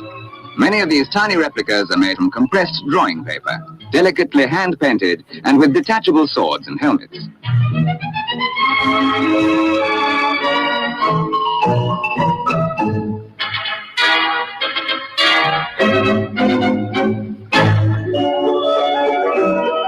But surrounded by these miniature masterpieces, Cushing is not content to just sit and admire them. He plays with them. He plays with them solemnly and conscientiously, according to the rules laid down by H.G. Wells in his famous book, Little Wars. The title is described as a game for boys from 12 to 150, and for that more intelligent sort of girl who likes boys' games and books. In fact, the game has been and is played most soberly by distinguished people. It's said that Napoleon was an enthusiast.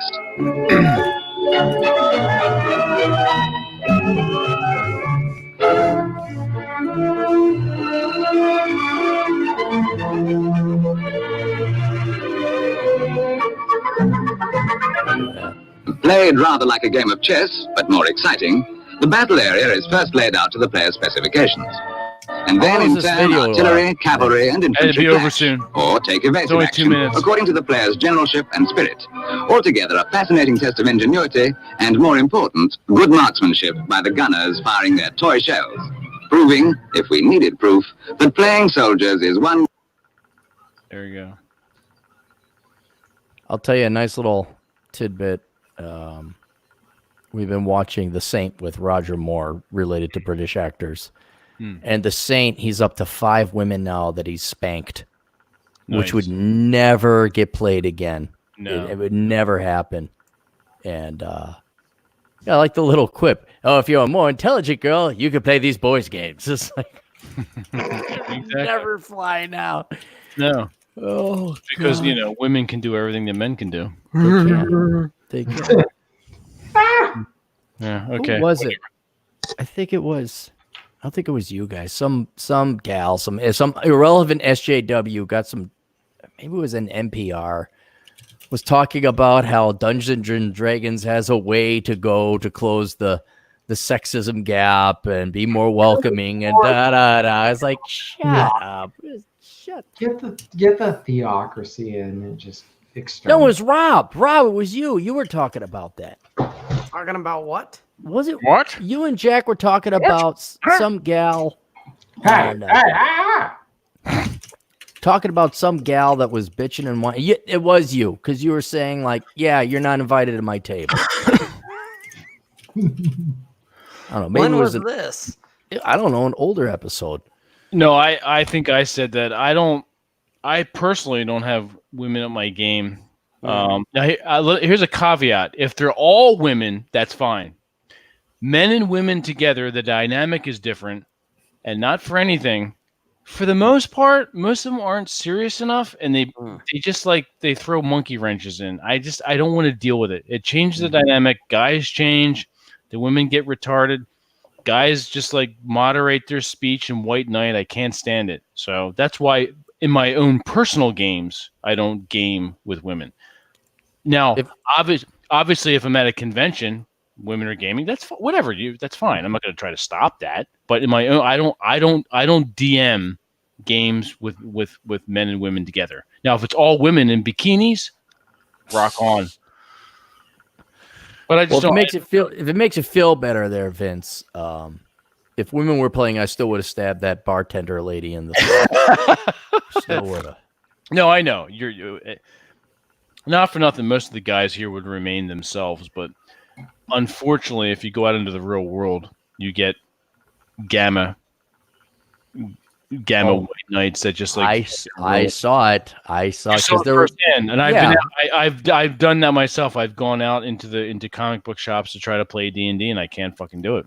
Nope, you can't. And it's not even necessarily because of the woman. It's these guys are just retarded. Yeah, they're already operating, a couple chromosomes shy of 26 or however many humans have. But you throw in a girl, it's a shit show. It really is an absolute shit show. Mm-hmm. All right, guys, I gotta get going. Happy New Year, all that other good Happy New Year. Go touch yourself. Yeah, I will. We'll see you guys later. And then there were 4. Bye, boys. Having fun storming the castle. That's right. All right. I'm feeling generous. If there's anyone out watching and in the chat who wants to join us, we have 2 slots. You have to do, if you haven't already, you have to do one thing. Go follow Masculine Geek on Twitter. Send me a message request, and I will send you the link so you can join us. That's the way to do it. So, Red Crusader confirmed Gen Con is a shit show. Gen Con has too many people. One of the reasons why I do not attend PAX anymore. I was at PAX East Coast, PAX East, PAX whatever the fuck it's called now, in 2010 or 11, and that was bad enough. I mean, there's 80,000 people rolled through that. Gen Con is just I can't. Smaller. I love smaller venues. Back in the early 90s, I went to a few conventions that were maybe 200 people. Fantastic. Loved it. The huge conventions. I do want to get out to GaryCon before it gets too large. I think they're up to number 7 or 8, but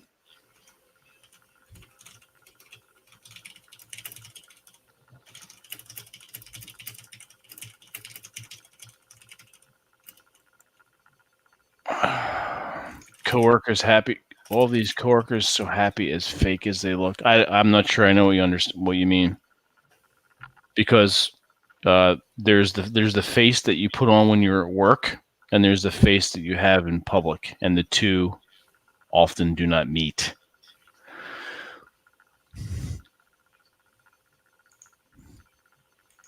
Absolutely.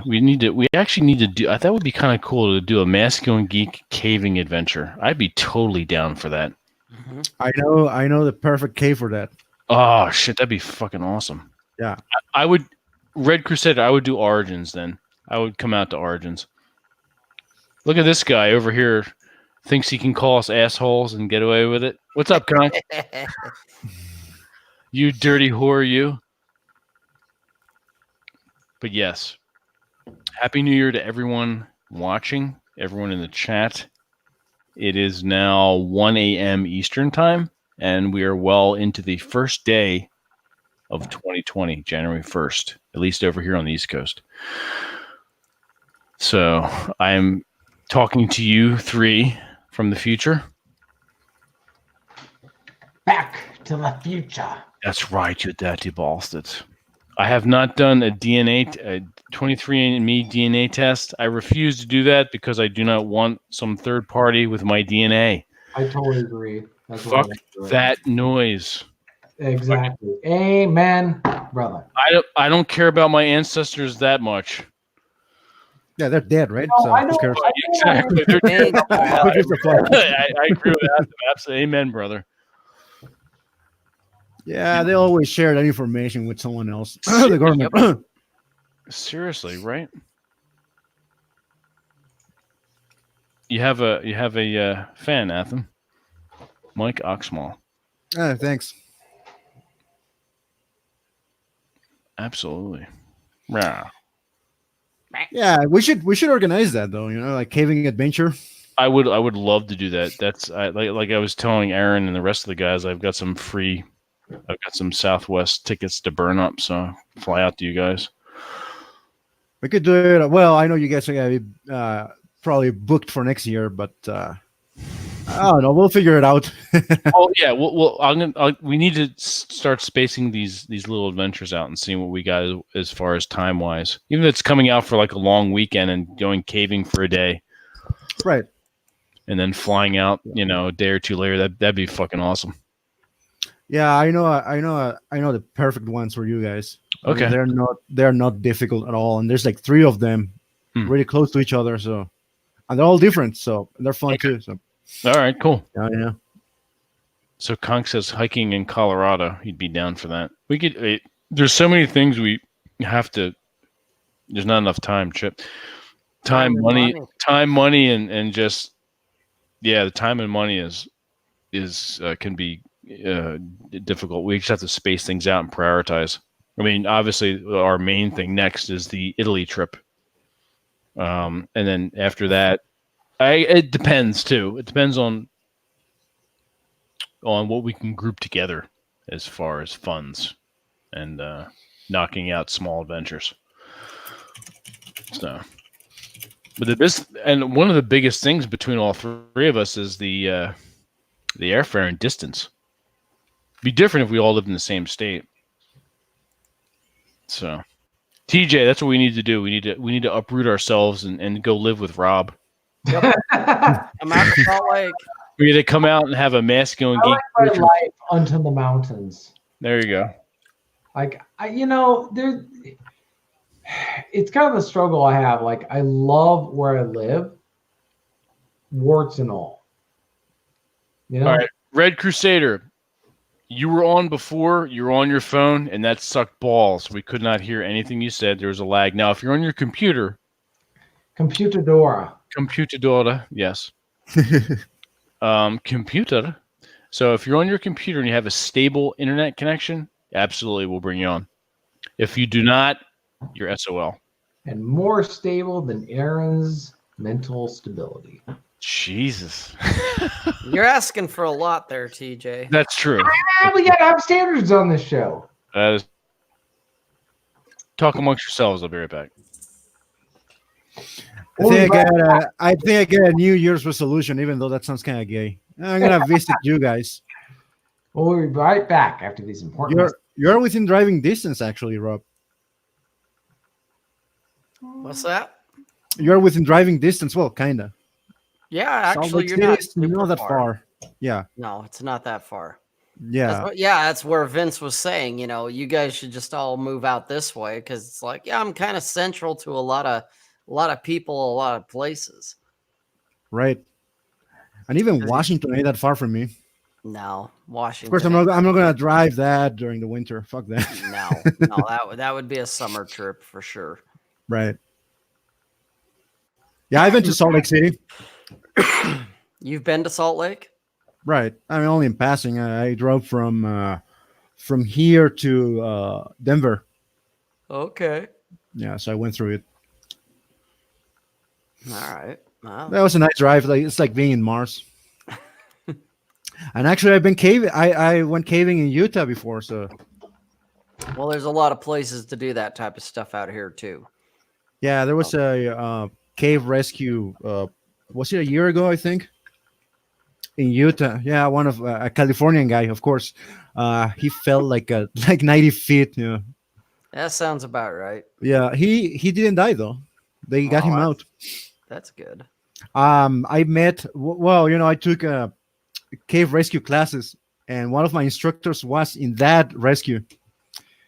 And he told me, well, obviously everything he broke both his arms, bones sticking out of the skin. Oof.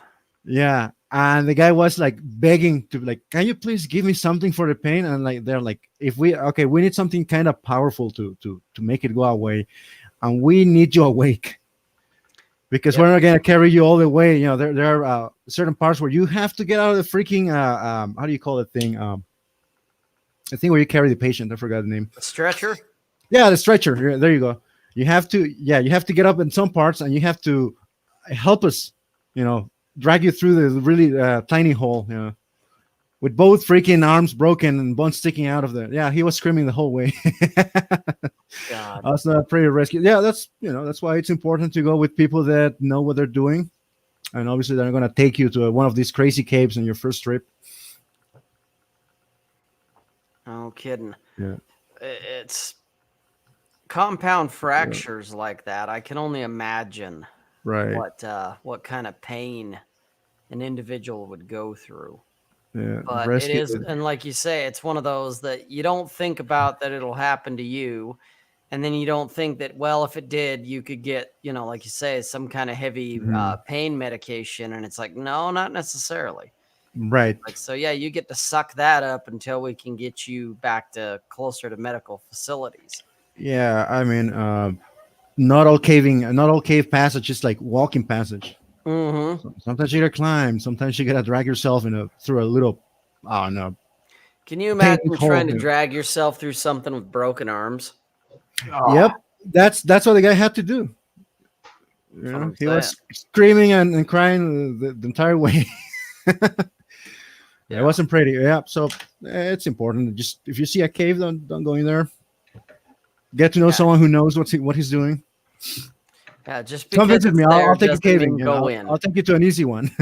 There you go. Yeah, that would be my speed. It'd be like nice, big, easy cave. I'll do that. Right. Yeah, I don't want anyone freaking out down there. No, don't need that.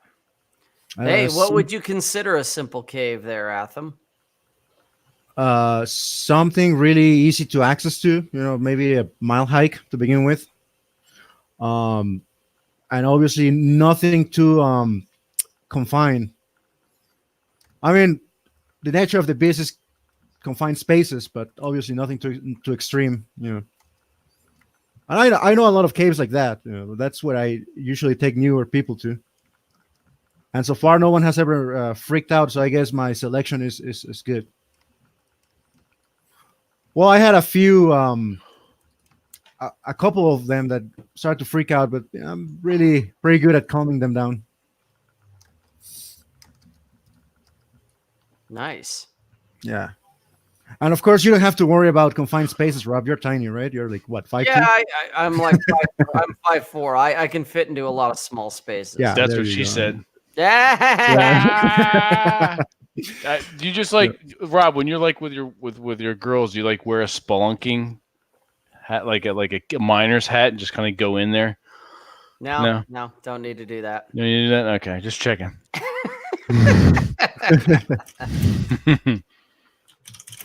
Yeah. Anyway, guys, I gotta bounce because I gotta work in 53 minutes. Oh, okay. Don't work too hard, man. Nah. Well, hopefully there won't be too many drunk tarts. We'll see. That's right. There you go. Apparently, we're very handsome on the big screen. Rob's sexy beard and TJ's. Look at that. Just look at that. Look at that incredible physique. Incredible physique and masculinity. Yes, he's just pure masculinity right there. Atham's new haircut. Yeah, there you go. Mm-hmm. Anyway, guys, it's been real. It's been fun. It's always a pleasure, sir. Yes. Yep. Yes, indeed. Yes. Well, you guys take it easy. You too. Happy New Year, sir, and to you, Happy New Year, and to you. One to you. Raise your glasses, gentlemen. To you and yours. Rob, bring them up. Atham, enjoy. All right. Cheers. Don't drink too much, but if you do, well, we're not driving, so yes. Yeah, there you go. Yeah. All right, everybody. Peace. Sure, man. Happy New Year. Peace. Happy New Year, Michael. And then there were 3. Oh God. We I'll feel tell you, it's about to be you and TJ here in a minute, Vince, because I'm tired. You are a bitch. Yeah. You gotta wait. Well, we gotta wait till midnight for you, sir. Oh fuck, that's almost an hour away. Oh, you'll be fine. Shut up. Shut up. Very few. We ban those. Slap yourself in the face a few times. Stay with me shall be my brother. Be in our vile shall gentle his condition. What about your condition? I'm quoting that Henry V speech. Oh, okay. He's like, you're saying we feel. And I was like, yes, we feel. We band of brothers. Gotcha. Yes. Be here now so vile, this day shall gentle. It's been a while, yes. And gentlemen in England now abed shall think themselves accursed they were not here, and hold their manhoods cheap, whilst any Saint Crispin's Day, yeah. With us upon Saint Crispin's Day, yeah. Okay, I know. Yeah, I forgot about that. Well done, sir. Well done. Well done. Rob, you got to hang for another hour. You do. You got to do it. You got to do it for Masculine Geek. Yeah.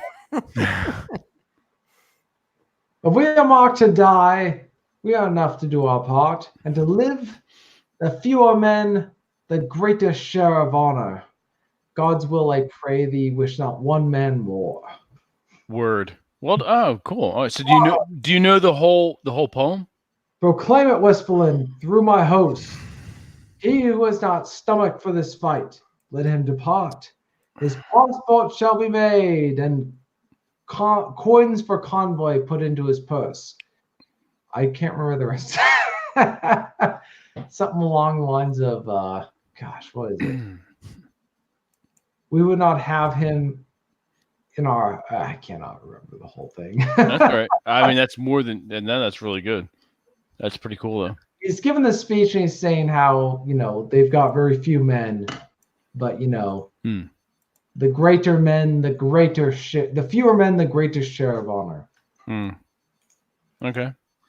What was he saying? Gosh, I remember it. It's been a while. Bear with me. That's still good. That's still really good. Gosh, I gotta remember this. I studied it when I was in college. Gosh, what was it? No, what did you go to college for? What did I go to college for? Because my parents told me to. Well, no. Well, no. What? All right. What study did you take up? Journalism. Okay, gotcha. Rob and I did the psych thing. I took a Shakespeare course my final quarter of college, and what was funny is I took it from a guy who had done Shakespeare as an actor, and I wrote a whole essay on Hamlet. Oh yeah? That he completely disagreed with on my thesis, but he gave me an A because it was so different from what he had been used to. Okay. And I was like, wow, like for a professor in college to give someone an A and then write, like he wrote on the whole back of my essay, like why he disagreed. But he was so unused to someone disagreeing with him on something like that, that gotcha. he couldn't help it.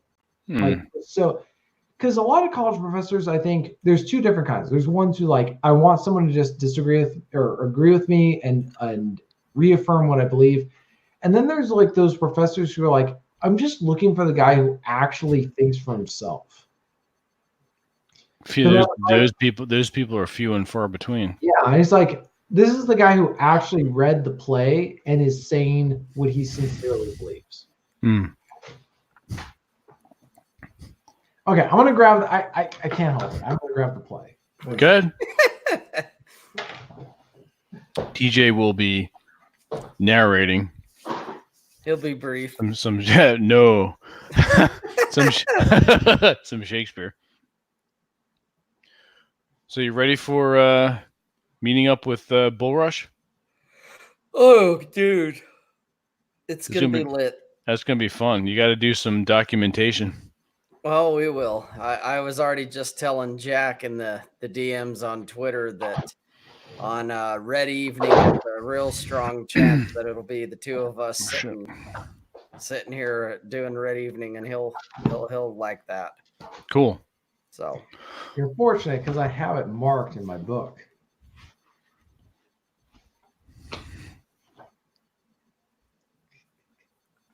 Here he goes. He says,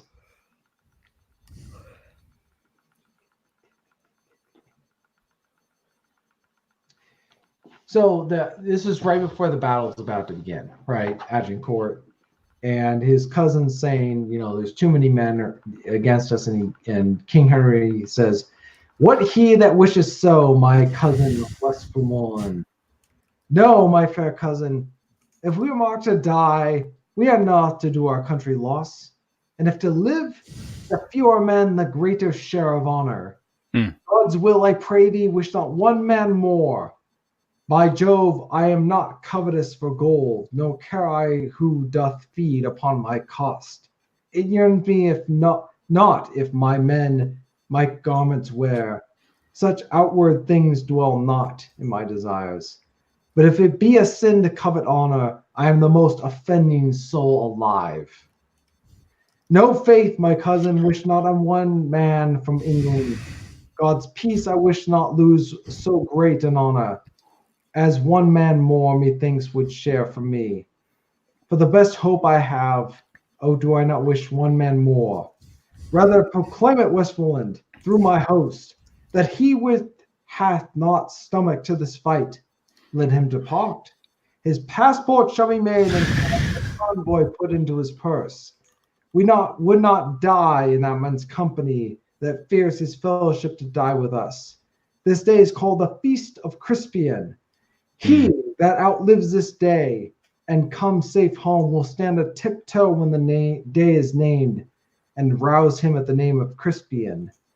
He that shall live this day and see old age will yearly on the vigil feast his neighbors and say, tomorrow is Saint Crispian. Then will he strip his sleeve and show his scars and say, these wounds I had on Crispian's day. Old men forget, yet all shall be forgot. That he'll TJ, yep. Say it louder, like with, especially the end. The end is the key He'll point. remember with advantage what feats he did that day. That's then it. shall our names familiar in their mouths as household words. Harry the King, Bedford and Exeter, Warwick and Talbot, Salisbury and Gloucester, be in their flowing cups freshly remembered. This story shall the good man teach his son, and Crispian shall ne'er go by, from this day to the end in the world, but we in it shall be remembered. We few. We happy few. We band of brothers. For yes. he who today shall shed his blood with me shall be my brother. Be he ne'er so vile, so this day shall gentle his condition. And gentlemen in England now abed shall think themselves accursed they were not here. And cheapen their manhood. While any speaks that fought with us upon St. Crispin's Day. Yeah, that's great. I love that. The end, especially the end, that gets you right in the feels, man. That's so good. I just picture Rob with a spear and magic helmet, and it's like I gotta read further on because I know what one guy's his cousin says after that. Indeed. What's up, Amos? Henry goes to his cousin. What thou not wish more help from England, cuz? And Westmoreland says, God's will, my liege, where you and I alone, without more help, could fight this royal battle. Nice. And so what's funny about the actual battle is the English had to kind of completely change their strategy at the last minute because the French kept waiting, right? Because the English had longbowmen and they had their stakes in place, and they had to pull up their stakes and move, several hundred feet in view of the French, and then put it back in. And what they did is completely screwed up the French plans because they were going to flank them from the sides. And by moving up so forward, the French couldn't flank them from the sides. They had to go straight at them. Here, I'll play. This is part of the movie Renaissance Man with Danny DeVito, and there's a speech from what you just read. Here, let me share the screen and so you can hear it like dramatized too. Cool. Yeah.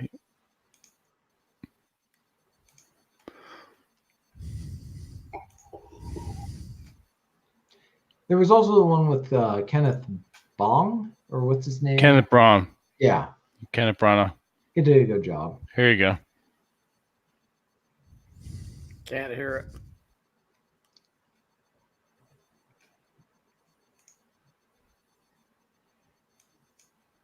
Did you share audio? I thought I did. Hang on, let me try it again. God damn it. Jesus Christ. I know, right? What the ever-loving fuck. All right, I Kenneth, thought I did. Let me see. Braun did a really good job of that speech. There you go. All right, here you go. This works. Outlives this day. Well, it looks like a crowd. What the fuck? Whoa, whoa, whoa, whoa. What is this? It takes the mind. I don't know. It's like weird shit. Come safe home. Sergeant, yes, drill sergeant. All right, let me hear some. Go! I said I want to hear some. Let's go. He looks like a crowd. He that lives. Come on, what was that? I can't hear it. Come on, go! It's a good movie.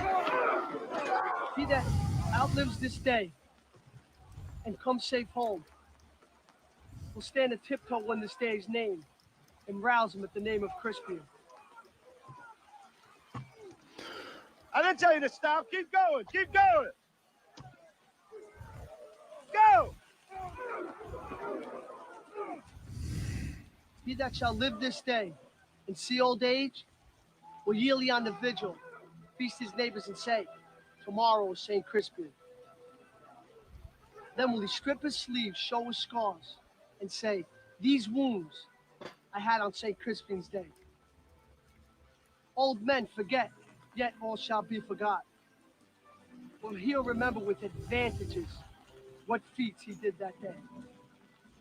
Then shall our names, familiar in his mouth as household words, Harry the King, Bedford and Exeter, Warwick and Talbot, Salisbury and Gloucester,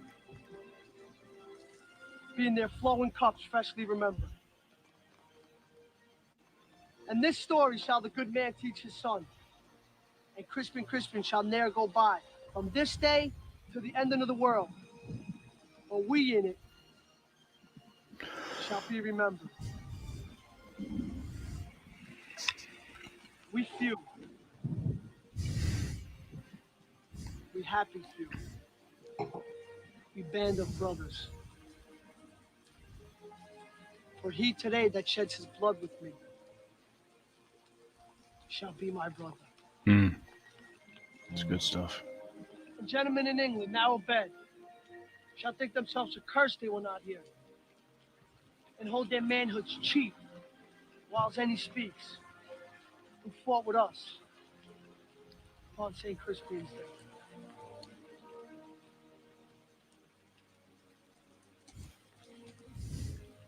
Not enough, drill sergeant? Yes, Benito. Good.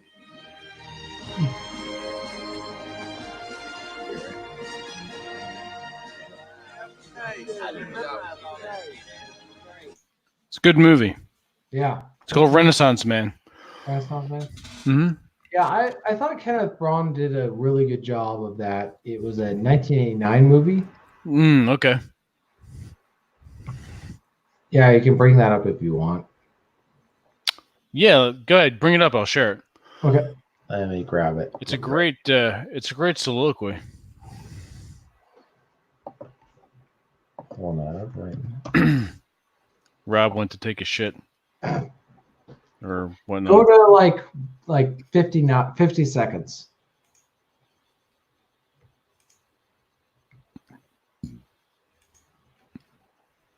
Make sure you share the audio too. Like I made that mistake.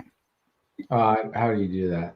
Well, when you go to share a screen, the pop-up that comes up that wants you to designate what screen you're going to share. There should also be a checkbox for the audio. I don't know how to do that. Yeah. Share screen. Oh, yeah. Oh, share screen. See? Oh. How do you?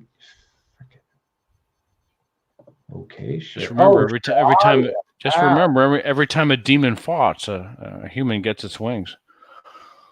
It's not letting me share. Or the other way around. Every time a human farts, a demon gets its wings. Well, it's not letting me share, so I sent. Well, it should, like when you go to share, it should show up on my end so I can approve it. Okay. I just sent you the link in the chat. Oh, I see what you're saying. So let me go to private chat. Let me go to the link. Go to like 50 seconds. It's showing. This is Star Wars. Really? Oh, it's a ad. Let me just hang on a second. Video will play after the ad. Stupid. Fucking stupid. FUD.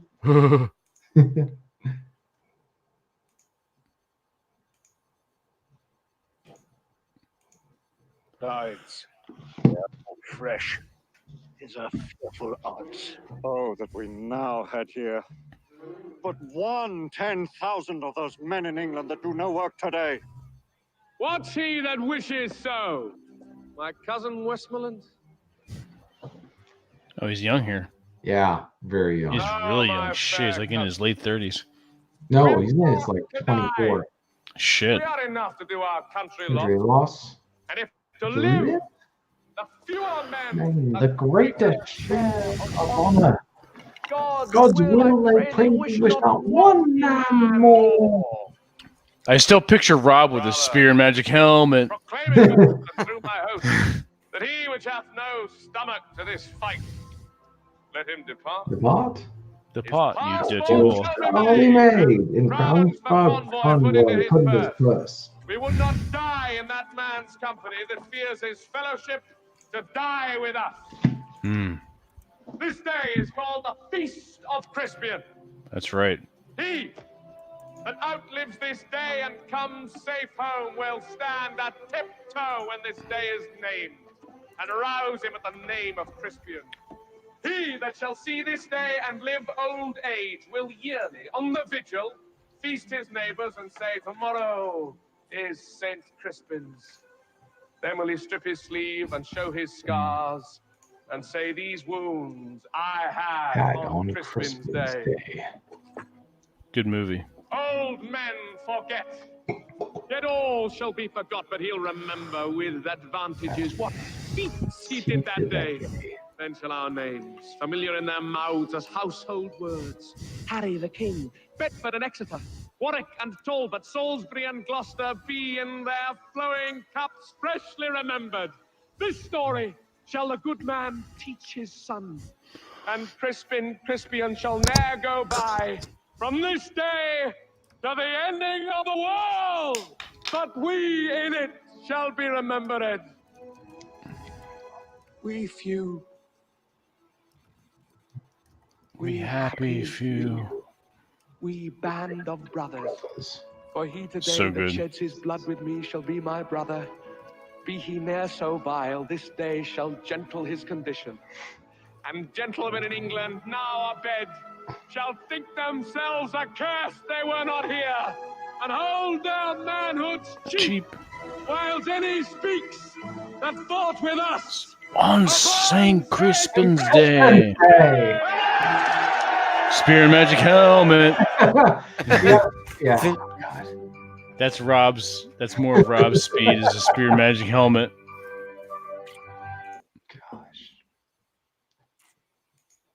Good speech. Good speech. Mm-hmm. Of course, the other part is once more into the breach. Oh, yeah. Once more until we pile up our English dead. That's right. Follow your spirits. The game is afoot. Follow your spirits, and upon this charge cry, God for Harry, England, and St. George. That's right. I finally read that play, and I thought, gosh, like, you got to wonder what inspired the bard to write the kind of lines he got to write. Right. Hang on a second. I've got it. Let me share the audio again. This is Spear and Magic. This is to honor Rob and to keep him awake. This is the Spear and Magic helmet. A little more my speed. Exactly. Yes. Spear and Magic helmet.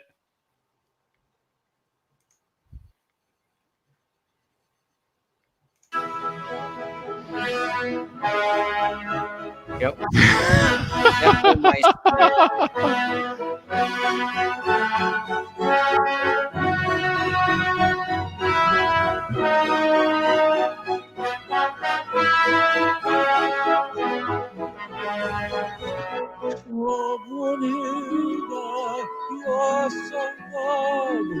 Yes, I know it. I can't help it. Oh, Brunhilde, be my love.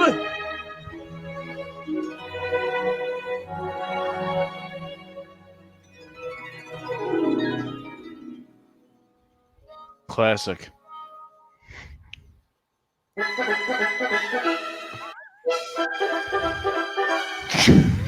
Stupid.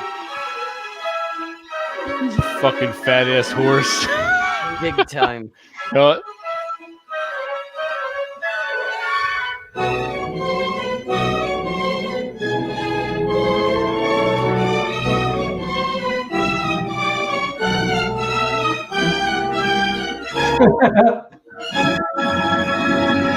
Helmet, Spirit helmet.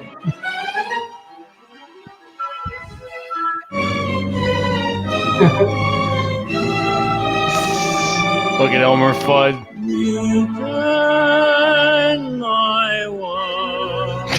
A longing burns deep inside me. Return my love. I want you always beside me. Love like ours must be. Hang on a second. Whoa. No, this isn't Spear and Magic helmet. What the fuck? Let me go get that Spear and Magic helmet. Here it is. Wait a minute. Is that?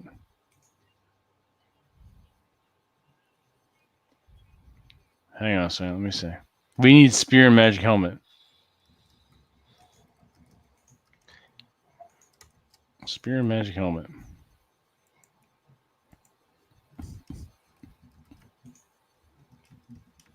Oh, here you go. All right. I got it. Let me hang on. Hang on, see? Here you go, Rob. This one's for you. All right. And everyone else in the chat. Magic helmet. Your spirit helmet. Spear and Magic helmet. Magic helmet. Magic helmet. Yes, magic helmet. And I'll give you a sample.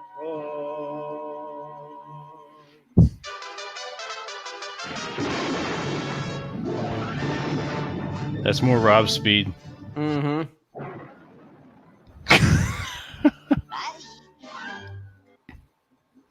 Pretty So that much. was Spear and Magic helmet. Now, there's another one that we're always saying, yeah, see? Yeah. So, Yeah.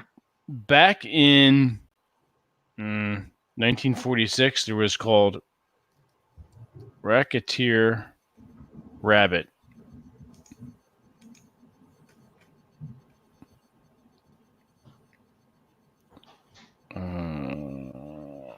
Yeah, see? Oh.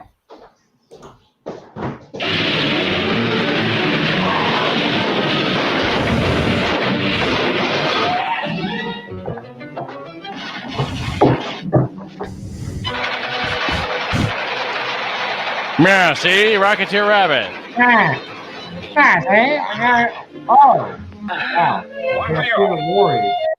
How about me, boss? Oh, yeah, one for you, boss. One for you. Me, boss. One for you. Rocky,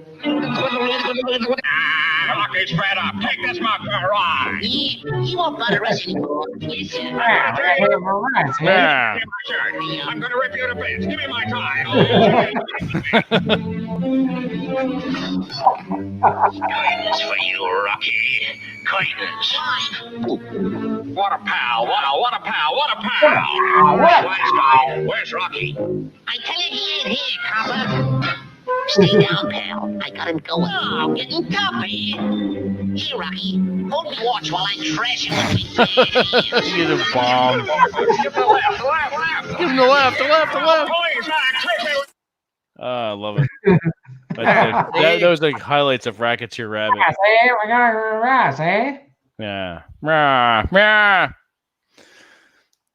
If you don't know about Warner Brothers cartoons, your life is shit. Pretty much. Helmet. Spin Magic Helmet. Yeah, all of us grew up with that shit. That's right. All right, so we're still feeling generous. We still have 3 slots open. If there's anyone in the chat who wishes to join us, go on to Twitter, send me a direct message, and I'll bring you in. I have a feeling that most of you are shy. Shy children. You're shy bastards. Oh, Nick August changed his icon to his actual real face. Did he really? On his Twitter, yeah. He must have just done that. He probably did. I just logged into Twitter to see if there's anyone joining us. Nick Barry Barry and Bullrush will be joining us the end of January after the D&D game. Nice. That Wednesday for I want to know more about these gentlemen. Like I said, I've known Barry for almost 3 years through Twitter. We started following each other because we were all friends with Quintus Curtius. So, yeah, it's Twitter's. I know Twitter catches some shit, but Twitter's been good to all 3 of us. We all know each other because of Twitter. And Aaron Clary. But TJ, you and I know each other through Twitter. We started following each other. Yeah. And then obviously Rob and I have a different story, but still through Twitter. But anyway, for all 22 watchers now, we're coming up on the year mark of Masculine Geek. Back around the summer kind of autumn of 2018, I had this idea, been percolating for a while. And like I said, I reached out to TJ and Aaron through Twitter. I said, hey, I have this idea for this website sort of like podcast. I'm not sure what to do with it, but I want to call it Masculine Geek. And TJ and Rob were just like, or TJ and Aaron were just like, oh, fuck yeah. And then shortly after that, I told Rob about it, and I brought him into the fold. And here we are, the 3 Musketeers. It's funny because, like, I'm trying to think back to that time. Like, yeah, like, I was kind of enthusiastic about it, but I was like thinking, you're like, oh, this guy's full of shit. No. Because we hung out at Gettysburg and all that stuff, and I was thinking, like, I thought it was cool, but I was just thinking, how many other guys think the way we do? Right? More than we thought, right? Exactly. Yeah, there's like so many you fuckers are at. Every guy likes us, and I was like, oh my god. Exactly. Now let's answer this question for Red Crusader. Red Crusader's asking about Twitter. Yes, just do the Twitter. Yes, Bullrush. We all still at it. We were just talking about you actually in the shit about you. That's right. The unholy triumvirate at the end of January, where you will be a part of the Masculine Geek Show. So, welcome, Bullrush. Welcome. You missed the Spear and Magic Helmet part of the episode, though. Yeah, Bullrush, do you have some time? I would like to invite you to the chat. We can't bring in Red Crusader because he's got a fucked up connection. Yeah, because he lives out in the sticks. Taking a water break. Oh, okay, gotcha. One thing only. He's got to recharge his pee-pee. Make sure you come up for air, brother. You missed my girl earlier. Well, the best part is he's off doing his thing, and then he has to jump on, and fuck, you guys are still at it? Yeah. Yeah, we're in his mind as he's doing his thing. Yeah. That's right. We're dominating Bull Rush's mind. we're living rent-free in Bull Rush's head. I love it. Love it. Yeah. I'm fucking chicks, and yet I still want to know, are those guys still, like, still at Rob, it? He's like, TJ sweater.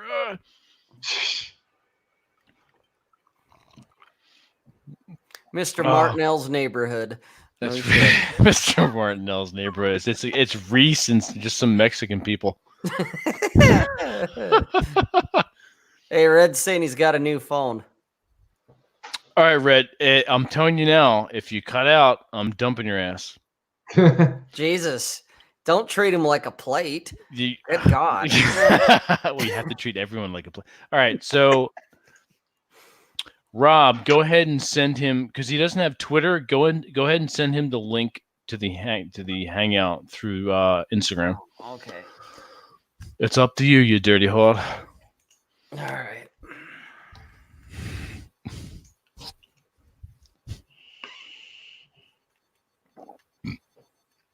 TJ's fucked up, I can tell. Yeah, TJ's a little tip. We're all. This is my 4th rum and coke on top of a cider that I had to welcome in the new year.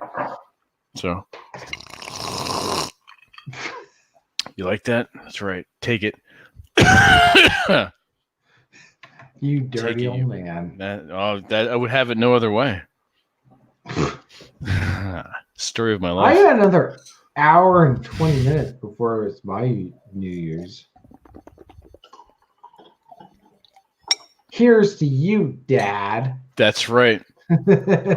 So, Red, we still love you, Red Crusader, obviously, and don't worry, we'll do a convention together.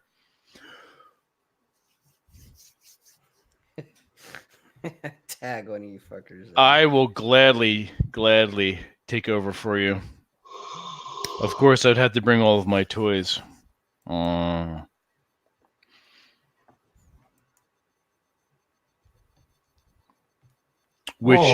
Which if you're what are they talking about? What do you mean? Oh, Bull Rush. I see his comment. He's talking about sex.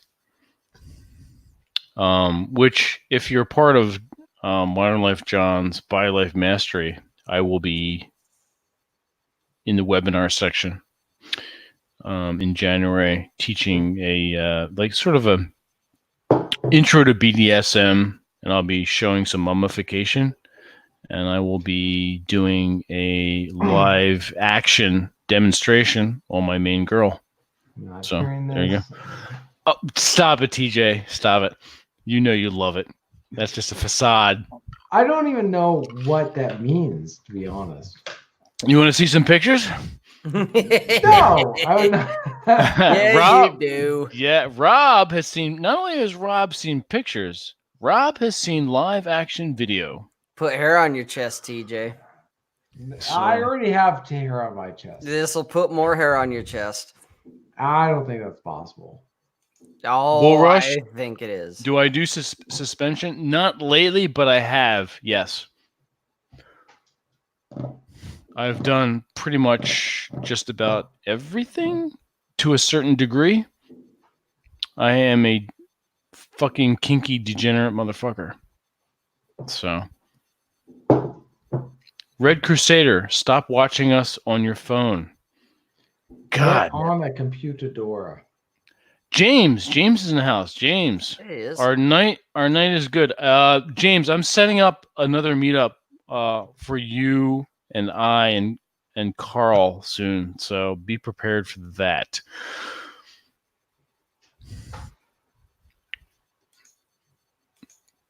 I'm thinking about.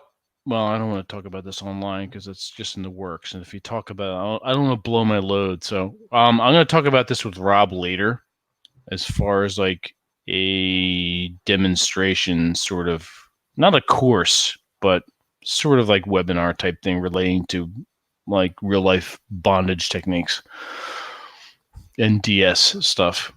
Because a lot of guys need to know this and incorporate it. As Rob knows, it's once you know this stuff, there's no going back, and your relationships, no matter how short or long, they change for the better. Yes. They really do. Yep. Rob knows what I'm talking about. TJ has seen this firsthand when he came to visit me.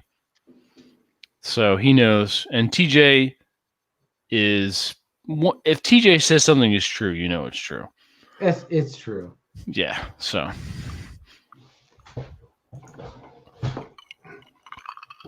And also, anyone out there in the chat, we all know that Jack Napier does narration. So does James. James has the golden voice. Yes, he does. He really does. So you want to reach out to him. James, throw up email me or Twitter DM me everywhere people can reach you so we can get your stuff out there. And while you're doing that and TJ is away, Rob is going to entertain you because I have to go. Bull Rush, I can show you those pics. Don't worry. I'm gonna as time goes by, I'll be showing most of my picks on the Patreon. So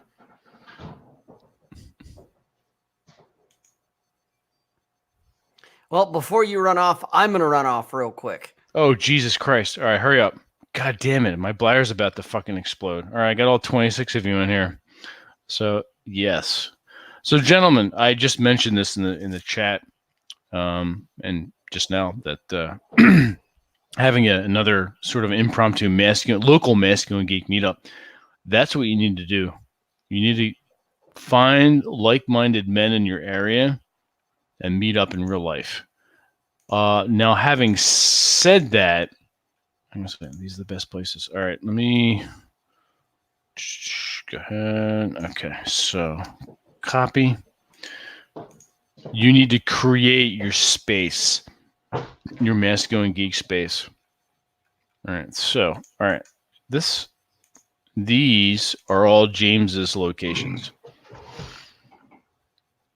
Happened to Rob. And how you get a hold. This is how you can get a hold of James. He really has a fantastic voice. And James, you're listening now. So go ahead on to Audible.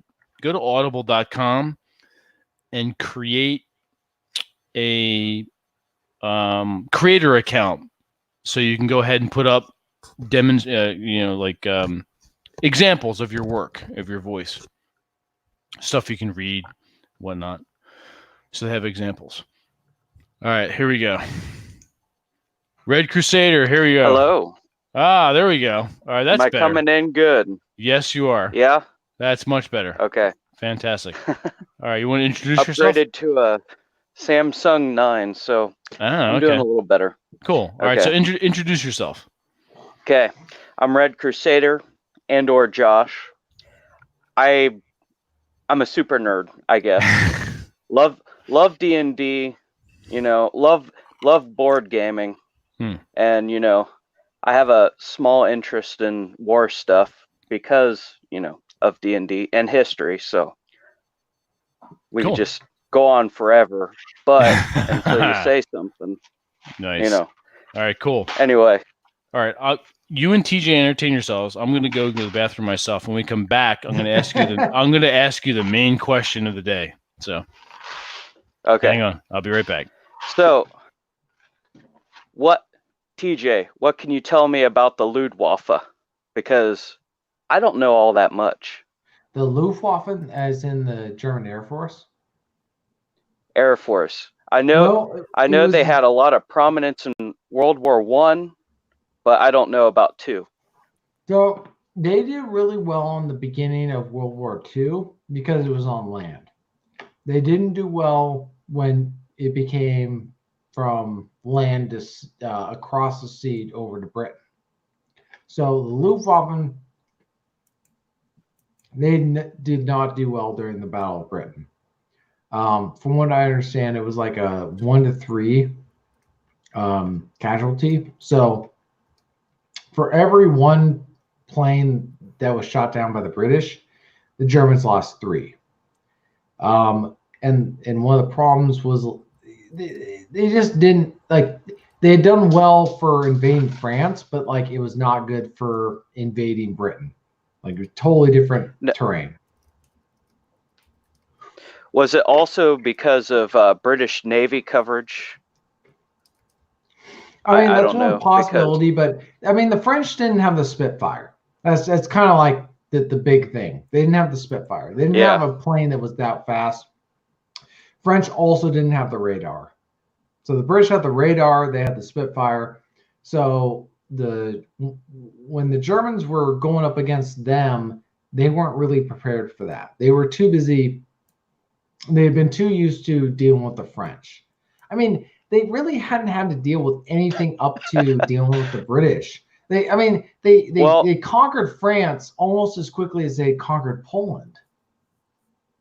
Yeah, and I mean the French weren't a very like prominent, Air Force from what I can imagine.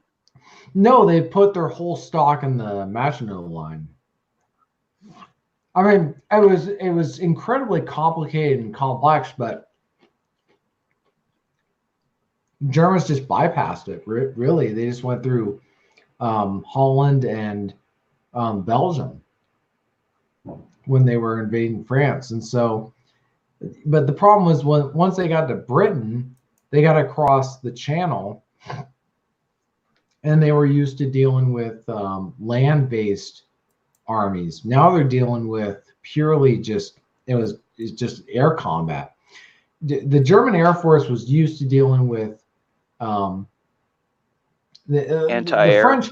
Yeah, the French didn't have an Air Force, but that was all the British had. So that's why they were so successful. Okay. Yeah. Enough about that shit. Jesus Christ. Okay. So Red, the what was the highlight of your 2019? What stood out for you the most? What was the height of my 2020? 2020. Is that what you're asking? You're cutting out from me. Oh, I'm sorry. What was the highlight of your 2019, your last year? What was your 2019? What was your highlight of the past year? Okay. So it had to be John's program. I hate to shill a little bit, but I got into John's body language mastery, but it really put the boot in my ass to get in the gym. Okay. And cool. it's been doing pretty good for me. I tell you what, like I'm deadlifting like 210, which is just a little over my body weight. So that's pretty good for me, as my personal confidence and everything else. Mm-hmm. The girls thing is still kind of iffy, but I'm not caring about that right now. I'm just working on making myself better for the future to where I can get to that point, Gotcha. Okay. Cool. So you would recommend John's course? Yes, I would. Okay. Nice. Oh, well, I look forward to seeing you in the webinar then. Yeah, are you gonna teach me how to mummify those hoes? I don't know how the hell that became a thing, but apparently it did, because it was funny. We were on John's show, and he's like, you're big into the BDSM community. I'm like, oh God, here we go. So it became a thing. I'm like, all right, I'll come in and talk about it. And for whatever reason, me talking about BDSM DS became me mummifying some hoes. So, all right, sure. Hey, there's that one dude. I forget his name. He has Winnie the Pooh as his avatar. Oh my God. Oh Jesus. I can't think of his name. Whatever the Mac. You know who I'm talking about? Oh, I think so. Yeah. Yeah, he's on John's channel a lot, and he's always talking about Bree mummifying those hoes 2020, or Bree deadlifting and mummifying those hoes in 2020, and it just stuck. Oh my God, yeah, John and I are gonna delve into a bit more, I think, into 2020, but Yeah. So that's probably what it is. Cool. Okay, I'll take it. Nice. Well, I've never been a BDSM kind of guy, but maybe you'll sway me. I'm telling you right now, and Rob and I will tell you, you got to join if you want to spend if you want to spend $15 a month, come into our Patreon. You support the show and you get some good stuff. Bull Rush can attest to it. Once you take the, I hesitate to use this the word pill, but once you take the BDSM DS pill, you never go back. No. So, I got a buddy that's into that stuff. I never got it, but maybe you'll taint me. Oh, we'll taint you, buddy. We'll taint you. All right. Bull Rush. Now we just gotta get TJ on this BDSM track. TJ is like he's like the wholesome how he's like this. No, I can't. I roll. Yeah, I have this image of TJ in my head. I need to keep it. So like TJ cannot do this stuff. TJ is the pure one. Exactly. Rob and I are the degenerates, Vince. Thank you. I'm number 5 into my rum and cokes here. Bull Rush, yes. I'm right there with you, buddy. Awesome. Here you go. Raise it up. Hey, I'm already done with mine. Nice. Bring him in. Yes. Look at it. Look at it. Oh, nice. Look at it. Bull Rush. I'm thinking about doing that. I creating a masculine geek / BDSM intro course. I think on Teachable with Rob and I might be a good idea. What do you think, Rob? Yeah, we could look into that. Let's do that. Fun. I know, right? We definitely have a lot of fun. Let's definitely look into that. So I just looked. Vanilla Missionary. TJ's Vanilla Missionary. Jesus. Is it in yet? Oh Jesus! No, we love TJ just the way he is. We don't need to corrupt him. Rob and I have corrupted ourselves enough for all that stuff. Blackened our souls. Well, I don't know. TJ may be farther than I am on that train. Just because he knows us. Yeah. Just because we're whispering sick shit in his ear all day. Yeah, pretty much. I was the vice president of a fraternity, so he knows a couple of things then. Oh shit, Nibby. That's true. Yeah. There's nothing you're gonna tell me that I didn't see. Wow. So, it's just like. Well, I went to a community college, and no, never mind. And this one time at band camp. Did you? Hey, I can tell you about that. Did you shove that flute up your ass? Oh, sorry, you're confusing me with this guy who's 5'9". Right, yeah, apparently he shoved a lot of things up his ass. Hey, don't talk shit about those bandies. I can show you how to fit a saxophone in 5 different places. Oh shit! Are you a saxophone player too? Yeah, I played alto, tenor, and bari. I haven't played baritone, but I played alto. I learned on my father's alto lyric back from the 50s. But I was in band and I played alto and tenor saxophone.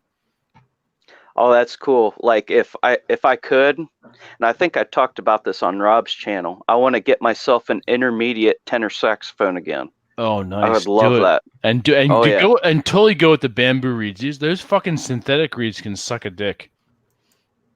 They're horrible. I never played with the synthetics. I never got horrible. that. I always stay with bamboo. Yeah, stay with bamboo. What's the deal? Like you just can't chomp down on it good enough, or what? I don't think. Yeah, that too. I don't think the sound is as authentic or rich as the bamboo. There's something old. There's always something old school about a bamboo reed. Right, and especially when you're playing with the tenor sax, because it's all about that warm tone that you get from that gauge of instrument. Like I also played baritone back in the day, and tenor and baritone kind of have that same feel, that rich, warm kind of tone, Mm-hmm. and you don't want to take away from that. And I imagine the reed is a lot more synthetic. You get a different timbre. Yeah, you do with the synthetic. Am I right? You do, yeah. And the synthetic with the bamboo reed, you have to warm it up in your mouth before you set it. So there's something ritualistic about that. That's just like it goes into the whole experience of playing the saxophone. Mm-hmm. Rob, what do you have to say about that, music guy? It's like fuck that shit. Pretty much. Fuck that! I just play my guitar, man. Pretty much. Rob, you need to serenade us with a hot tune. Oh Jesus! Come on, break out. Go dig the guitar out. Go get it. This would be great. Go get it. Break out that Gibson and that Marshall. You don't need an amplifier. Go get your guitar. Do you have like a regular acoustic? No. Oh fuck! God damn it, Rob! You're letting me down. Rich Warlock. You're letting the team down. I am. I'm totally letting the fucking team down. Oh shit! Oh. Bull Rush, let him have it. Thinking of that, I got to restring it anyway. Fuck, a couple of them are broken right now. Jesus. I know. Well, I'm at it. I might as well show off my new one. Oh, go grab it real quick. Please do. Vince, isn't it about to be midnight for you? Are you kidding me? It's 2:00 in the morning. It's almost midnight for me. Yeah. So Rob, it's now Rob, officially midnight right now. all right, raise your glass, Rob. It's 2020 where Rob is. That's Rob, right. you degenerate bastard. I love you. Love you too, guys. Word. Oh, there we go. Look at that. Shit, here we are.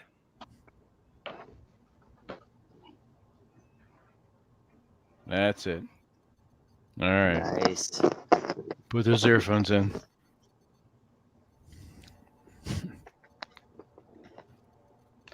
All right, guys. This is the Schleckner 7-string guitar. Oh, nice. Look at that. Oh yeah. All kinds of sexiness for all your gent needs for $500. Oh wow. Nice. Can I put you on the spot and have you play for us? Oh, I can't play shit like right now. God I damn got it. this weird setup. I'd love to plug in my amp right now, but you know, next time. I'm trying. Yeah. Okay. I'd love to play some really shitty Winter Sun for you. But, yeah.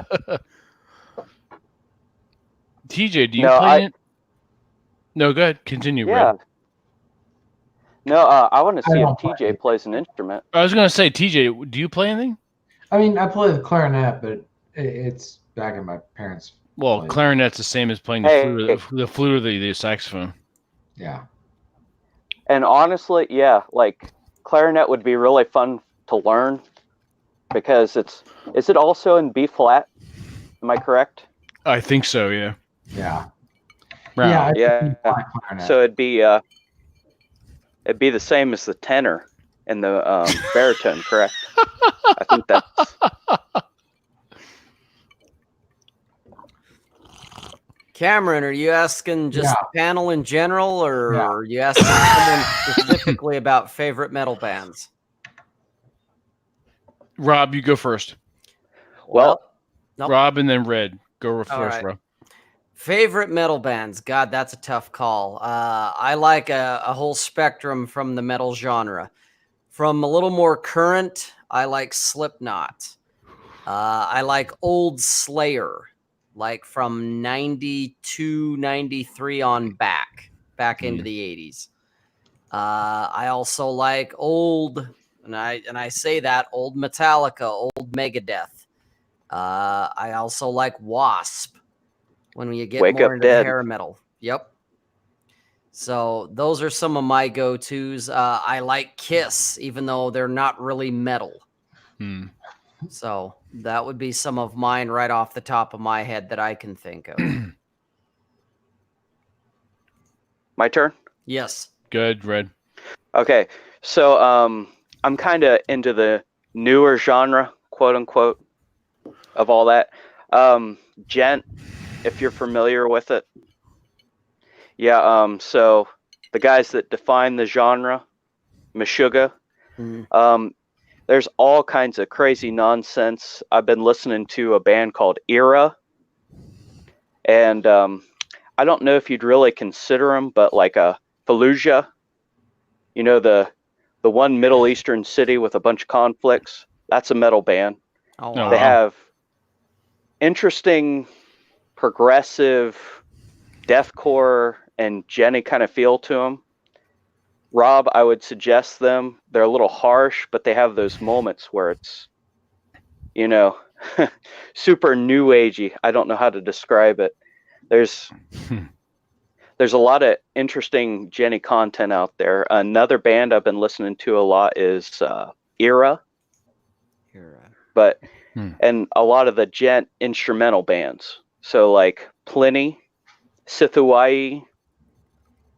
I'm trying to think of some others, but that's some good content for me anyway lately. But you know, I love the classics. I always go back to Megadeth because they have that interesting rock blues kind of feel to them that it's just fun to throw on the guitar and be like, that's satisfying. Yep. And it's hard. Yep. 100% agree with you there. Oh yeah. Like cool. Sweating Bullets, Waking Up Dead, and Angry Again. Dreading the Fugitive Mind. That's a good one. Yeah. Or She-Wolf. Can't go wrong with She-Wolf. Did you hear Pliny's new single? Yeah, you got a question, Red, from Cameron Sanchez. I have not. I don't know how I feel about Pliny's new content. It seems like it's going back to his more simpler stuff, but is it Salt and Charcoal? Is that the right one? Because I haven't kept up with this stuff past then. And I wasn't satisfied with Salt and Charcoal. It was okay. Anyway. Never heard of them. Me either. Yeah, check them out. They're really good for, you know, you're sitting alone, drinking by yourself, just having a good time, throwing music in the background, you know. Nice. Okay. That's what those gent instrumental bands are really good for. Oh, okay. Wideck is another one. Okay. Anyway. You guys go ahead. And what about you, Vince? You know what? I've never been a huge. I've never. You see Bull Rush here with his comment. Yeah, great talk, guys. They doing shit for my heart on. Great talk. Well, he just wants penis and vagina. Well, Bull Rush, your first mistake was in the middle of fucking somebody. You decided to come on Masculine Geek. So that's your first mistake. So I can't help your heart on there. Maybe TJ's sweater can help. I've never been, I don't know, heavy metal. I can appreciate it, and I still do. But I never really got too much into it. I mean, I like King Crimson. Hey, King Crimson's cool, but it's definitely not heavy metal. Exactly. It's progressive. Okay. It's progressive as F. But gotcha. Okay. But yeah, I was never, I don't know, never really got into it. Like I said, I can appreciate it, and I have a better appreciation of it now, but it was never my genre. So well, let me throw you some brand new content that's defining the metal genre, or did from 2008 to God. It's starting to fall apart now. I think it's in 2017 or 18, maybe. That Jet defined the genre, but now it's going back to deathcore-ish kind of stuff, or metalcore. But that's right, Boris. You're gonna lose your heart on in the fucking process. It's not my fault you tuned in while you're in the middle of fucking your girl. Jesus, that's your own damn fault right there. Sounds like an addiction. Had to get all that Vincey Gotta goodness. watch Masculine Geek while I'm fucking. Like, oh yeah, bitch, yeah. Oh, Masculine Geek. TJ, do you have anything to say to that? No comment. No comment. Dead. Oh shit! There's like there's a dead. gent song right I will there. be brief. There you go. Very brief.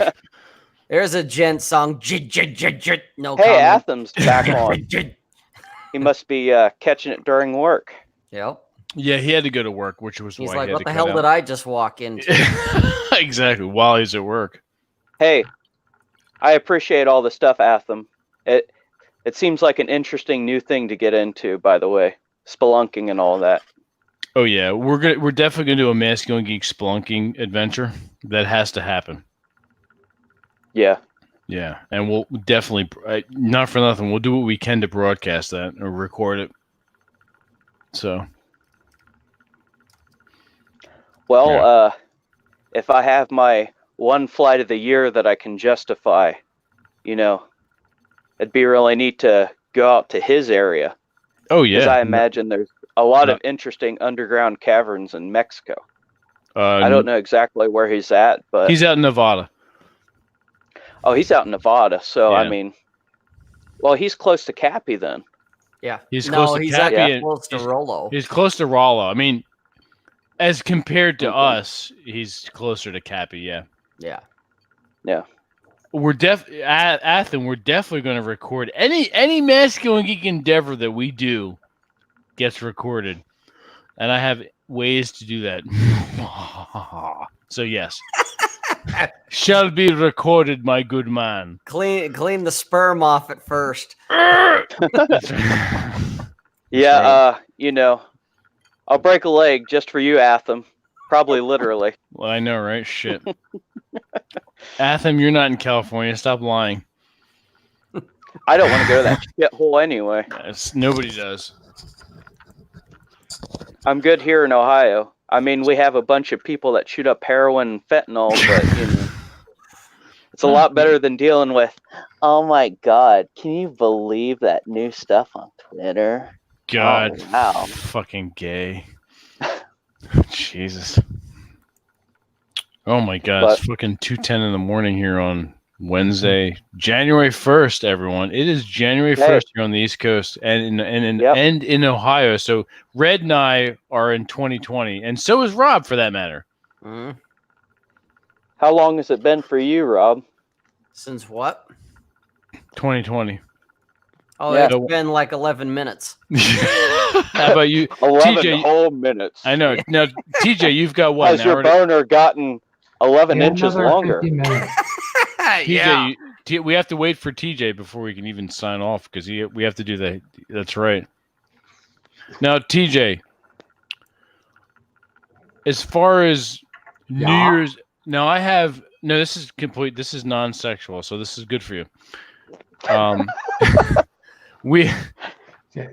What? I have my own New Year's Day ritual. I go on a hike. I come by myself with my own thoughts. I know a lot of people out there with your own thoughts. It's a very scary thing. Right. Be out with your own thoughts, hiking.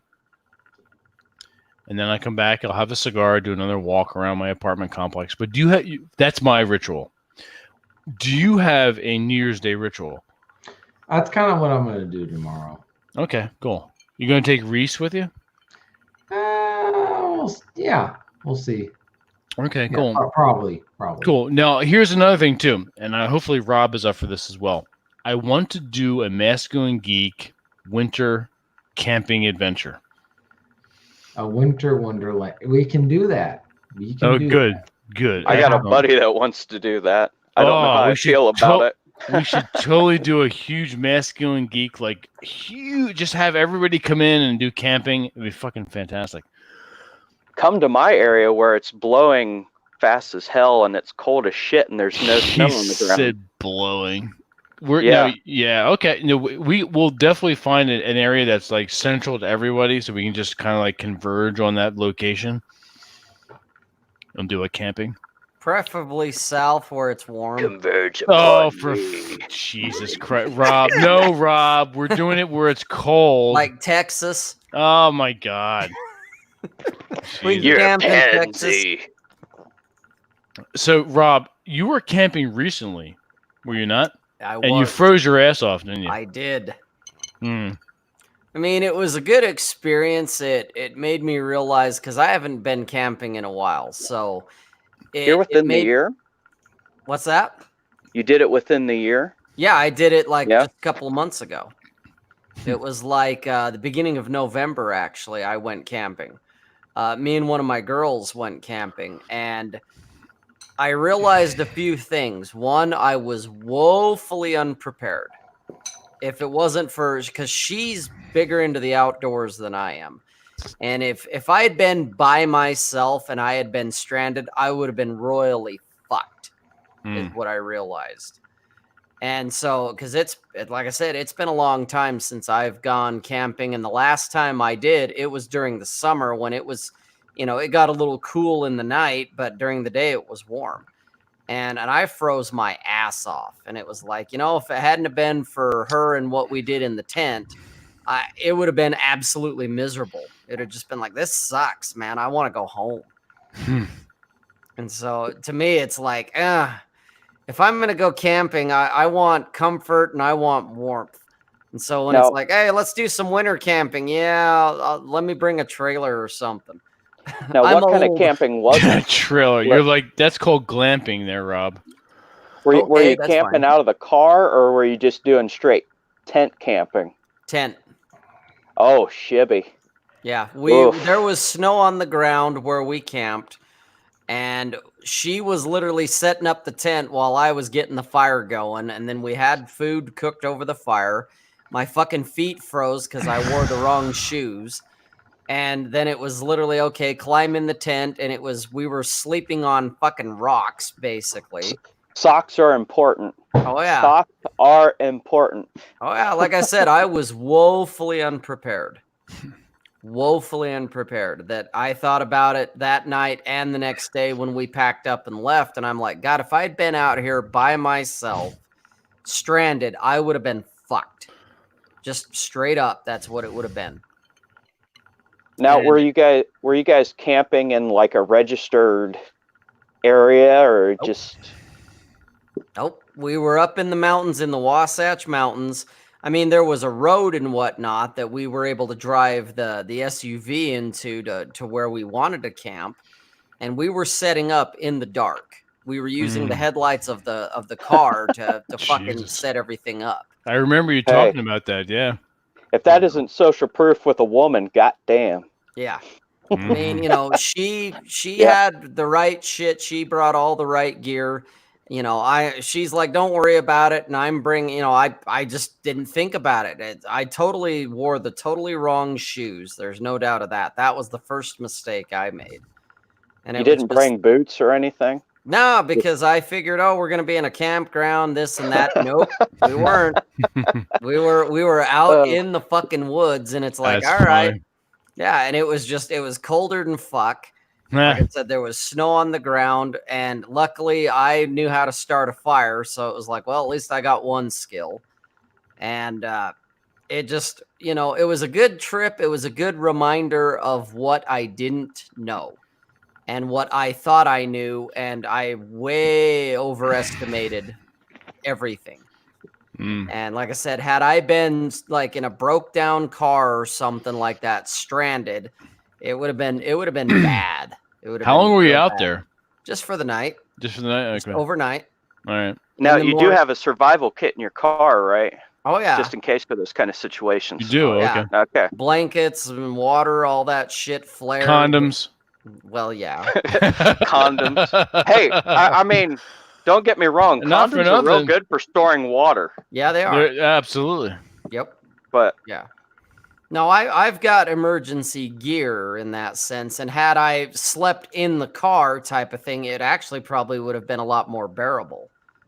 But it was just the fact that it's like, fuck, we're on frozen ass ground, sleeping on rocks and shit like that. That we warmed the tent up with our own body heat and with the sleeping bags and whatnot. But it's like, do I willingly want to do that shit again? It's like, not really. No, not really. Hey, I mean, unless you're feeling like you got to bond with that woman again.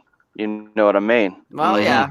Yeah. Speaking of bonding, Oliver, I'm going to answer your question for you. You said, "Hey guys, trying to give a girl who's got nothing to do some task. What do you recommend?" Well, you can find out what she's into, but this is all about you. So, having said that, you want to give her a task.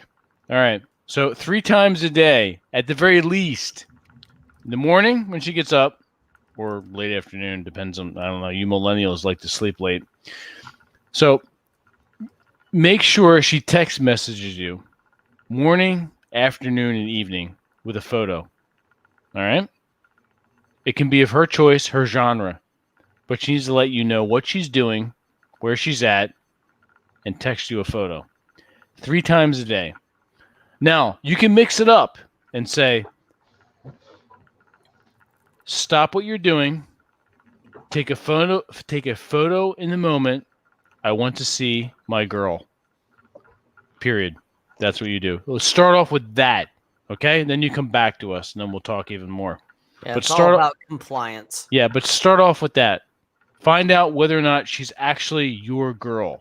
Because if she's not willing to do that, get the fuck out. Girl. Get the fuck out. She's not your girl. Well, and I mean, you're mummifying hoes, so yeah. If So that isn't social proof. I know from whence I speak, and like I said, if you don't believe me, talk to TJ and Rob. Yeah. I would just say, listen to Vince. He speaks. Yeah. It's all about compliance. I know from whence. Small. He knows from what he speaks, and my testimony is not enough. God, ain't nobody's testimony is good enough. Exactly. So I mean, Vince could bring the gear up on the episode, but I absolutely could. I'm thinking, like, why would I say otherwise? I know, right? Right. It's guys. One of the things that I think guys that are just starting to get into all this, into the kind of the DSB, DSM world, it all starts not only with your mindset, but it comes down to small steps of compliance. It's you tell her, hey, this is what I want you to do. And we're not going from you just met her to mummification. That's advanced.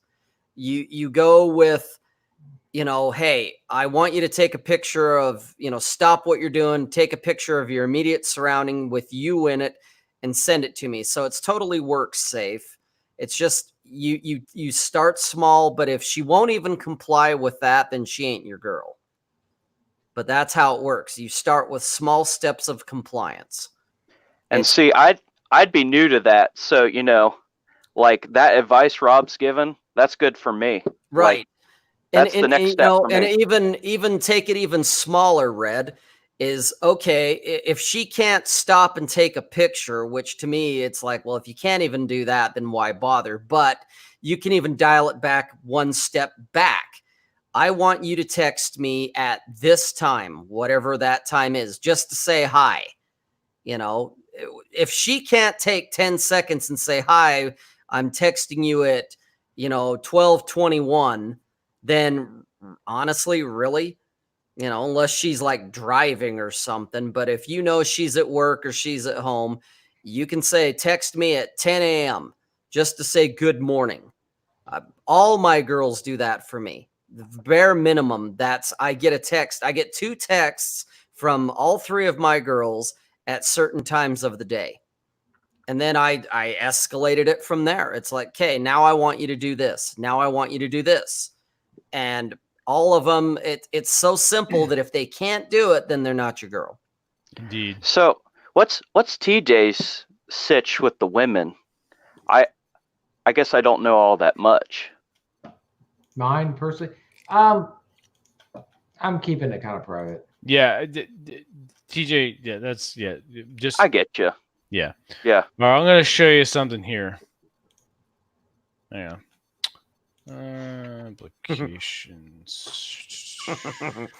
All right. Keep it work all safe, right. Vince. All right. Nah, fuck all that. Right. Fuck that shit. All right, so.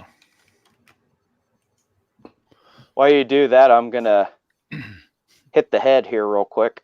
There you go. Can you see that?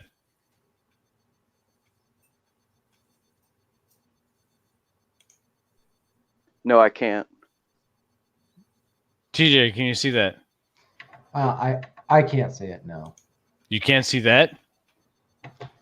I don't know what that is, but no, I can't see it. Jesus Christ. Okay. Yeah. Well, I can't see him either. Yeah. All right. So let me go. Oh, now. Can you see that? Can you see that? Yeah, I'm going to assume from your silence that you cannot. That you can. So there we go. Yeah. So that's my main girl. Now, what's hitting her in the swimsuit area, her vagina, is the Hitachi wand. Every man worth his salt needs to own an Hitachi wand. Now, if you join our BDSM DS Adventures Patreon, you'll get more information regarding all this and more photos. If you join Modern Life John's Body Life Mastery course, you'll also see a lot more than what I'm showing you here. So, yes. I have a shit ton more to share, actually, than that. So, it's a shame that Red is not here to see that. So, he can watch a replay. Exactly. Please note pictures of TJ tied up. Those are in our private collection. Thank you very much. Marty, that depends. What I miss, kids? Oh, come on. You're going to have to watch the replay. Hang on. I'll show you real fast. Hang on. Let me see if I still have it. Hang on.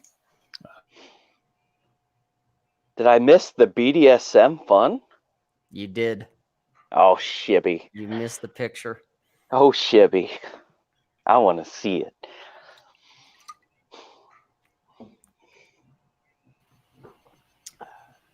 While you're pulling that up, let's continue.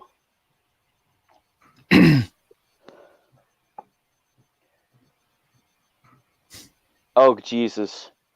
Marty's comment makes me... Okay, what's going on here? Can you see it now? Oh, yeah. There you go. All right. Now that's green wrapping there. That is a torso mummification. That's using just straight up pallet wrap from U-Haul. Now, torturing her pussy is an Hitachi wand. Now, afterwards, I will be torturing her pussy, but you want to go back and forth between the two. So that's just a small glimpse into what I do with my girls. So that is the BDSM DS world, according to me, in a small sliver of my life and snapshot. Now, let's go back over here. Now, for all that, would you say you have to have an extremely dominant kind of hold on your relationship with this person? I imagine you do. And it starts from the word go. So, yeah. So what here's the deal. How do you want to break me into BDSM? Essentially, probably. There's two types of men that want to get into this. Ones that already are into it and want a little more push, and there are guys that have no idea, like say yourself. Not knocking you. You just don't know. All right. So yeah. Having said that, I'm number 2. All right. Having said that, do you have a girl that you're seeing now or no? Not right now. Okay. Now that's good. That's good. I was going to say, because if you're dating someone now and you're not into this, it's a little bit more difficult. Now, well, maybe not difficult, but there's more hurdles because she already knows who you are or what you've already presented, and now you have to introduce this. So it's because it would be a change in frame, correct? I would have to change. Exactly. Well, yeah. Don't get too hung up with the terminology, but yes, you're like you presented this one portion of yourself, and now you have to present this other, and like, oh, that's not you. It's very difficult to do that. Like in my own personal life, when I dressed a certain way and then I changed that, I had friends and family telling me, "Oh, That's not you. You're just this is a phase, or you're trying to be something you're not. That's what you'll run into. So having said that, Vince, I imagine it more as the Peanuts. The parents like wah wah wah wah wah. Yeah, exactly that too. So right?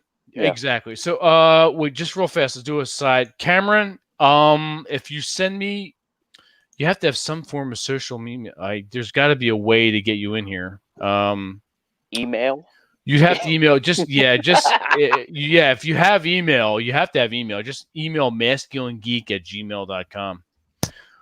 Now, having said that, not the email part, but so you're starting from scratch. So not for anything, you can be whoever you say you are. So Rob and I talked. It's easier to make the illusion. Yeah, I guess. It's not an illusion, though. No, it's not an illusion. Yeah. Rob and I talked about this in our Patreon. It's like our very first episode. This is all about mindset. It's all about mindset. You need to be the dominant man that you know that you are. You're giving yourself permission to be. Okay. I got you. So part of BDSM and DS, especially the BDSM part of it, because it can be separate, because you can be a dominant man and not get into bondage. And not get into bondage. Exactly. And vice versa. But the two go very well together, and I suggest you get into the mindset of using them both together. All right? So introduce this stuff very slow. I really wish you really need to come into if you can hack the $15 a month, you really need to come into our Rob would agree. You need to come into our Patreon. You're going to gain a lot of knowledge and a lot of information. And for $15, you're getting a lot for it. Trust me. You could spend hundreds, if not thousands of dollars on books and videos and all kinds of stuff. And you'd be paying 300 to 400 times what we're offering. Yeah. Now, how much more is it worth than Jack's Patreon? Because now I don't know what Jack's is, and I don't want to take money away from him. It's like $10. Oh, okay. It's only $15. Okay. And like how much other content are you willing to say you have on your Patreon? We aside from this week, because we're taking a break, we put out a podcast every week. Strictly related to just BDSM. Yeah.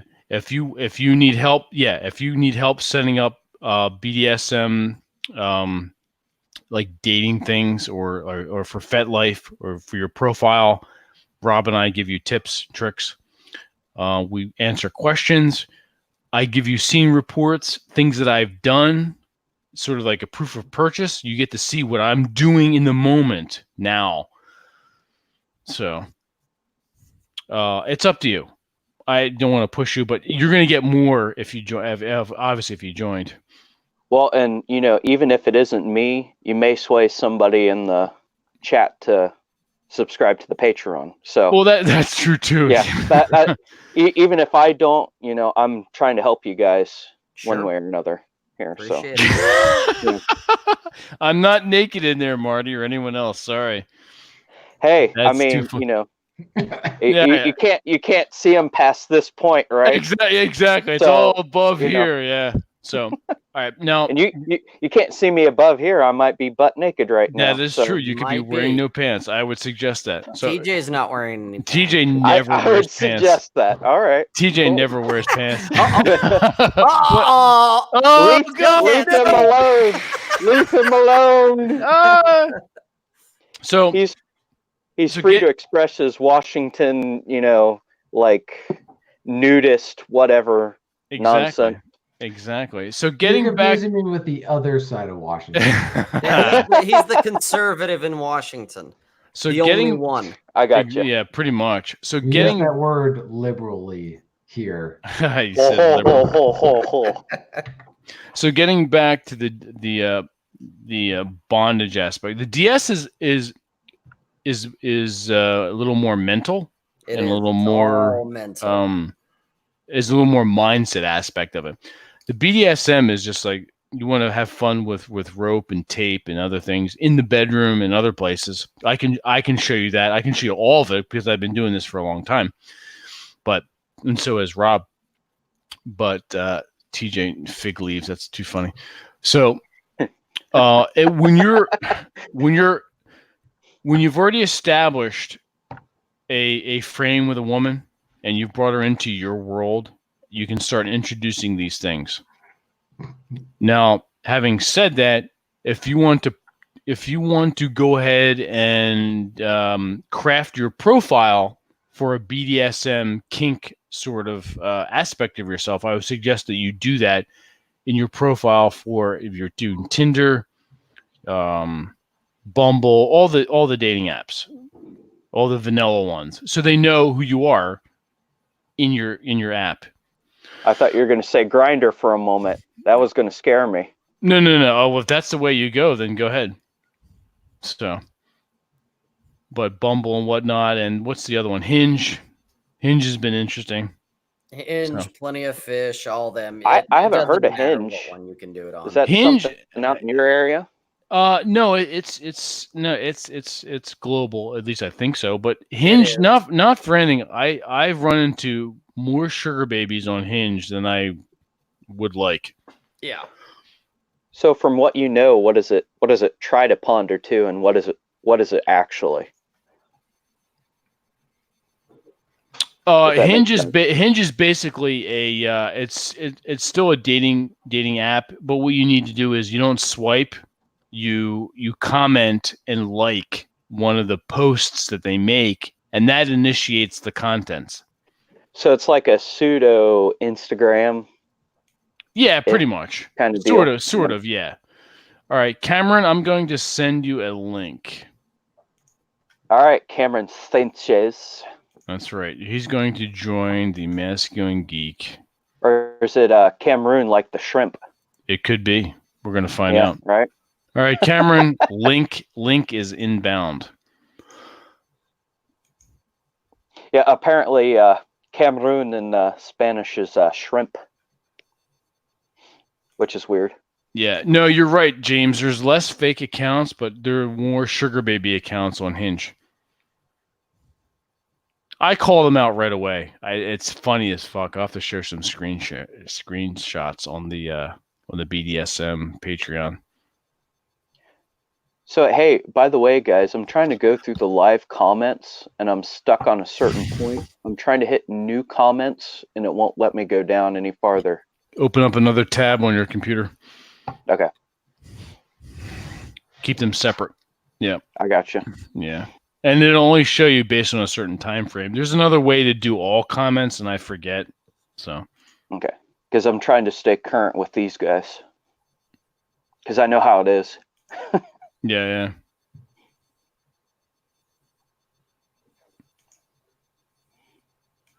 So Rob's leaking the lizard yet again. He's completely drained lizard. We have Cameron in here. Hey, Cameron. Hola. What's Hola, up? Shrimp Man. How's my audio? Is it all right? Your audio sounds fantastic. Good. Cool. Yes, I was actually part of John's body language master group along with Red there. Oh, okay. So you guys were sort of you know in each the other. same quarter? Were you in 2? I started in 2, and I did a little bit of 3. Oh yeah, okay. I think I remember you now. Yeah. Yeah, I wasn't able to do too much of 3 because of my school schedule, but I pretty much did most of 2. I totally agree. 3 was just kind of I was trying to build myself up past 2, you know. Yeah. Okay. Excellent. So what area of the world are you in? West. Oh, okay, gotcha. Around Four Corners area. Nice. Sweet. So this is Rob. Rob is with the beanie. What's up, Rob? Yeah, I've actually been a shadow watcher since you guys started. Oh, nice. No shit. Okay, well, welcome. Good to thank you. Only recently started commenting. Okay. Very cool. Well, why welcome. the heck did you just start commenting? That was about you just stole the words. You just stole the words out of my mouth. What I've did been it for you? posting shit since I kept missing the live streams most of the time. Oh, okay. Kind of just catch the replays most of the time. Gotcha. Okay, fair enough. Now, have you signed up for our newsletter? We're going to put you on the spot here. Yeah, I signed up like the second month it was out, I think. Okay. All right. So I've cool. been reading them. Fantastic. Good. Been Good. enjoying them. All right. Good. Yeah. No one's doing what we're doing. Now- We're really setting a precedent. I found you guys' website, but you have to sign up specifically just to get the newsletter, or Yeah, go onto the website. On the right-hand side of the website, you're going to find the MailChimp text area. We don't, like I said, we don't spam. Once a month, once a week on Monday mornings, we give you a newsletter, and it has content from Rob and TJ and I, all novel. We don't regurgitate. Well, I shouldn't say that. Rob was double dipping for a while. But masturbation tips or what? well, we'll leave those to TJ. I got you. And he appears yet again. Yeah, exactly. Yeah, TJ always strategically disappears when we're talking about sex. Hey, TJ, tell us about your masturbation schedule. You're good, man. TJ, this is Cameron. He's been he's been a shadow watcher for a while. Yeah, I think I caught you guys in your second or third episode, actually. Okay, cool. And that was when we for the longest time I didn't really have even a YouTube account, so I didn't comment until John started his thing with Body Language Mastery, really. Oh, okay, cool. So if you had to remember the second episode, I think it was Cappy talking about his experience with basement dwellers. Am I right? Oh, was that it? There was a pajama. Something along the lines of that. The pajama episode, right? The pajama and fedora wearing episode or some shit. Yeah, the fedora dipshit wearing episode. As like an avid D&D player or role-playing player and a DM myself, I just cringed listening to that whole thing. I'm just like, oh, that's Cappy. Me. Oh no, Cappy. You just had to. He put himself through far more than I ever would, because it's like he wasn't telling me anything I didn't already surmise from just observation. Right? Like I was like, how many times do you have to do this to figure that out? But he's an old man. He is. It sounds like just once. He was just like, I went, I saw pajamas, I'm done. I'm done. Did not pass go, did not collect $200. Correct. Yeah. So Marty likes your sweater, TJ. Tell us about that sweater. Well, it was a Christmas gift. Okay. I didn't realize it. It was a Christmas gift. That is all. I gave the relative in question a couple of free gifts, like that's just stuff I had in my house that they wanted, and in exchange they got me this. And I haven't seen The Big Lebowski. I have not seen the whole film. How dare you? I only saw it recently too, but watch it. I've seen parts of it. Seriously? Oh, you're disappointing me, TJ. Where he goes, that's like your opinion, man. I didn't see that. But I remember wearing this with a blue shirt, and I was in the store. And not only did several female peoples comment on the nice peoples on the TV. I had female peoples in the store commenting on how good I looked in this sweater. So I was like, with the hair, with the haircut, with the haircut, yeah, with the curtain cut. So I was like, did you do something about it? Well, you get on those DMs. Yeah, no. And the women out in the West Coast or in TJ's area are a bit rough. Well, I get you, dude. They're rough around here. Anyway, not rough in a good way. If you Yeah. More rough and like the rough and the pink-haired and TJ. Go ahead, Cameron. You have a question? You said, yeah. Go ahead. I don't quite remember if you mentioned it or not, or if I maybe heard it somewhere. But were you part of the Boy Scouts when you were younger? Yeah, I'm an Eagle Scout. Oh, nice. I'm also an Eagle Scout. Oh, nice. Oh, wow. You guys totally blew me away. I was only a first class. Nice. Yeah. Yeah. No, I was. You guys blow me all away. Yeah. I was in Were the you? Cub Scout. Were you? Oh shit! Did you do the Order of the Arrow? Yeah, I was Brotherhood. Okay. Oh okay. wow, I did the same nice. thing. Cool. Cool. Yeah, Never that stayed was active fun. enough to get Vigil Honor, but made it to Brotherhood. The whole Okay. the whole thing where you like you Nice. can't talk and you can't. Yeah. What eat the and- fuck? And that's Sounds got like that. a cult, doesn't it, Rob? Yeah, they pretty much make us not eat for 32 hours and have us do hard manual labor in the Yeah, forest. seriously. Yeah, seriously. Oh, Shippy. Marty with the zing. Oh, like you're with a like shit. That's I right. don't know how it ends. Like your mother's a hole. Yeah, have your mother like. What's the difference between you and a mallard with a cold? Well, the first is a sick duck. I don't know how it ends, but you. Jesus Christ. So, Rob, were you ever a Cub Scout or Boy Scout or Weeblo? Yeah, all of the above. Okay, cool. Yep, did it all too. And then I fell Damn, from son. grace. You know what's funny? I was terrible at knots, but now that I'm doing firefighter training, You're perfect for the BDSM DS thing then. I knew you were Right, gonna you say work that. with ropes, bro. Yeah. Exactly. Yep. Work with knots. Yeah, and I got them all memorized too. There you go. So one thing at a time. One thing at a time. okay, so for the BDSM intro people, two things that are your friend: the lark's head and the cat's paw. That's all I'm saying. Those are your friends when you're starting out. Yeah, I don't know anything about it. I've never really heard of it till now. Okay, you're going to be in John's fourth quarter. Yeah. All right, then you'll see me mummify a bitch. and do not work. Yes. I think I can guess a little bit on the cat's paw there. Maybe a little. Okay. You can look it up. You can Google it. But cat's paw and the lark's head are great for the tension points of the wrist, the elbow, the knees, and the legs. If you're doing complete spread eagle. I got you. No Yeah. blood eagle there. No. I got you. Yeah, I don't. I'm not. That's not my thing. But that's too funny. Rough like your mother likes it. You dirty bitch, you. So cool. It's nice to meet you. It's Cameron. It's nice to meet fans that have. Yeah, it's nice to meet fans that have started out from the beginning. It's really cool. Yeah, it's been a good year. It has been a a lot good of progress. And that exactly. So that brings me to my question I've been asking everybody that comes on. What's your highlight of 2019? Well, I've got many favorites that I've had this year. The first being, which I pretty much did earlier this year. And that was two things. The first being I lost 40 pounds.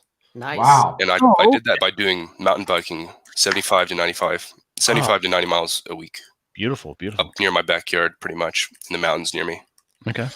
And then I also joined John's Body Language Mastery, which is another fun thing. Mm-hmm. Then I also got pretty serious at the gym this year. Got into Olympic weightlifting, which has been pretty fun. Shibby. All right. Cool. Very cool. So it's been interesting. Definitely got a lot better physically. Okay. So what kind of workouts are you doing, man? Like just out of beginner's questions for me. Okay. Yeah, currently it's been a bit scattered this year since school kind of threw a wrench in it, but basically I've pretty much been starting mostly on strength. So mainly compound movements, squat, bench, deadlift, and the Olympic lifts, so like snatch and clean and jerk. Nice. Yeah, mainly because, Brandon threw that thing out about strong lifts, and I've been doing that. And it has it has good compound movements in it that I've been working on. And it seems like I need to go a little bit farther to make my New Year's resolutions, but because I want to get to intermediate. But I'd say diet's definitely the most important thing, for sure. Okay. And I've really improved the diet too. That's been a huge part in me being able to lose so much weight. Okay. Are you doing the intermittent fasting as well? Not voluntarily, I guess. Well, I guess voluntarily. Gotcha. No, I've been there too. Yeah. Because I'll have school and I'll just go to school early in the morning and I'll forget to eat all day. So it's been it works out nicely though, doesn't it? Hey, and that's the best way to do it when you're not like actively thinking about a fast. Honestly. I did a day this semester that it's like, oh, I haven't eaten in 32 hours. I didn't even realize it till I started eating again. Exactly. A little bit more of the snake diet kind of deal. Yeah. Yeah, I guess. Cool. Okay. Very good. Wait. Okay. That's why I was wondering why that was familiar. Atham lost 40 pounds as well. Yeah, I heard. Oh, so Marty says his highlight of 2019 is watching us sweethearts on you dirty fucker. Fantastic. Everyone out there in the who's watching us in the chat, in the replay, thank you. Absolutely, thank you, and happy New Year to all of you. As my speech gets that much more slurred from rum and cokes, this is my fourth. I will get a fifth in the moment. TJ, you're coming up. You have like what 9 minutes until it's 2020? Yeah, what's up here? 11 minutes. Okay, excellent. All right, count it down. We're gonna count it down, man. We're gonna count down, and we're gonna have to go ahead and do another toast. Now, Cameron, do you have anything to toast with? Yeah, even water. Do you have water? No, I don't have anything. Let me get my Star Wars cup here. There you go. Cameron, go get something. Jeez. I'll be back. Get a cup. All right, Doesn't have to have anything in it. Yeah, you can have anything. Yeah. Let me go. I'm going to replenish. Rob, do you have your drink too? Oh, yeah. All right, good. We're going to keep the rum and cokes coming. Absolutely.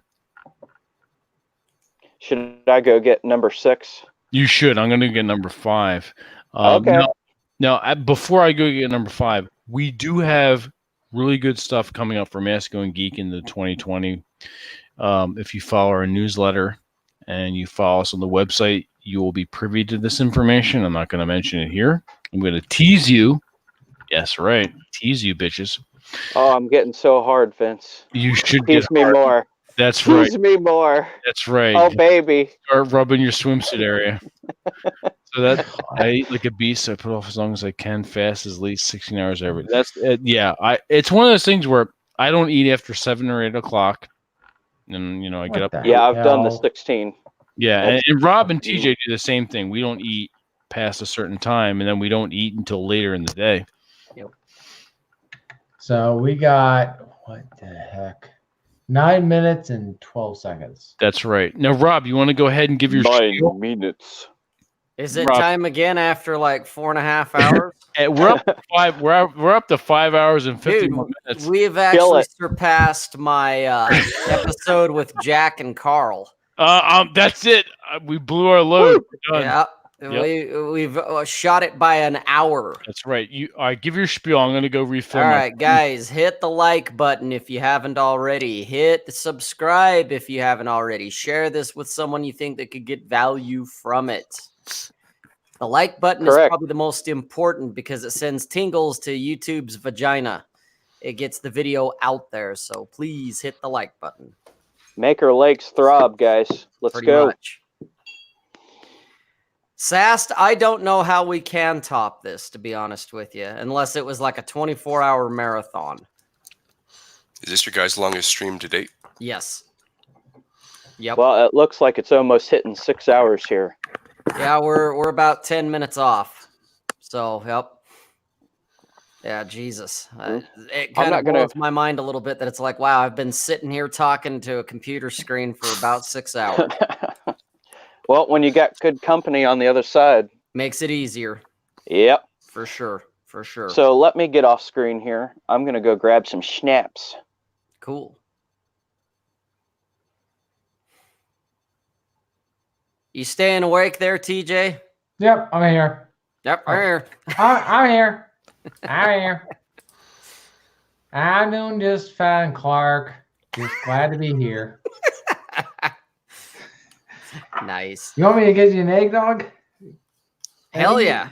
Leave you out in the middle of the desert for dead? Nah, I'm just fine, Clark.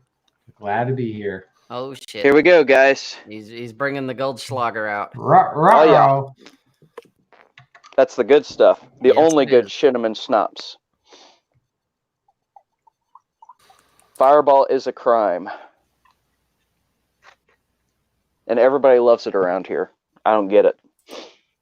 Well, if you want, Goldschlager is definitely top-notch stuff. But if you're gonna mention Fireball, I don't remember the actual name of it, but it's the red label from Jack Daniels.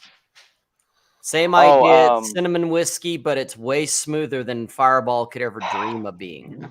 I know what you're talking about, and I've looked at it. I haven't bothered to try it yet. Well, the motorcycle outfit that I used to ride with were all big fans of Fireball. That's kind of their mascot.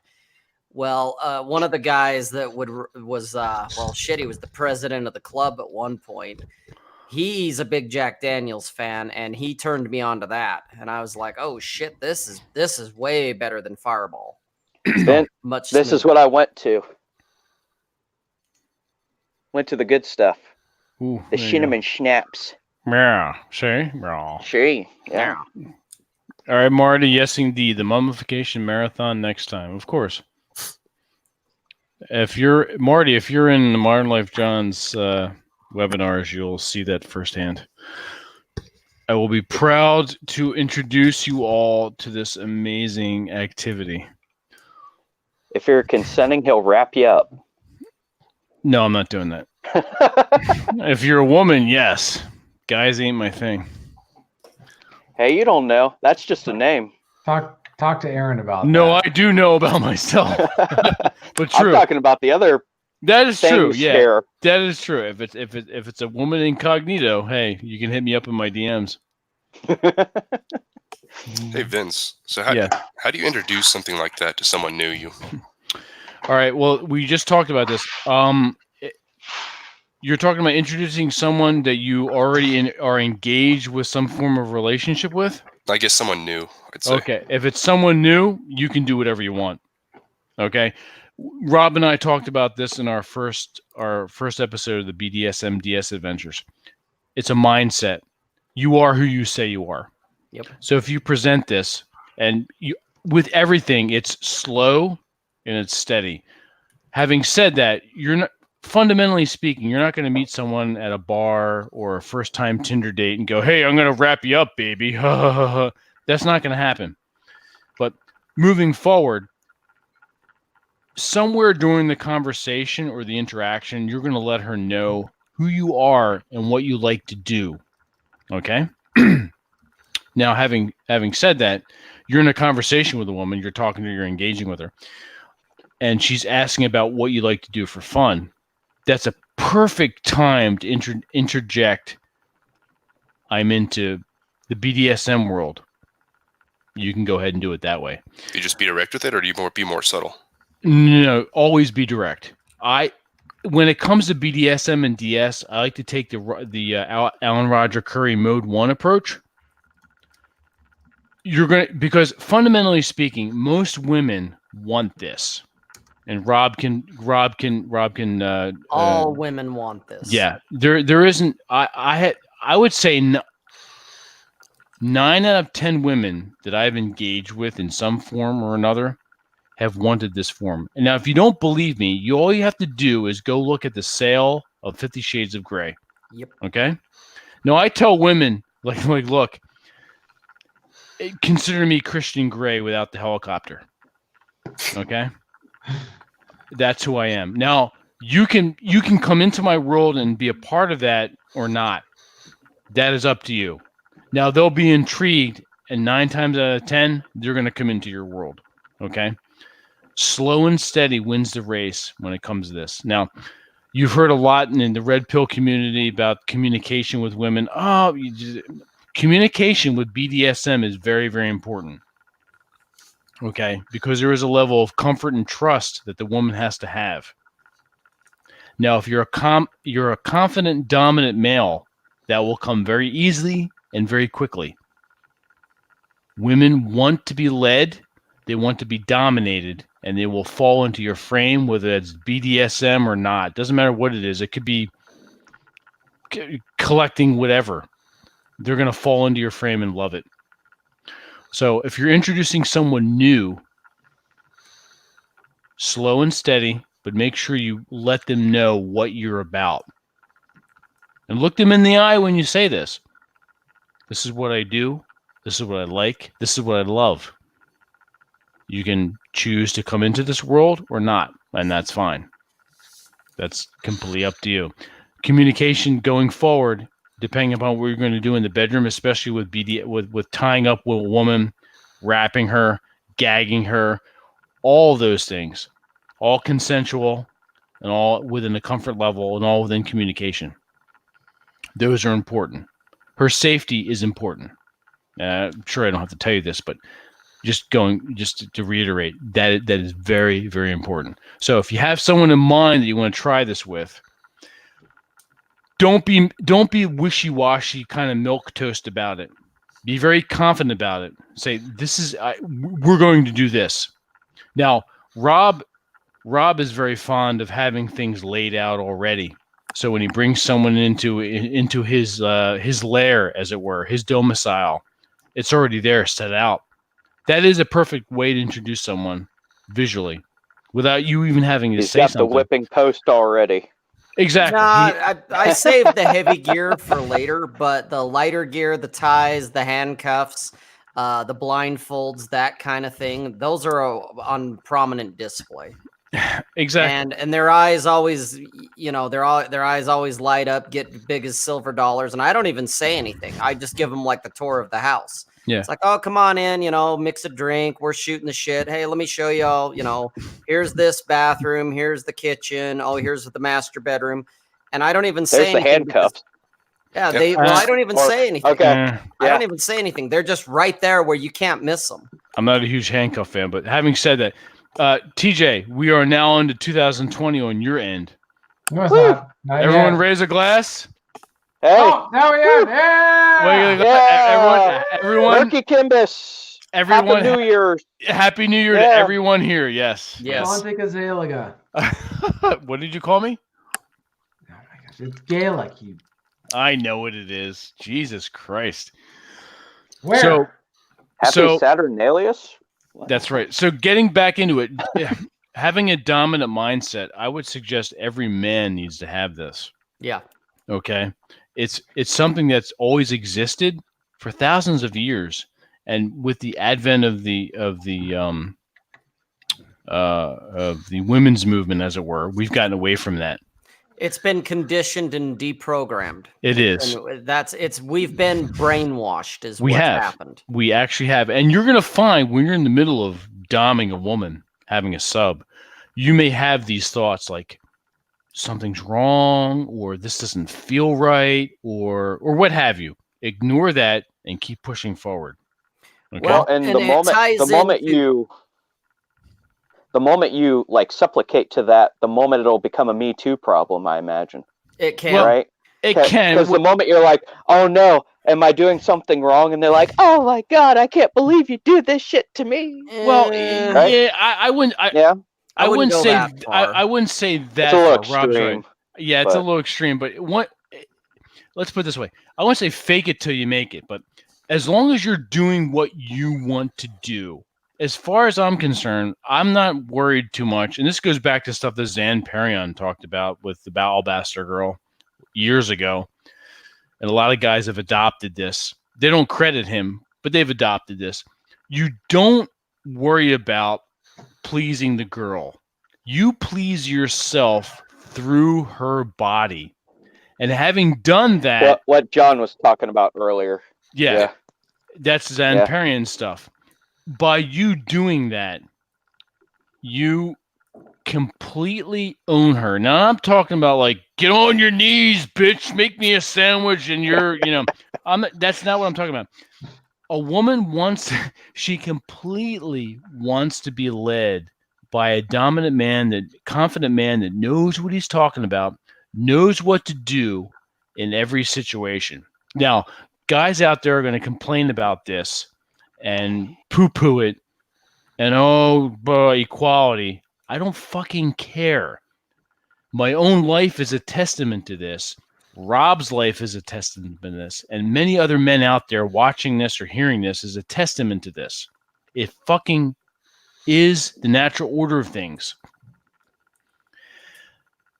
And introducing a woman into BDSM when you have this mindset already is very, very easy.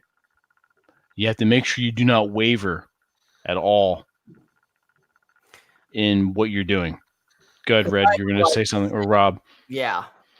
to me, to sum up what Vince just said, all of this stuff, BDSM, being dominant, it's all normal.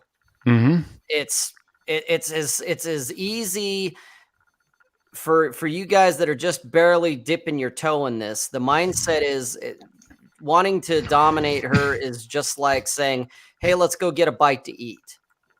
Okay. Mm-hmm. You're not asking her to go eat per se. You don't worry about that. You don't, gee, should I ask her if we should go get something to eat or not? No, you go, hey, I'm hungry. Let's go get something to eat. It's part of who you are. Yeah. And you kind of hash out where you're going to go. Okay. You give her a couple of choices. And if she can't make up her mind, you fucking choose which one you want. You win either way. Okay. This is no different.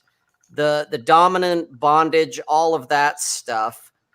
This is no different. This is my handcuffs, my ties, all the shit that I leave laying around.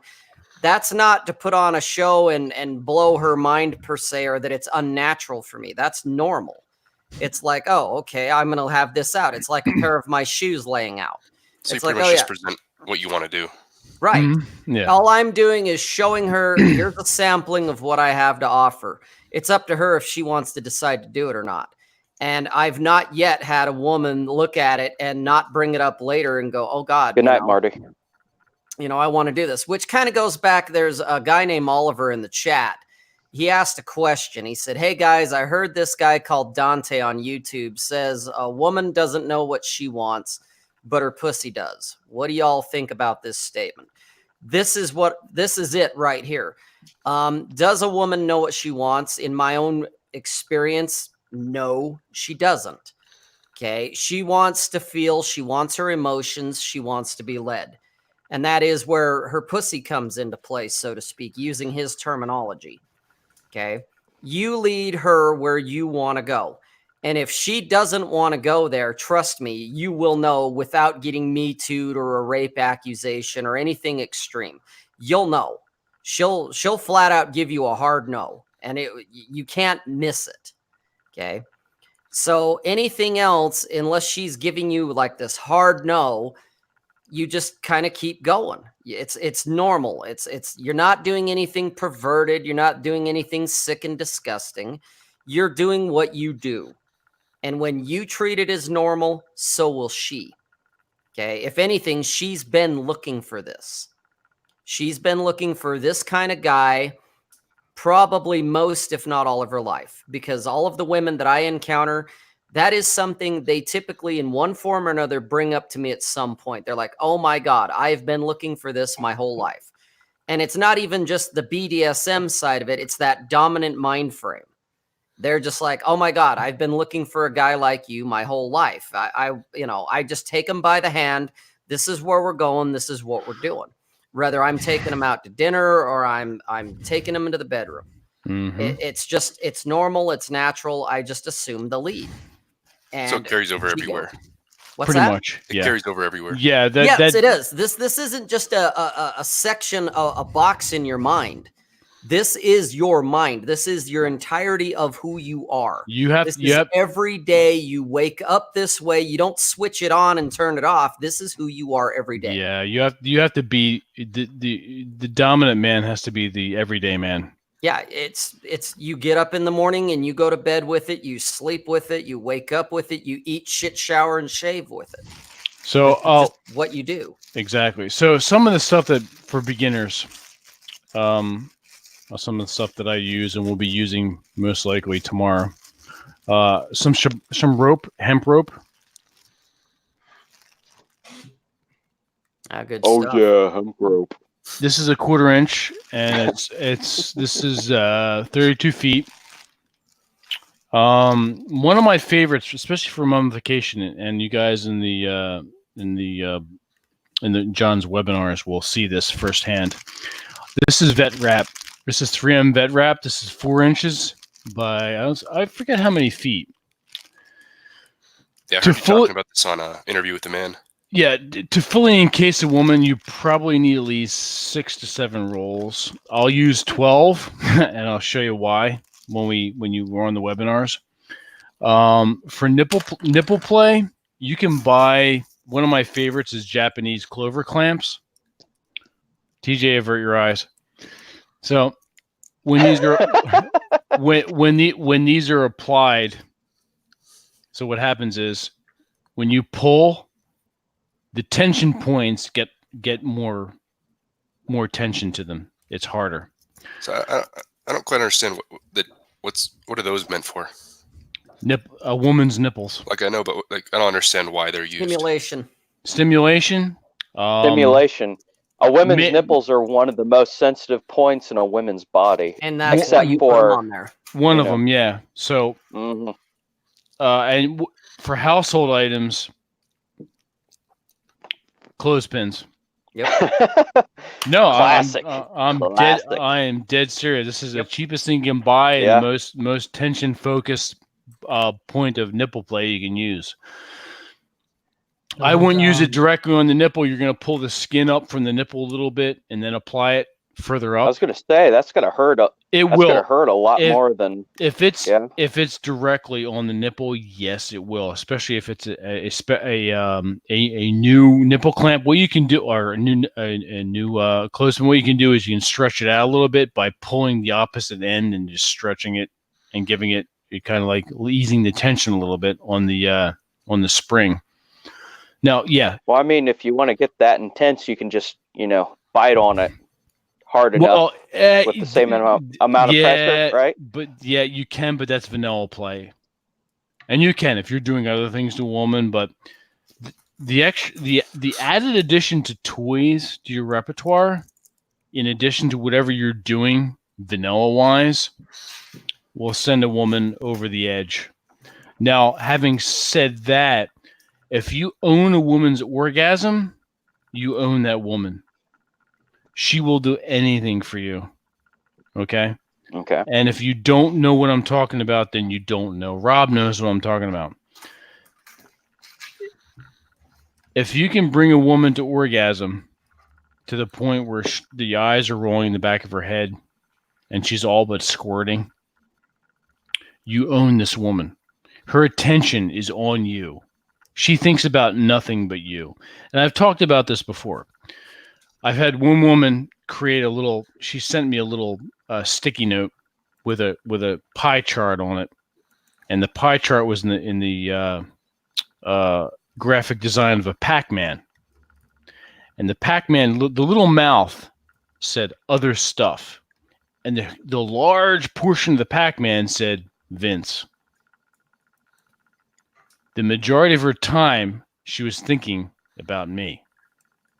I'm not bragging here. I'm just letting you know that if you are, and John has mentioned this, if you pipe a woman down, if you're giving the woman the orgasm of her fucking life, where to the point where she's just losing her fucking mind, this woman is yours.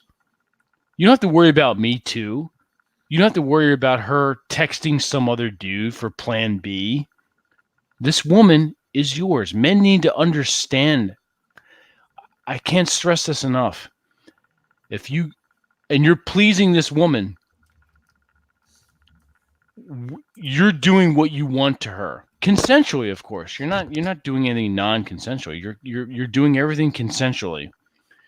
You are doing what you want to this woman. She's yours. Rob can back this up. Those who know. Yep. Not to break the mood, but you're breaking the mood and you're falling asleep and you're like, oh fuck it, I can't take the nipple clamp talk. I can't take it anymore. No, I've been up since 5 o'clock. Jesus, you're bailing on us? Yeah, God. I gotta go to sleep. Oh my God! Oh come on! I've been on here since 3 o'clock. Seriously? Yeah. Look at that! Look at that! There's more to drink, and I'm on here at 3 o'clock. Yeah, I gotta go to bed. So. All right, TJ. All right, see man. you guys. Sure. We'll see you on. Adios, amigos. See you on Saturday, TJ, for the Saturday morning cartoon hour. All right. See you guys. Right. Word. It's official. TJ's been. Wait a minute. You're done, Boris? Do you want in on the Masculine Geek hangout? Yeah, come on, Bull Rush. I haven't seen you. I still haven't watched that episode where you came on. Let's see it for a little bit. Indeed. Yeah, you got to watch Red Evening to catch his debut. Was that the one he was on? Yeah, he was with me and Jack. Okay. By the way, am I coming in really hot? No, you're fine. Good. Okay. You're fine. I didn't want to be ear rapey. No, Ashley Webb. Who's Ashley Webb? We just got a new Patreon user. Interesting. Oh yeah. Yeah. Okay. I'm just outing them now, but hey, fuck them. So, well, thank you, Patreon user. The Patreon you guys are talking about, is it a specific Patreon or the Masculine Geek Patreon? Masculine Geek. You have to you have to search. You can't search for it. You have to type in Patreon then Masculine Geek after the slash. Because the one I was looking at, it was like $35 a month. No, it's only $15. Yeah, that was kind of weird. I was like, huh? Wait, there's another Masculine Geek? Yeah, I don't know. It was like 35. Fuck that. Fuck those assholes. It was like 30. It was about a month ago, and I got on there when you guys mentioned it, and I'm like, no, that's not right. John, you're more than welcome to join in with that link again. Hey, thanks, John. Come back in, John. We're talking bondage and whatnot. I just showed some bondage gear. You like that shaved head? I did that just for you, buddy. There you go. I'll be doing that when springtime rolls around. When I get back, when I get my new motorcycle.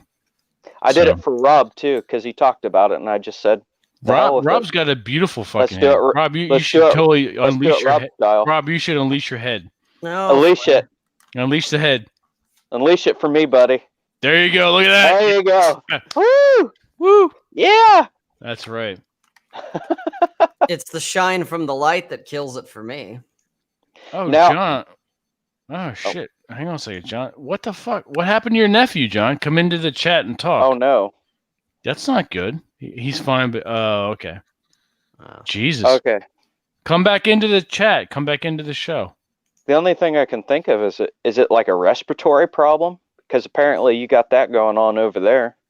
Yeah, well, it's John's fault. He's like getting everybody sick. I hope not. Nah, messing with him. Yeah. So Cameron, getting back to your question about bondage and DS, is there someone you had in mind that you wanted to introduce this to? No, I just was curious about the subject. Never really have heard much about it. I've heard the word, but I didn't really know what it was exactly. Gotcha. Okay. Yeah, and that's the same. I would be new to the content, and if I can get to that point, I'll try it. Gotcha. What is bondage, domination, sadism, and masochism. Also, just bondage, domination, discipline, sadomasochism, and yeah. So, and DS is domination and submission. Now, how do you feel about that stuff? From what I know about the gay community, there's a lot of that involved in the community. Now, how do you separate that from like straight dominant submissive? It's kind of weird. You just don't engage in that. That's not something you want to do. So I mean, each niche has its own interest. Because I learned it first from a couple of gay guys that I knew, to be honest. Gotcha. It was kind of weird to get into it that way, but Atham, he wimped out for the night, I guess. He didn't want to hang out. He was tired. He wasn't down for the bondage DS talk. How much longer are you guys going? Amos, are you monitoring us? 10 hours. We're gonna go till we pass out. That was the deal. Hey, I could go forever, guys. Cheers. Cool. Bring your drinks out. Indeed, Bring your drinks out. Gentlemen, there you go. Cheers. Atham will probably be on for another 30. Indeed. So, introducing someone who's new to it. I mean, keep it simple. Rob likes to use neckties. You can do the rope. One of my favorites is electrical tape. It doesn't leave too much of a residue and sticks to itself. the vet wrap is really good, and not for nothing. You have to mummify a woman with this. You can just wrap her hands with this and her legs, but using the rope for tension points on which are elbows, wrists, knees, ankles. 10-foot sections of rope if you're going to tie her to your bed. But obviously consensual, and if things that you've talked about, you just can't break these things out with someone who's new. And Vince, I can attest for electrical tape for multiple reasons. Oh, one, God, do I even want to hear this? Okay, hold on. For electrical means, the actual things it's used for. 2, for your means, and 3, to bandage really bad freaking cuts, because that's true. Yeah, I've done that myself. Because on hiking trips. Yeah, you can't really tell, but on the tips of my fingers, I have micro cuts. I was moving like a big finned like heat sink, and I cut all the tips of my fingers. I shredded them. Finally. Is that Bull Rush? Bull Rush, there he is. Holy shit. Jesus Christ. Hola, Senor Bull Rush. How are you? What's up, Bull Rush? I'm tired, man. Hey, finally nice to meet you, buddy. You've had a long day, haven't you? Yeah, it's pretty fucking long. Nice. Time for a nap. A 4-hour nap and some masturbation? Yeah. I ain't touching that. I think it's time for a vodka for this dude. Something. Shit. I got. You have a drink with you? Raise it. Yeah. Happy New Year. Happy New All Year. right. Happy New Year. Indeed. I'm not gonna be on there long. I'm cooking a steak. No. All right. Cool. What time is it where you are? Yeah. 2:20. 2:20. Okay. It's 3:20. 3:22 here. I can't believe it's 3:20 for me. We've been going for 6 hours. As far as I'm concerned, we've been going for 6 fucking hours. Hey, I'm glad you guys are still on. Mm-hmm. Oh yeah, yeah. For the masses, Come on, Atham, get your ass in here. Jesus. So, all Boris, right, come on, man. Atham, Boris, you're where? You're down south, right? Yeah, right outside of Houston. Okay, cool. Oh, you're a Texas man.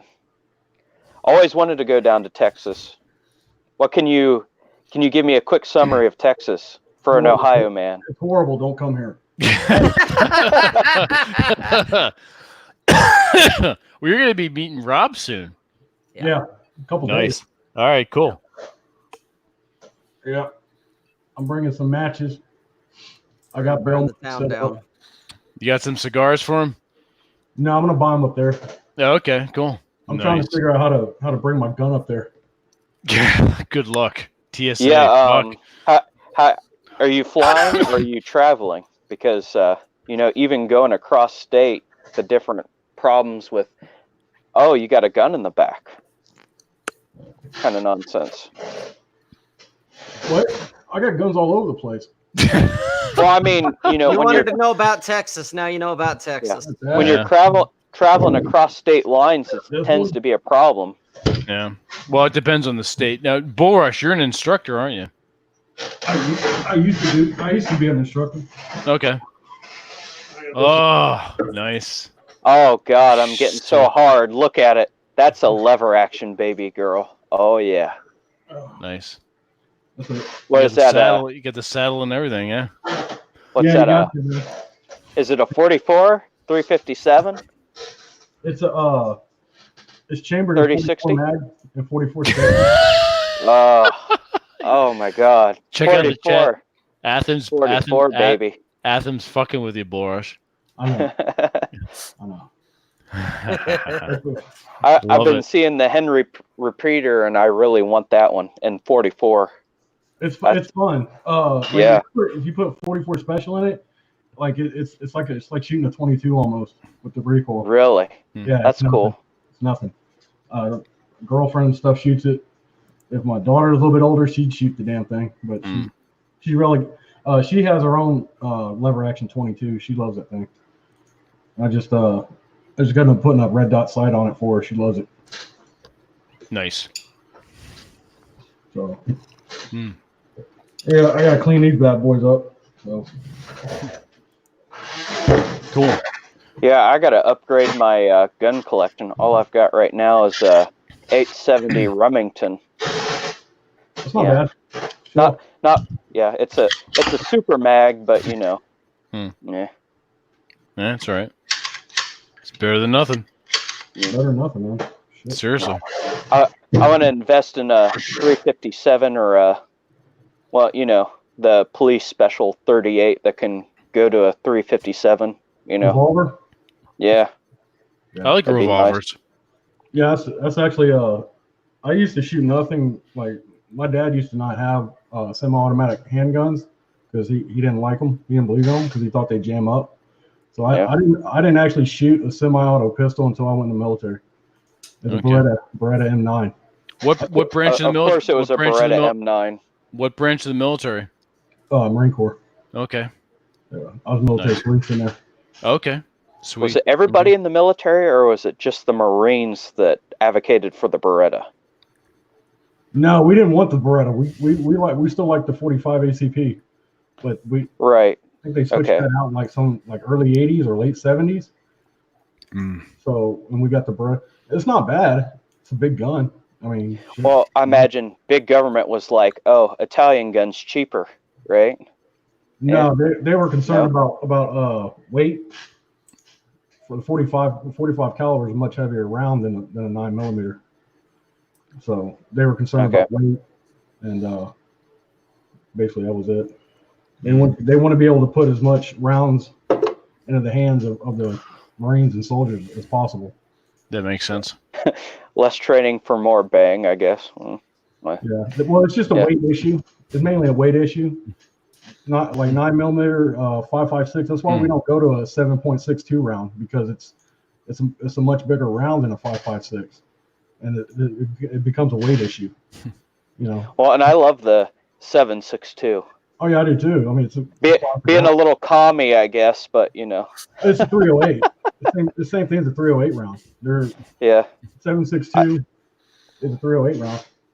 I don't know what you think about SKSs, but I got one. Yeah, my buddy's got an SKS. It's not bad. It's just the Chinese version of an AK. Yeah, I got a barbecue Russian cereal. Oh yeah. I don't know. It's got the black painted receiver and everything, but it's fun to shoot. You can get that thing Cerakoted. Yeah. Nice. Get a nice little Cerakote on it, like this one. Get the camera at. Too tired. Big sexy. Yeah. Oh yeah. This is just a little brother of the other one, but as soon as I get my holster, that's what I'm gonna carry for my thing. It's got the RMR on it, the fucking red dot sight. So how lenient are the laws there in big old Texas for your gun carrying? Pretty damn lenient. Yeah. Nice. We don't have concealed carry anymore. We have what's called licensed carry. So basically, you can carry. You don't have to conceal it anymore. Really? As long as you have a license to carry, you can carry on the hip. Except like the schools. Hola, senor. Anthem. We can't hear you. We can't hear you. You're muted. What the fuck? No, big gay. Big gay. What about now? There you go. All right. I'm at work. Hey, if you don't mind me asking, man, what do you do for a living? You do electrical work as an internship or what? No. Gigolo. He's like, I can't tell you. Shh. What Gigolo. The hell, man? What the fuck? I work at night. He's a night worker. That's all you need to know, my friend. All you need to know. I have to dress nice. Go figure. I can see you're wearing the classic hoodie today. Yeah. I can guess a little bit based on what kind of work he's trying to do for college and stuff. Stop giving it away. Jesus, don't be that guy. Anyway. God. I'll tell you later if you really want to know. I'm gonna tap out, man. I've got to get up early in the morning, so. All right. See you, dirty. All right, Rob, you dirty whore. Adios, Rob. See you guys. See ya. Have a good night. And then there were 5. All right, Amos, we're gonna get you in here. This works surprisingly well in the cell phone. It does. Well, that's what I'm on. Is the stream working good for you, Vince? It's fine for me. Yeah. Okay, that's good. I'm totally okay with what's coming through. No worries. There was a bit of a lag when you first came on, but it's evened out. Well, you know, when I'm in a boony kind of area, I don't expect anything amazing. All right, I do not have Amos, I do not have a DM from you. It's Masculine Geek 1. So, Cameroon, tell us a little bit more about yourself, because hang on a second, Red. Amos, it is Masculine Geek 1 on Twitter. There is a Masculine Geek out there. He's not doing what we were doing, but I have talked to him. But you want to add Masculine Geek 1 on Twitter. So there we go. Oliver, have a good night. Nice having you in the chat. Thank you for joining us. We're down to 11 viewers. So Amos, the 11 that stuck it out. Yeah, what was that, Red? Anyway, no, I just want to hear more about you, man. What's up with you, Cameroon? As long as Vince lets you talk. Sure. Yeah, currently I'm in school.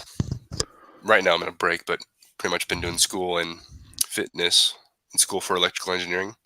Hey, there you go. Yeah. That's a going on my admirable 3rd year. school to go to. So what's your direct goal? Not 100% sure in what field I want to go into. Looking into like embedded systems or power electronics, but more focused on like kind of following Aaron Clary's advice and living minimalistically while having a decent income.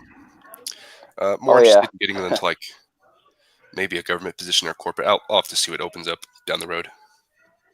Are you sure that's 100% Clary certified? No, it's well, you know, with the corporate thing, but as long as you believe in it, you know. No, I just wanted something decent, somewhere I could get in for a little bit and then get out later when I build up enough capital. Well, I don't know. You might want to talk more to old Mexicano over there. You know, he's going to school too. It seems like you guys have similar life goals. I took a little bit of electrical mechanical engineering myself. I know a little bit, but not enough. I think you're in chemical, right, Atham? That's right. What's your final goal? Do you have one? Make money. Nice. 100%. What area of chemical engineering do you want to get into? Energy. Okay. Yeah. Are you going into probably renewable? petrochemicals? Nah, fuck that. Maybe you know there's I actually like geothermal. So okay. Really? That's up and coming. Well, and I imagine in the peninsula there's a lot of big geothermal pockets. We have well, that's a big thing in Nevada, you know, which is 20 minutes away from where I live. And I don't want to go too far once I graduate from college if I don't have to. So you want to stay in the area, yeah.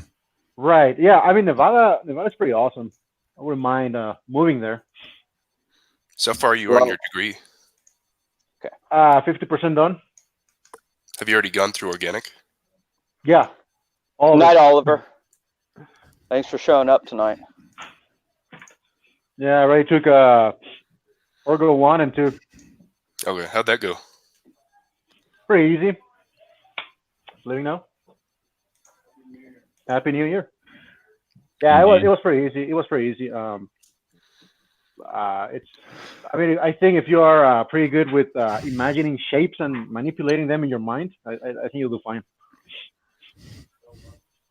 Well, a lot of your work is trapping elements and bending them to your will.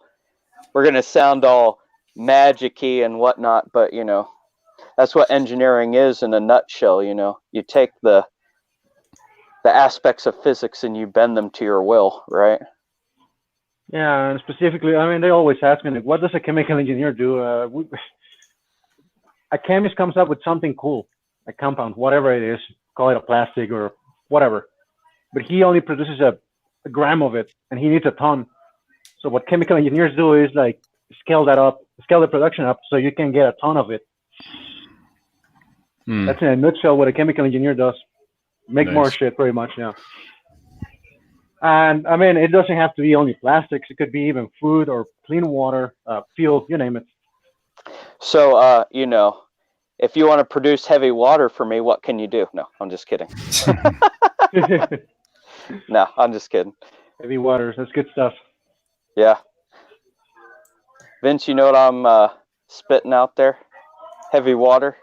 You know what that involves? Yeah, a little bit, but not too much. That's the good old.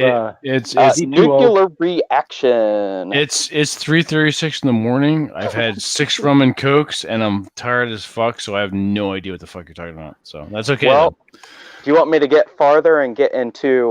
No. I will not remember it. And no. We'll Okay. say that for another broadcast. Red's trying to get no-knock by the DEA, man. Yeah, exactly. Amos, I sent you a link. That's what are you doing? Amos, get in here before I fade and I kick all your asses out. Get off my lawn, old man. Right? Shit. Oh my god, I've been up early too. But hey, Bull Rush, let's hear your thing on chemicals. You got to know a thing or two about loading some sulfur nitrate. Actually, I don't. Like, I know the basic. You're not talking about explosives on Masculine Geek. No. Oh, you're talking about reloading and stuff. Yeah, that's a wrong term, Vince. You say energetic materials. Energetic materials. things that are fun. There you go. Hey, trust me, I do, but just not on Masculine Geek. But like, Jesus. I'm sorry, Vince. We talk about tannerite. That's fun. God damn. Have you seen that Dragon's Breath shotgun round? What was that, Cameron? Have you seen that Dragon's Breath shotgun round? No, I haven't. Yeah, Bull Rush, let's hear your opinion on the Dragon Breath round and how heavily packed that is. What is it? I don't know what y'all talking about. Dragon's Breath? Dragon's Breath. Sounds like something out of Constantine. Yeah, it's so in a shotgun shell. You have like this. I don't know if it's magnesium or what's inside, but basically it'll shoot and it'll pretty much the air that it's being rushed out. It'll pretty much catch on fire and catch anything else on fire. That's going. A heavy packed shotgun round. Yeah, we got some the other day and we shot some into a lake. It's pretty cool. Is that like a homemade round, or is it like a? Can you buy it? Yeah, you can buy it at gun shows. I think online some places maybe. Ooh. Where are you living, Cameron? Pretty good. New Mexico. New Mexico. Interesting. Okay. Happy New Year. All right, everyone, welcome to Amos. Everyone, Happy New Year and welcome to Amos. Ready for action. Hola, Amos. It's pretty good. Yeah. It's Where are you hailing from, Amos? I mean, I think I was here last year. Yeah. Last year was worse. I remember that. Yeah. Amos. Yeah. But I mean, this is just. You may be honest from Amos. Where are you hailing from? We'll be here for a while. We'll hang out. Perfect. We'll take care of business, right? I'll be here. Yeah.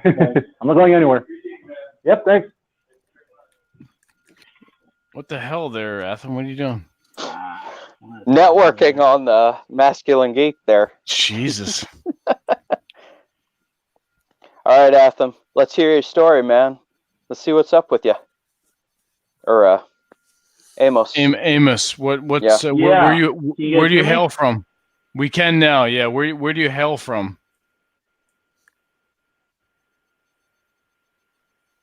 There's a bit of a lag. He may be on his phone. Can you guys hear me? Oh, yeah. Yes, there I may. wasn't There hearing may. everyone else, so I'm lost here. What's going on? Is You may everyone be. else talking? Is everyone Are you listening to on? me? Amos, are you on your phone? What the fuck, Atham? What the fuck, Atham? Jesus. What, did you miss me? We did. Amos, can you hear me? What is that?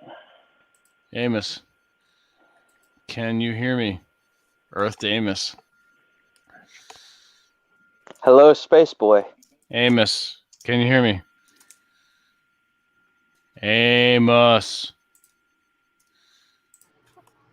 Hang on a second. Amos! Yeah, did I lose you guys? What's going on? We can't. You guys can't hear me. Oh boy. Well, we can hear you. Can you hear us?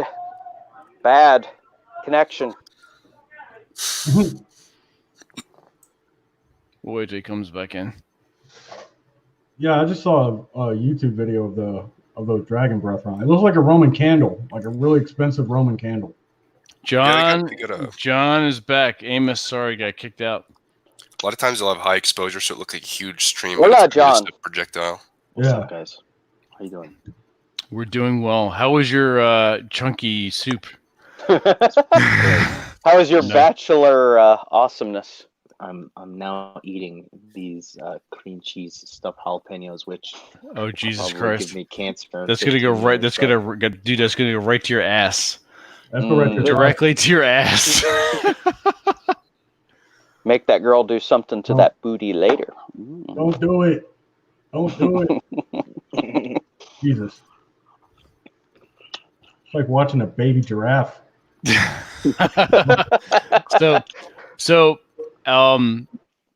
John, welcome. This is Bull Rush and Atham. You already know Atham, and you know Josh, obviously, and this is Cameron. So I know Bull Rush too. You know him too. He's in Body Language Mastery. All these guys are in Body Language okay. Mastery. So Bull you got, Rushes too? I so didn't you- know that. so When you have you got- been on? John just froze up.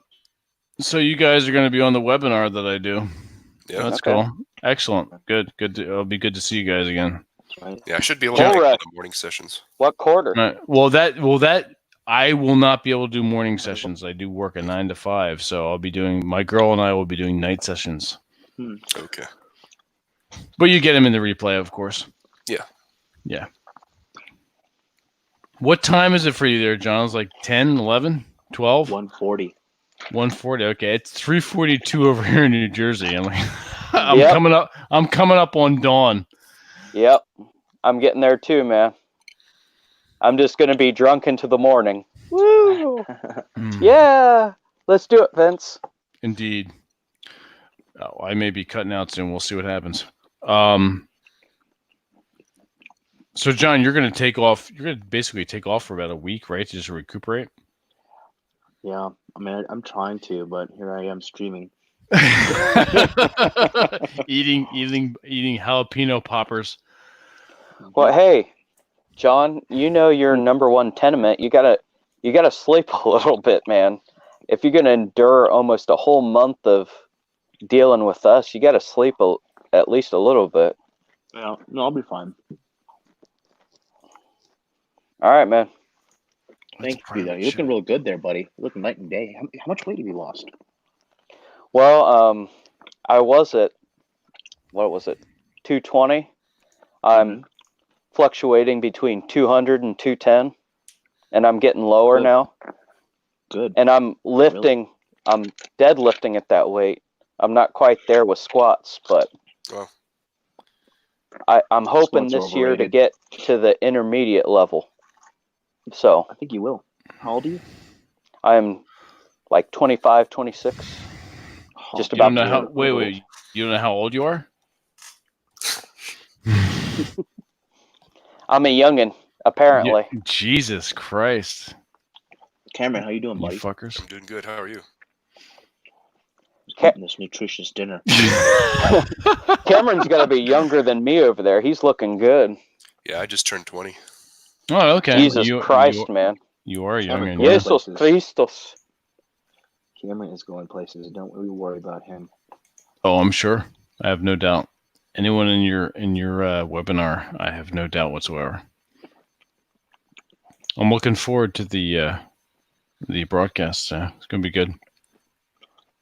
Yeah, you got to attend all the. You can see all the verbal abuse I dish out to these guys. That is part of the fun, I'm sure. Hey, John, we appreciate the work, man. Thanks a lot. You're welcome, man. That's what I do it for. Yeah, Red. So did you recently hit that? Was that your PR 210? Did you recently hit that? I hit that about 2 weeks ago, and I've just been kind of curtailing on it and being lazy. Now I need to get past that because apparently one of the guys on MLD's show told me that I need to be lifting about 320 to 340 to get to intermediate level. You can lift whatever you're capable of lifting. He means like as far as like kind of ranking, if you will. Gotcha. I guess that's where I'm at. I don't want to get to some crazy power lift nonsense. I just want to look better and feel better about myself. I think I'm gonna leave because my Wyoming internet is just trash. Go enjoy your poppers. I will. They're pretty bad. Catch up with you later, sir. Later. See ya. Well, it's good that you're making progress, Red. Good to hear. Well, I've been pretty lazy about it, but I want to get even better.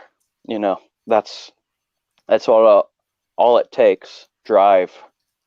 And that's one thing I've never had in my life until a couple of years ago when I started finding this content. Good, Boris. Let me see it. All right, cool. I'll go upstairs and grab it. All right, sweet. Maybe I'll bring out mine. We're both. He's part of the Masculine Geek BDSM DS community, so he's going to show me one of his floggers. Amos, can you hear me? Yeah, can you hear me? We can. Yes, that's much better. Hey, 100%. There we go. All right. So Amos, where are you hailing from? Minnesota. Oh, okay, cool. Nice. Hey, Minnesota, Derry. You know, up north, over by the cabin. There you go. Yeah, doing some hunting, shooting, and fishing. You're over them Yoopers, Derry. Over by what? You're over by Aaron Clary. I think I know. Clary went to school here, I think. Really? I get some dirt on him. Yeah, well, he's pretty there on Facebook, and he popped up in my recommended friends, and then I clicked on his profile, and it showed. Totally add him. You have to add him, yeah. I guess I should. If you haven't touched Aaron, go for it, man. He's good. I just got to catch him between his 4-hour naps, right? Yeah, 4-hour naps is masturbation, and not for nothing, and his stealing of my rum. His 4-hour naps and his long phone calls with his girlfriend. Yes. All right, Bull Rush. Here we go. Let's see the gear. Oh, nice. Nice. This thing's heavy. Nine tails time 1,000. It's 70. It's 36 falls, doubled over. Oh, nice. Okay. So it's 72 falls, I guess. Vince, isn't that how you count? You count them individual or double? I do individual. If you're doing double, that depends on whether you're flipping it back with your wrist. Yeah, because these are doubled over. Yeah. All right. I mean, you're still going to get the same impact play. You're still going to get the same impact play out of that, but yeah, I count them singularly. Yeah, they're fucking heavy, man. Oh, I believe it. How is your girl receiving it? She likes it. Nice. Very good. Very good. Yeah, she's more of an impact, like a thumper. Yeah. You don't like the sting. Yeah. You know. Yeah. Well, the sting's gonna. I mean, if you introduce her to impact play with your hand first, that's a good way to start. Mm-hmm. If you're going with a crop, you're going to get that focused sting to it. Yeah. Or if you use a oh fuck, can't think of the name of it right now. But yeah, crops. The best thing for myself is starting off with your hand, and then graduating to a flogger. So yeah. I basically we started with my hand, and then I went to the crop. I just like the crop just because crop is amazing. Yeah, you can get into certain areas, that you can't with a flogger. Exactly. And Crop is very singular. Crop is very singular, especially if you're doing complete pussy play or nipple play. Yeah. That's where she likes it too. Oh yeah. Yeah. Oh yeah. Yeah, she likes it. Nice. She's got piercings in both nipples, so. Oh, that's fantastic. There's so many things you can do with that too. If you're doing breast bondage, well, we'll talk about. Don't worry, we'll talk about that soon. Yeah, I want to talk to you about that. So. Oh yeah. Breast bondage is one of my favorite. Fuck any girl, any woman with C+ tits. She's a double D. So. Oh my! You're in the promised land, my friend. You're in the BDSM promised land. Yes. Yeah. Right now, my main girl is a C+, almost a D. So it's good. Yeah, especially if you're doing. Was that the one in the picture? That's the one that I showed you with the vet wrap. Yeah. She looks like a D cup. Almost. I want to. The reason why it's a D cup is because the compression of the vet wrap is providing what's called a chest harness. Oh yeah. So if you're doing rope bondage, you do a chest harness. That's going to add like half a cup to a woman's. Oh yeah, it'll add extra, especially if you're doing breast bondage. Perfect. I did not know that. Yep. So yeah, anytime you're doing breast bondage, it's going to add like an extra half a cup to the perceived value that you're getting. Now, also with breast bondage, you have to keep an eye on a woman's the density of the breasts. The denser a woman's breasts are, the more the easier it is to do it. The easier it is for rope, rubber bands, even tape to get purchase. A more floppier, less dense breast is not. It's a pain in the ass. And for all I love the intensity of the subject. Oh, you have no idea. I've been doing this for a very long time, and I have much to impart. So BDSM nerd. Oh yeah, that part of being a well-rounded man, part of being a masculine geek is definitely the stuff that we're talking about now. Is there anything that you haven't tried that you'd like to try, or you've pretty much done everything?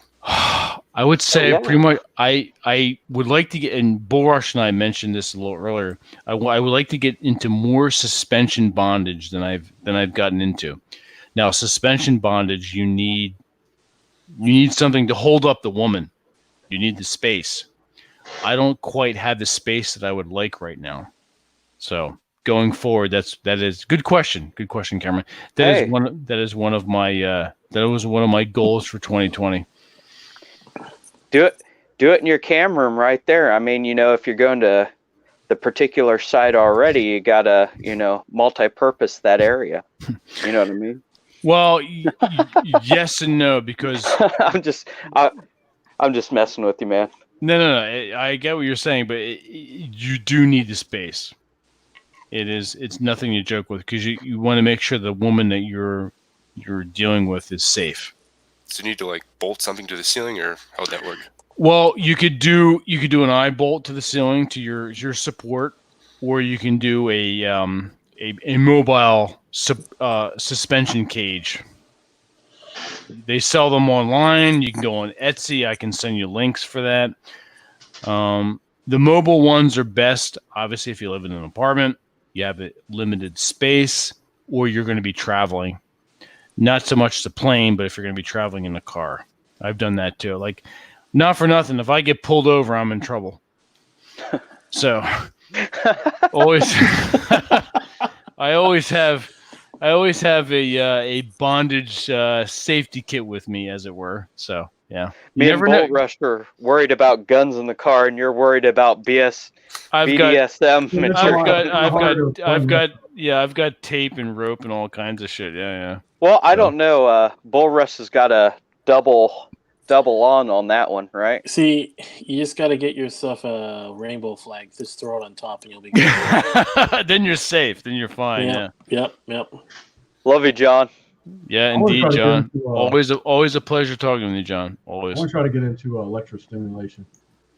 Yeah, you want if you're going to do that. It's funny. Maybe I'll show it. I have a cattle prod. I've used that. You want to be careful if you're going to go into electrostimulation. One of the companies that's pretty good is Zeus. You want to stay away from the breast area, and I say that because it's close to the heart. Yeah. If you're going to do electrostimulation, you stay down to the vagina area, the legs, the extremities, the hands. Stay away from the torso. I don't play with that. Even though I know CPR, I don't play with that. Yeah. Really? Because yeah. the high fat percentage of the upper body of women, it doesn't matter. Dude, it does not fucking matter.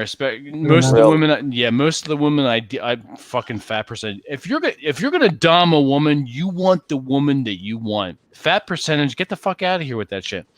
You want the woman that you want. Okay, and you're going to advertise for that, whether you're on FetLife, BDSM, alt.com. I used to be one of the main websites I sourced from was called collarme.com.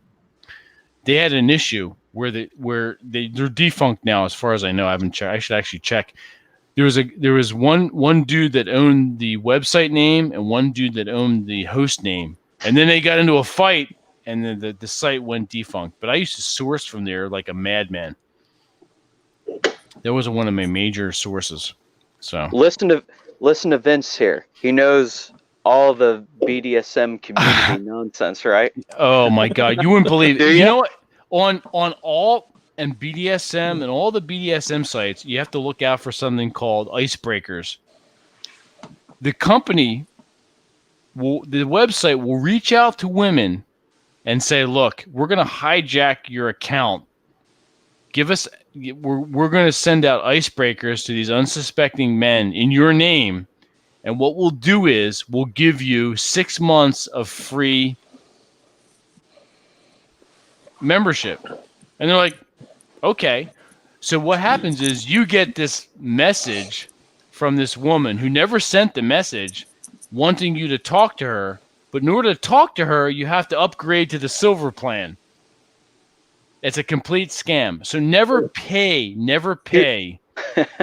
Chutes and ladders. That's what it sounds like. Pretty much. You never pay for anything. Even if you're going to go to FetLife, if you're going to go and you want to like host your own videos or host your own pictures that are a bit more than the space that they give you, then you have to pay for it. But for the most part, you don't have to pay for any of this stuff.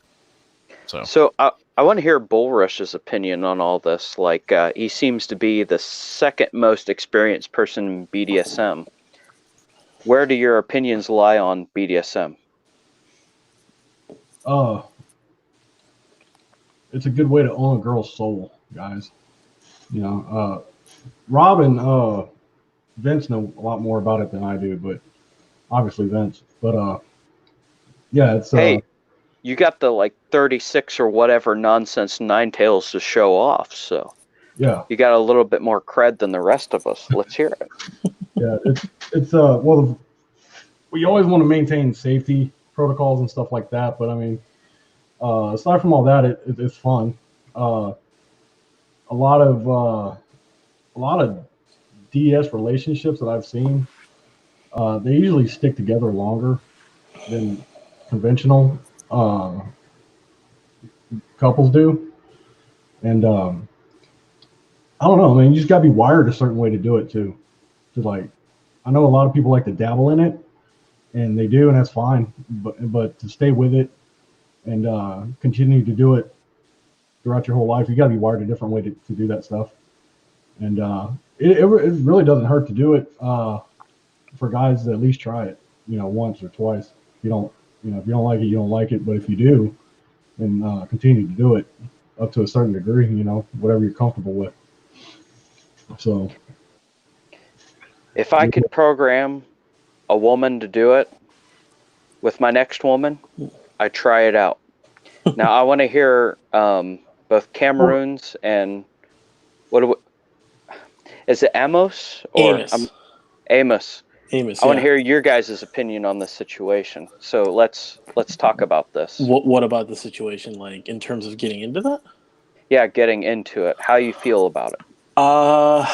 Me personally, I've never actually gotten like, granted, I'll say the first time I really got to hear, I guess, that it was explained to actually be fun was really when Vince and John talked about it.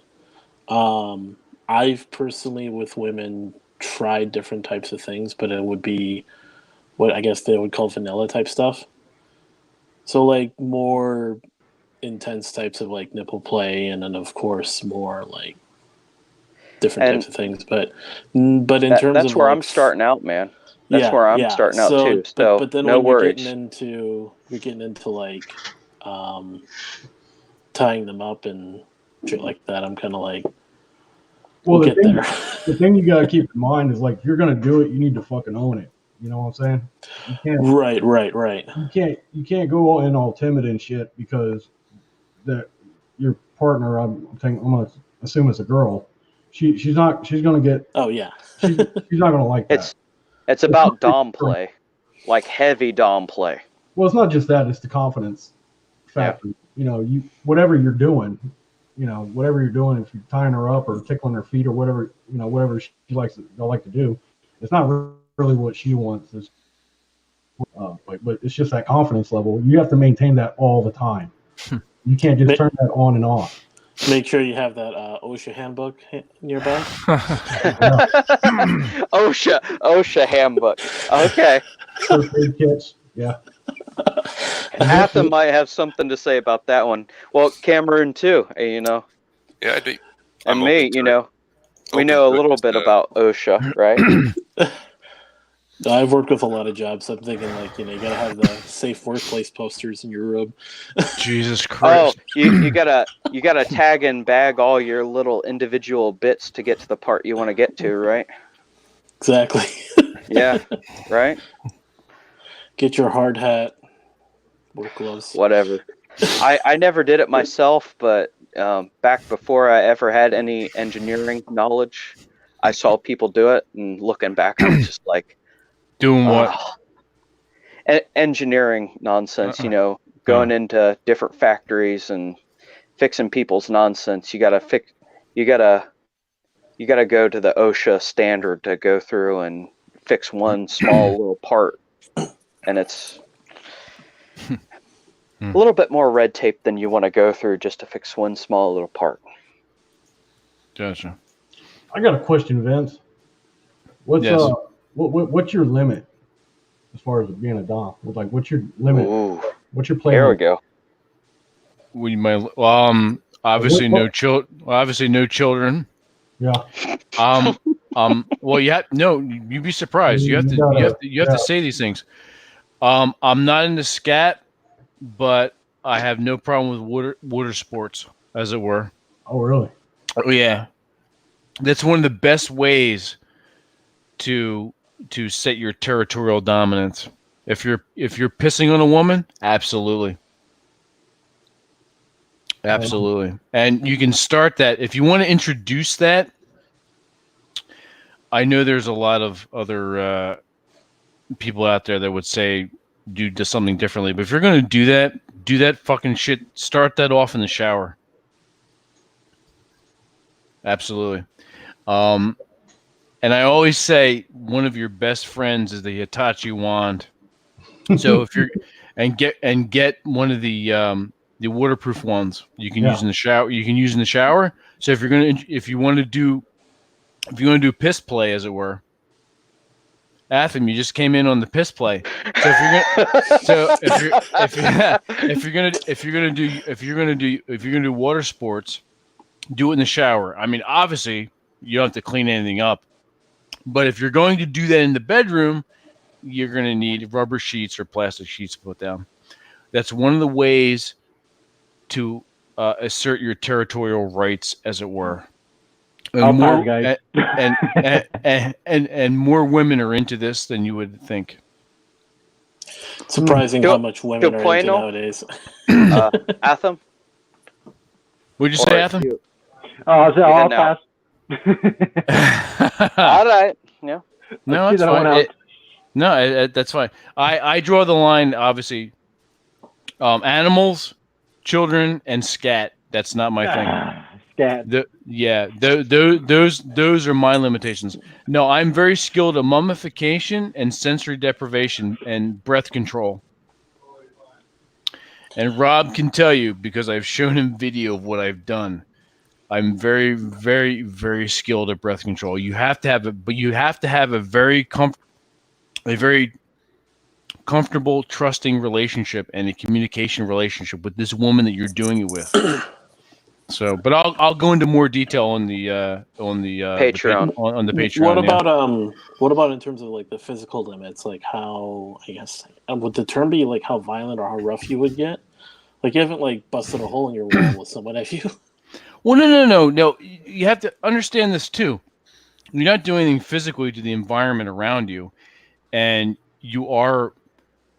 Don't get me wrong. You are doing what you want to do to a point. You're not beating a woman like this is all consensual.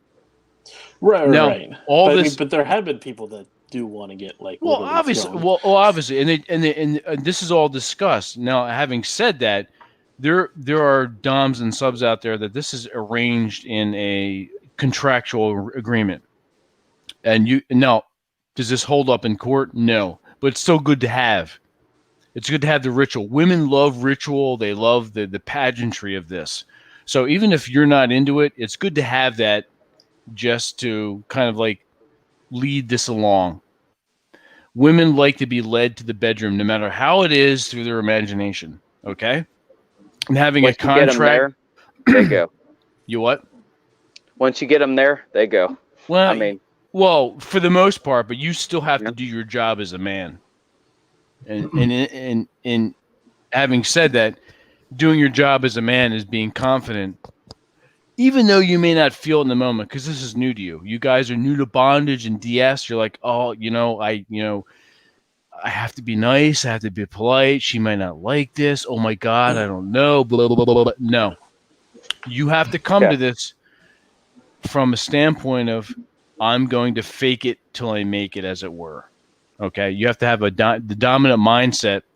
Always has to be forefront in your mind. Boris just talked about that. You have to go full bore with this. Okay, there's no dancing around. There's no, oh my God, this is not, I don't know if I can do this. No, none of that. You always have to have your plan. You always have to implement it. So, but as far as like punching walls and shit, that has nothing to do with DS. And the physicality of what you're doing. No, unless of course you arrange that. You're like, hey, in the contract, after I do this to you, I'm going to punch this wall. Fine, that's fine if you want to go ahead and do that. That's cool, but no. When you mean contract, it's going to cost you some money getting in there, but What was that, Cameron? When you mean contract, you mean just like verbal or just consensual, or like, or is there a written something? Oh, no. You can have verbal. You can have written. You go to, in fact, if you want an example of this, let me show it to you now. You go to bdsmcontracts.org, and I'll throw it up in the. Let me throw it up in the. Whatever social contract you can get a woman into, better. If you can get her to believe. Well, it's like and whatever seduction part. It's all part of seduction. And then the thing. Yeah, it's all the pageantry and the romanticism of it that women love. Yeah, because you got to get them. With girls, you got to get them. You have to seduce their mind. It's a lot easier. It's just a lot easier.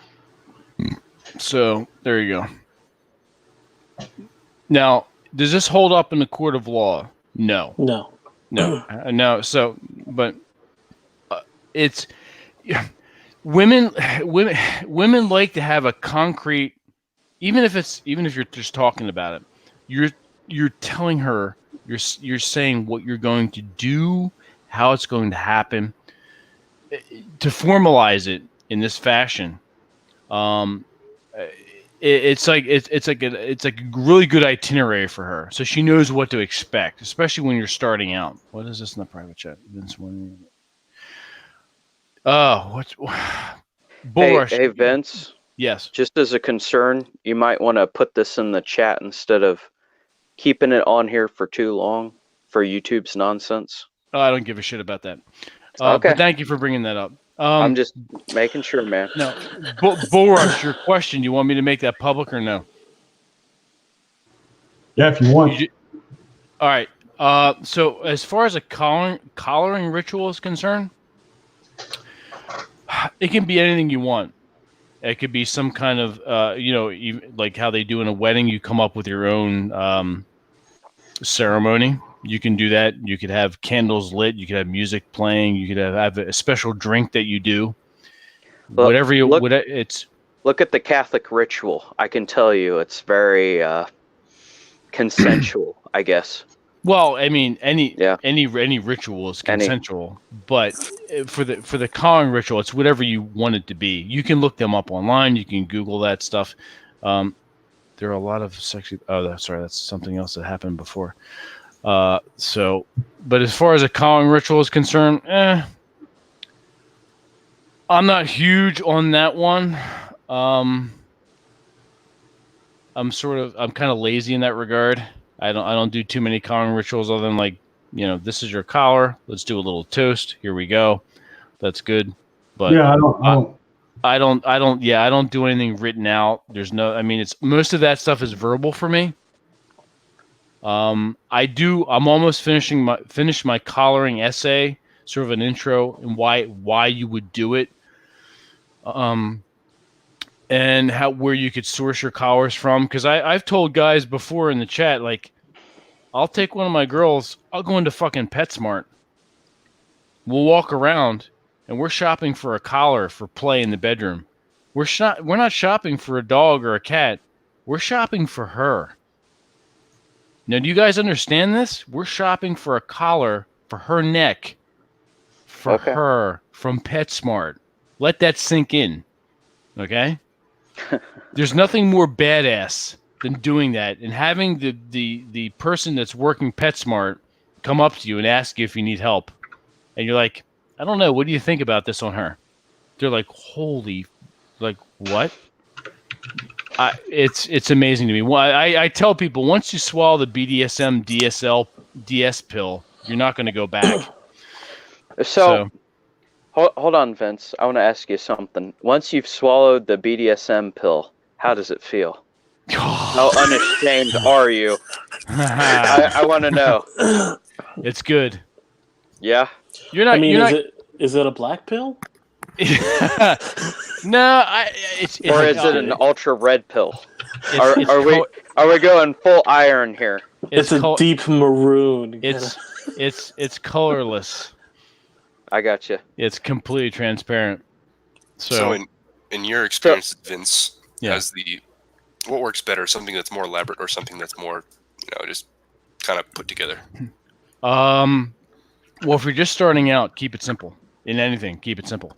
So, having said that, if you're starting out with a woman you want to introduce to BDSM, I don't like handcuffs. That's a good way to go because a lot of people, women in particular, are familiar with them. It's sort of like a thing that goes along with BDSM. You could do neckties, you can do belts, you could have short pieces of rope. I would suggest 10-foot sections of hemp rope, 1/4-inch hemp rope. You can head out to Home Depot or any place like that and get sections that you need. You can go online. I prefer tape and vet wrap, but keep it simple. When you're first starting out, you want to scare the woman. That's not your goal. Keep it very, very, very simple. But you want to, you don't. So you don't. You don't want to scare her. So you want to keep it. You want to keep it simple. Like, especially if you're doing sensory deprivation, like blindfolds and things like that. If you're going to do a blindfold, don't use a gag at the same time. You want the woman to be in control a little bit. So if she's not feeling comfortable, she can tell you. She can communicate to you in some way. Slow down. Obviously, safe words. You pick like a safe word that you're going to use. Like, okay, well, the word red means completely stop. I don't like what you're doing. Stop. Yellow means slow down. I'm kind of like, yeah, just slow down a little bit. Take it slow for me, please. Green, you want to constantly check in when you're first starting out with a woman. You don't know her body language yet. You're not familiar with her. There's a part where your gut's going to tell you how this woman is in your presence. So in the BDSM area, you want to make sure you're checking in with her. So verbally, you want her mouth. You don't want her to be gagged at that point. So you have her tied down. So maybe you just do her wrists. You do a basic lark. Use a lark's head. You're crossing over and you're tying her wrists. They're above her head. They're at her waist. They're behind her back. However, that's all you do. You start out tie her wrists, and then you play with her. However you want to do it, you play with her that way. Maybe you spank her a little bit. Maybe you're biting her nipples. Maybe you're slapping her. Maybe you're pussy slapping her. The cup of your hand. You're using an implement to do this. You start out slow. You're always checking in with her. Then from there, you can graduate to like gagging her, keeping her blindfolded.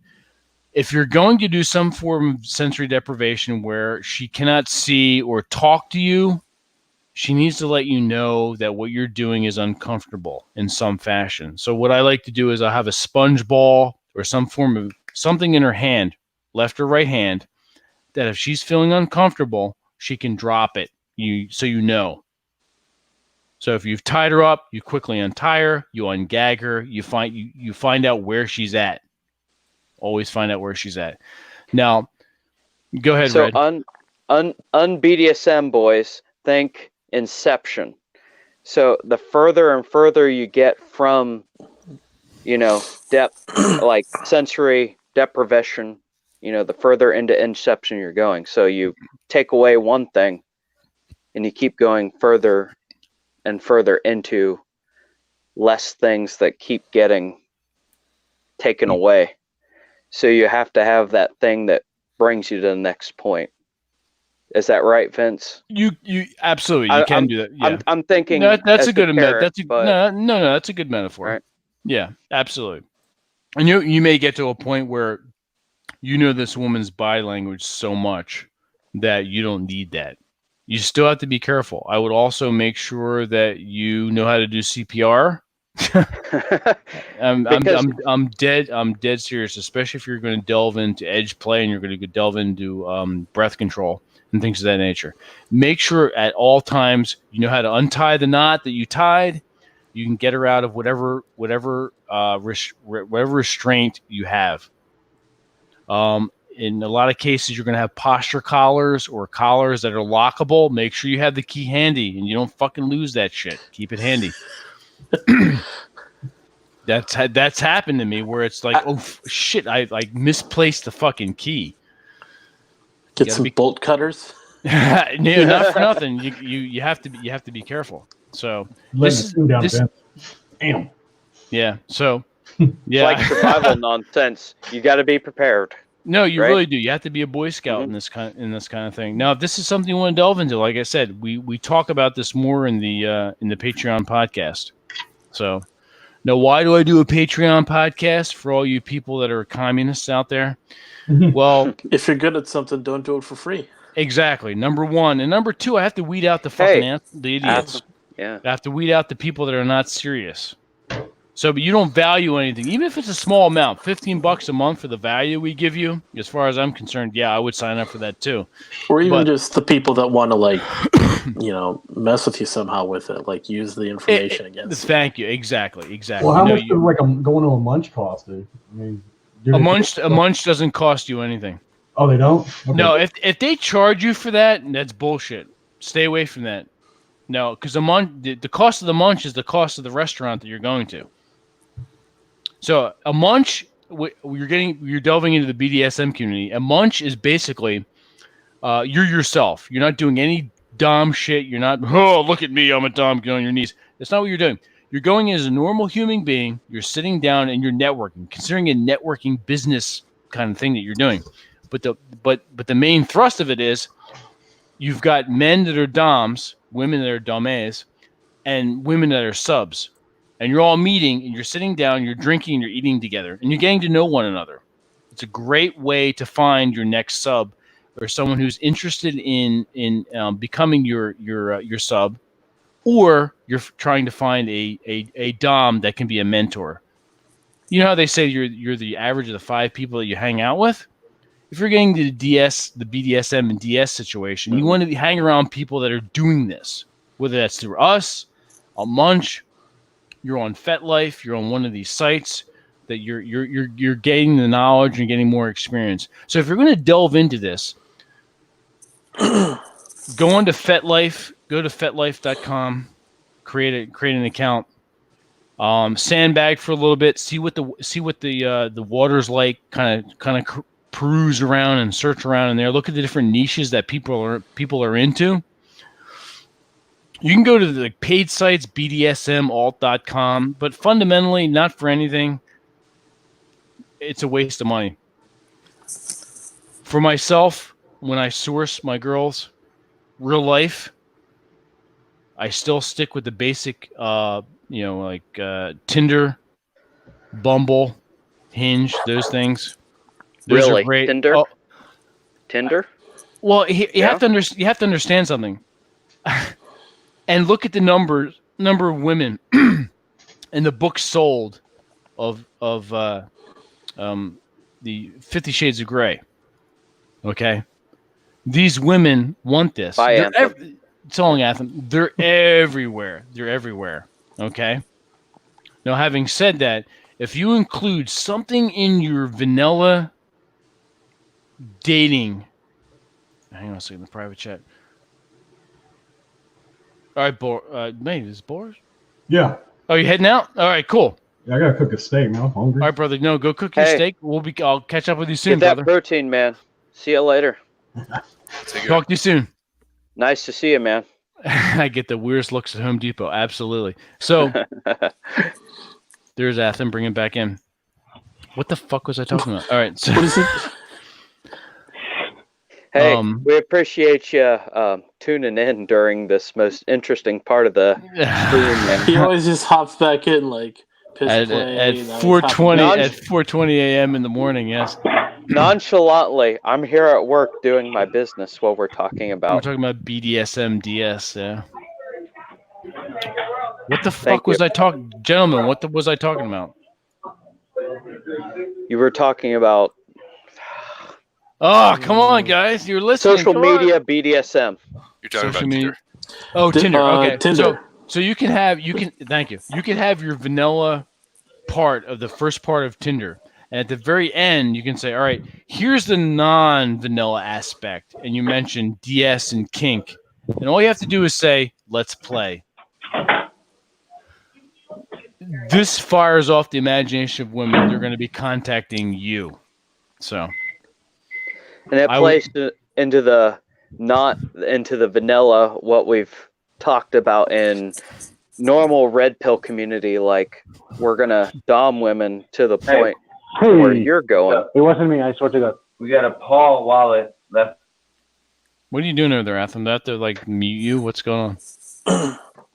Let's mute him. Yeah, mute him. I don't know. He's talking to somebody.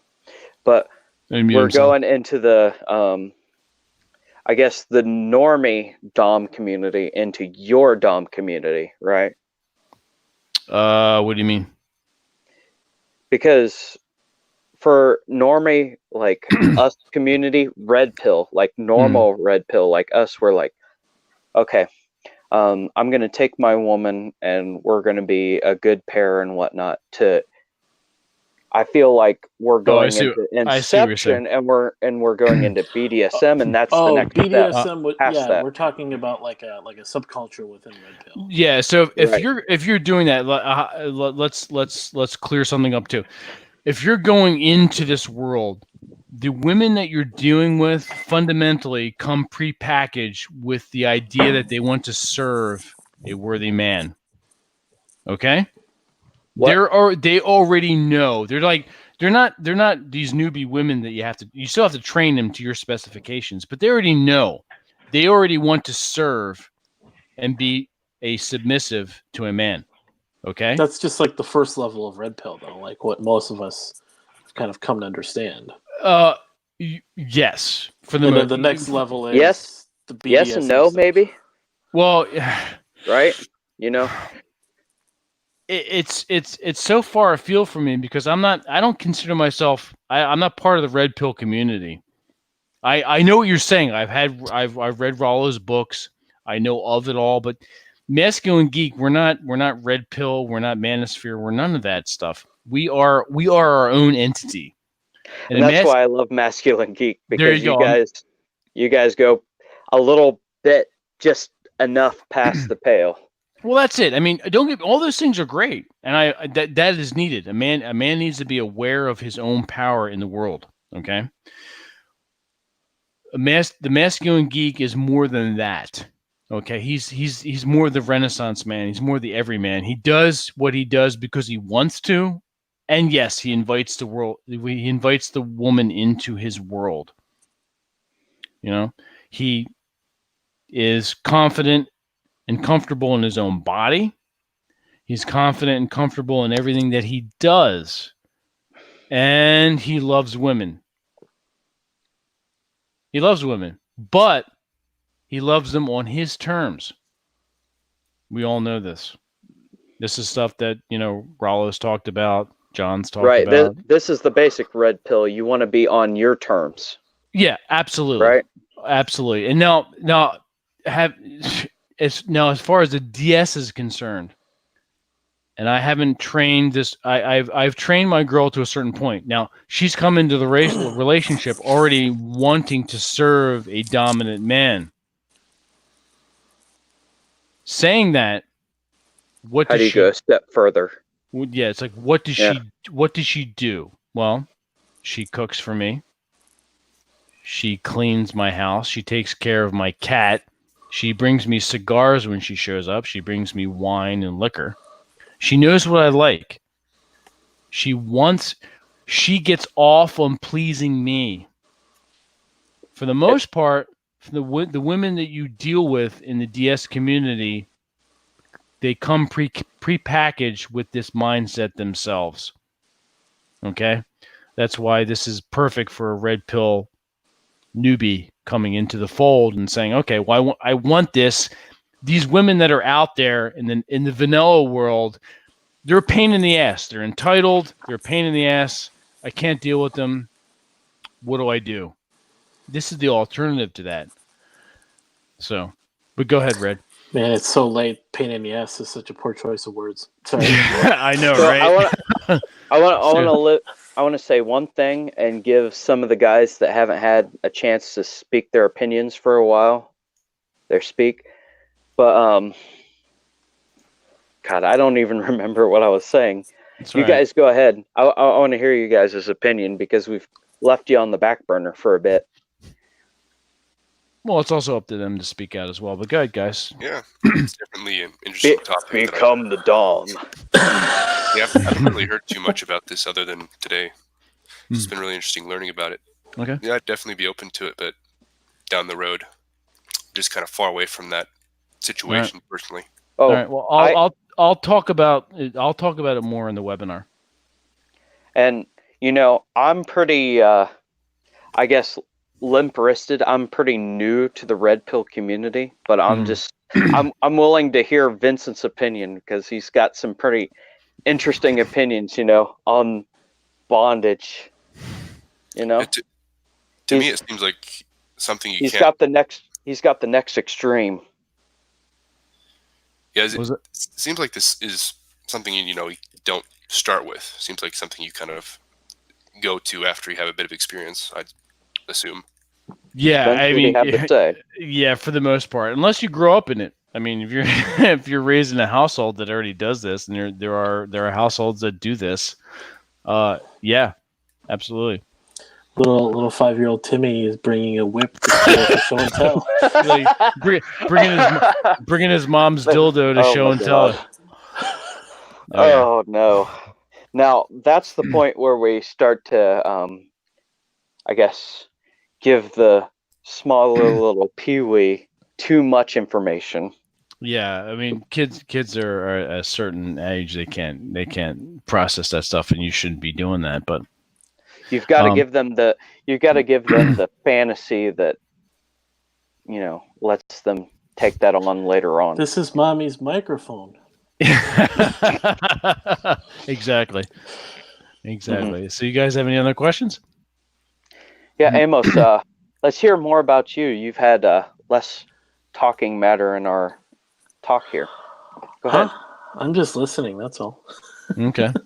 No, you do a podcast, don't you? I do. Tell me about that. Yeah, let's hear about it, man. On YouTube.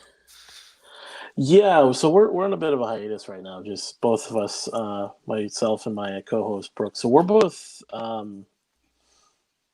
back in 2015, 2016. Obviously, everyone knows what happened, but like just the world, what happened with all that, and we started my friend Brooke Potter, he's my co-host. We've been friends for a while, so we were both. We were both in ministry, and we both preached and stuff for myself 4 years, him a little bit longer. Became really good friends. He's like a big brother to me in a lot of ways. Then we started, we kept in contact after we pretty much kind of moved away from that. And then I kind of had a political, like in terms of the like politics and culture and stuff, kind of had a bit of a red pill that way. So surprisingly, 2015, I mentioned like I honestly just didn't think of voting for anyone or anything. Then we started talking, and then I started having some like just different opinions, and I was being challenged to think more. Then we had all these conversations, and we thought, why don't we do a podcast about this? So then 2017, we started doing live streams. The first 3, we just called it the Amos and Brooke live stream, and then we started calling it the Shitlord Preachers. A little bit too controversial for YouTube. Literally, I mean, you have those words in there, and the algorithm is just, this is before where it is now, and it's like we couldn't do anything with it. So we rebranded it. How are you guys doing now? I'm just wondering. What do you mean how we're doing? Yeah, how are you guys doing in 2020?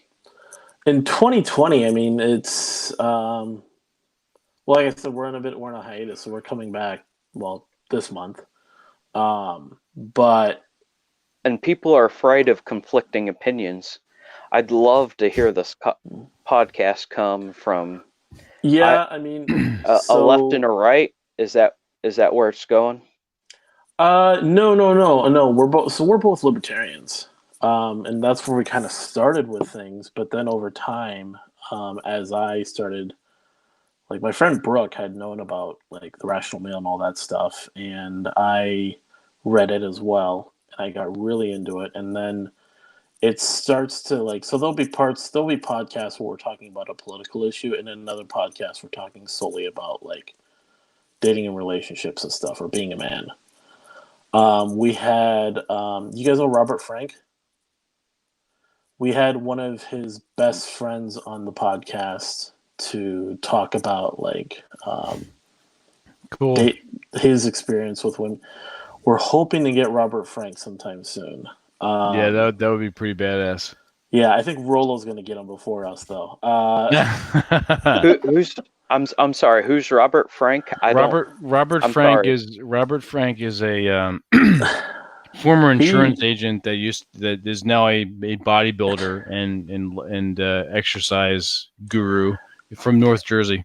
Yeah. Okay, so he would be the you've probably the big seen thing him. for me. Yeah, because I'm big. So you've probably seen him on the. So he's the guy that was in his car, like screaming, screaming at the camera.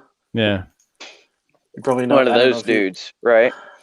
Yeah, I mean, I basically, people will ask me like, I'll just say, Jim Bro yelling at the camera in his car, you know, and people go, oh yeah, that guy, you know.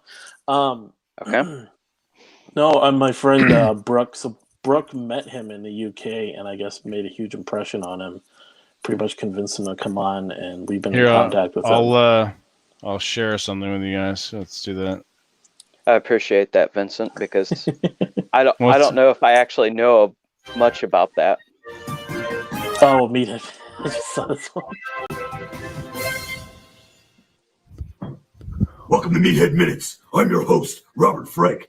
In the news this week, the internet is empty because recording artist Cardi B went shopping with no makeup on. All natty, chicken patty. I'd still knock the stuffing off her egg McMuffin. Have you ever seen the size of her ass? I got a hard AF packet with your name written all over it. Slide my DM. The 45th president of the United States of America, Donald Trump, has been impeached. Who gives a fuck? Been made official that the basketball shorts, black socks combination, along with the gallon water jug and Converse Chucks, complete the triangle of douchebaggery. You want to look like an absolute tool in the gym? You're welcome. A recent study has shown that 99% of men who wear spandex to the gym prefer same-sex relationships. The other 1% are asexual. My Rise of Skywalker review on Facebook has just hit 1 million views. And 352,000 are triggered beta bitch boys. And this just in, all 352,000 have never had sex with a woman.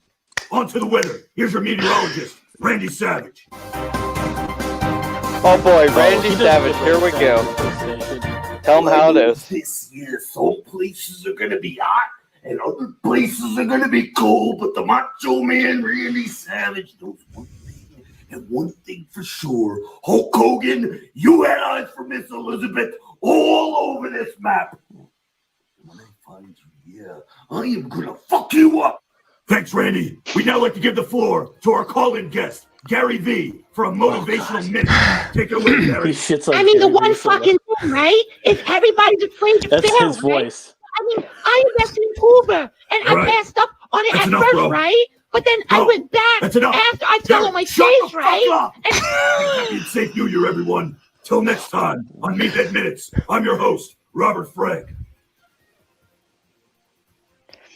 See, and that's what the internet needs, just dumb. Well, but funny. He came out with and, a song called Toxic Masculinity that was his... Oh, that's he was hysterical. Hang on, let me see. Passion of the Games. That was one of his big ones. There you go. Let's watch this one. The parking lot of the glorious House of Games. I noticed a sign on the front door. I'm doing that a said that they would be parking lot closed video. on Sunday in observance of Easter. Now they could call it Easter, but I call it Chest Day Eve. And I find it pretty fucking ironic that on the same weekend that Jesus died for our sins, they would pull some dumb shit like that. Because in 2017, there is no bigger fucking sin than not being able to train and getting jacked and tan and juicy as fuck. And since it's what some call the holiest weekend of the year, I want to clear up one of the biggest misconceptions in the history of mankind. They say Jesus Christ walked on water. They say Jesus Christ turned water into wine. I say Jesus Christ walked on rubber backs, and he turned water into pre-workout, and he fucking trained, and he got one of the sickest fucking pumps anyone has ever fucking seen. Jesus was a kind man, but I can't help but think that for one fucking second on that fateful day, as he was being crucified, that he didn't look down and think to himself, do these motherfuckers even fucking live? On the third day, he rose again, according to the scripture, and he appeared before his disciples, and he said, I missed 2 days of bicep, tricep, supersets. Which one of you motherfuckers are coming to lift? Because whoa, Oh my God. size is the prize. It's 8 o'clock, motherfuckers. Let's go. That's Robert Frank. Yeah. Okay. Yeah. Yeah, I'll have to check him out. He's actually a lot, like, really chill and I actually got to talk to him a little bit. And he's just a lot more relaxed and chill when he does like podcasts and stuff. So that's just a persona, but still, it's like he actually's talked about, because he's done that for so long, that it's like taking a toll on him. Oh, I'm sure. He's just screaming. Oh yeah, I mean, he did when he does like meetups and stuff. He'll do that for like hours on end. Oh Jesus, that's gotta like just rip him apart. But the dude's, I mean, he's like, how old do you think he is? He's probably in his late 30s. Dude's almost 50. Oh shit! Nice. He looks good. He looks good. Yeah. Yeah. It's pretty crazy how in shape he is, and yeah, and there's a lot. He's pretty cool. We're gonna try to get him on, and I mean, I don't know what else to say about the guy. He's pretty good. Cool. Nice. Very nice. I'll look forward to the episode then. Did we lose Cameron? What was that? Oh no, not Cameron. Not Cameron's there. I should say. Athens going in and out because he's at work while he's broadcasting. All right, gentlemen. It is 4:39 a.m. in the morning, and I'm starting to feel it. So, on the East Coast, anyway. So we've been broadcasting for over 6 hours. 7.5. It looks like 7 hours and 30 minutes. Want to try for 10? Oh my God! I wish. I'm dying. I was up early this morning. I want to say it's been a blast hanging with all of you. Yeah, thanks for having me on. Absolutely. Yeah, Red's back. There we go. Red, Cameron. I'm sorry about that. That's right. I was trying to figure out this rabbit hole, and yeah, we're signing off now. But I'm just saying goodbye to you, gentlemen, and Happy New Year. And we'll have you all on all again, and I'll see you in John's webinar as well. Yeah, we'll see you. Absolutely. So, gentlemen, Happy New Year to you. Thank you for coming on. Oh, but before we go, yes, you've endured 7 hours and 37 minutes apparently to my feed. No, absolutely. I'm glad to help out. No, does anyone want to plug their stuff while we're here? Cameron, do you have anything you want to? Where can we reach you? Where can people reach you? I don't have anything. You have anything? Okay, not yet. Not yet. I have an email that I keep private. Okay, well, we'll keep that private. Okay, we'll see you in the webinars then, and we'll maybe see you again on Masculine Geek. Yeah. Okay. Okay. We got two people over here that may have. Oh, absolutely. Yeah, well, of course. Amos, where can we find you? YouTube, the 10K Rum. That's 10, the letter K, and then Rum podcast. Okay. Yeah, I mean, if people want to go watch that and get caught up on everything. Nice. And I'm at Amos Joe on Twitter, and that's that. Okay, excellent. Atham, where can we find you at? Atham Aldequa on Instagram. There you go. He's the Instagram man. And yourself, Red? I'm just Lida Boulder on Instagram. If you want to follow me on there, I'll post my random nonsense bullshit of I came to this board gaming convention and I do these board gaming things and I like nature. There you go. Come follow me there. All right. So get along with TJ just fine. Yeah, pretty much. Yes. Vince. Masculine I'd Geek. like to. Can I personally message you there on Instagram? Sure, you can. Absolutely. Okay. Yeah. I'm gonna say some Instagram stuff after the stream. Absolutely. Instagram is Masculine Geek. You can find us there. Twitter is Masculine. Excuse me, Masculine Geek 1, and obviously YouTube. You're watching that now. Go to the website. Sign up for the newsletter. We send out a broadcast every Monday. Every Monday morning, you're going to get content from TJ, Rob, and I. No one else is doing this. You get content from three dudes that know what they're talking about. We share stories, anecdotes, something silly, something fun, something good to start off your week with. We don't spam. We don't sell anything. We just have good content. Red, one more thing. What is it? Okay. Thank you for all the people that have stayed on the stream. How many is that? Because I haven't been paying attention. We have 8 or 9 right now. How many people is that? How many of the normal people that stay on? Oh, I don't know. We've had up to 60 today so far. Hey, that's good More content. than Red Band Group. What? Be nice. Hey, we appreciate you guys. Absolutely. Bull Rush, we are tapping. Well, I'm tapping out. These guys could probably go a little further, but it is now 4:43 in the morning on the East Coast, and I need to seek my bed. And I have. I'm there with you, man. That's right. You need to go get some sleep too. Well, you need to go get some sleep too. 7 of them are sleeping. Yes, I need to go seek my bed where my girl is warming up my side of the bed. So, having said that, gentlemen, I will see you all soon. Take care. Keep in contact. Amos and Cameron, nice meeting you both. You too. Hey, all right. Great knowing you guys. Adios. Yep. I'll see you later. Catch you later. Okay.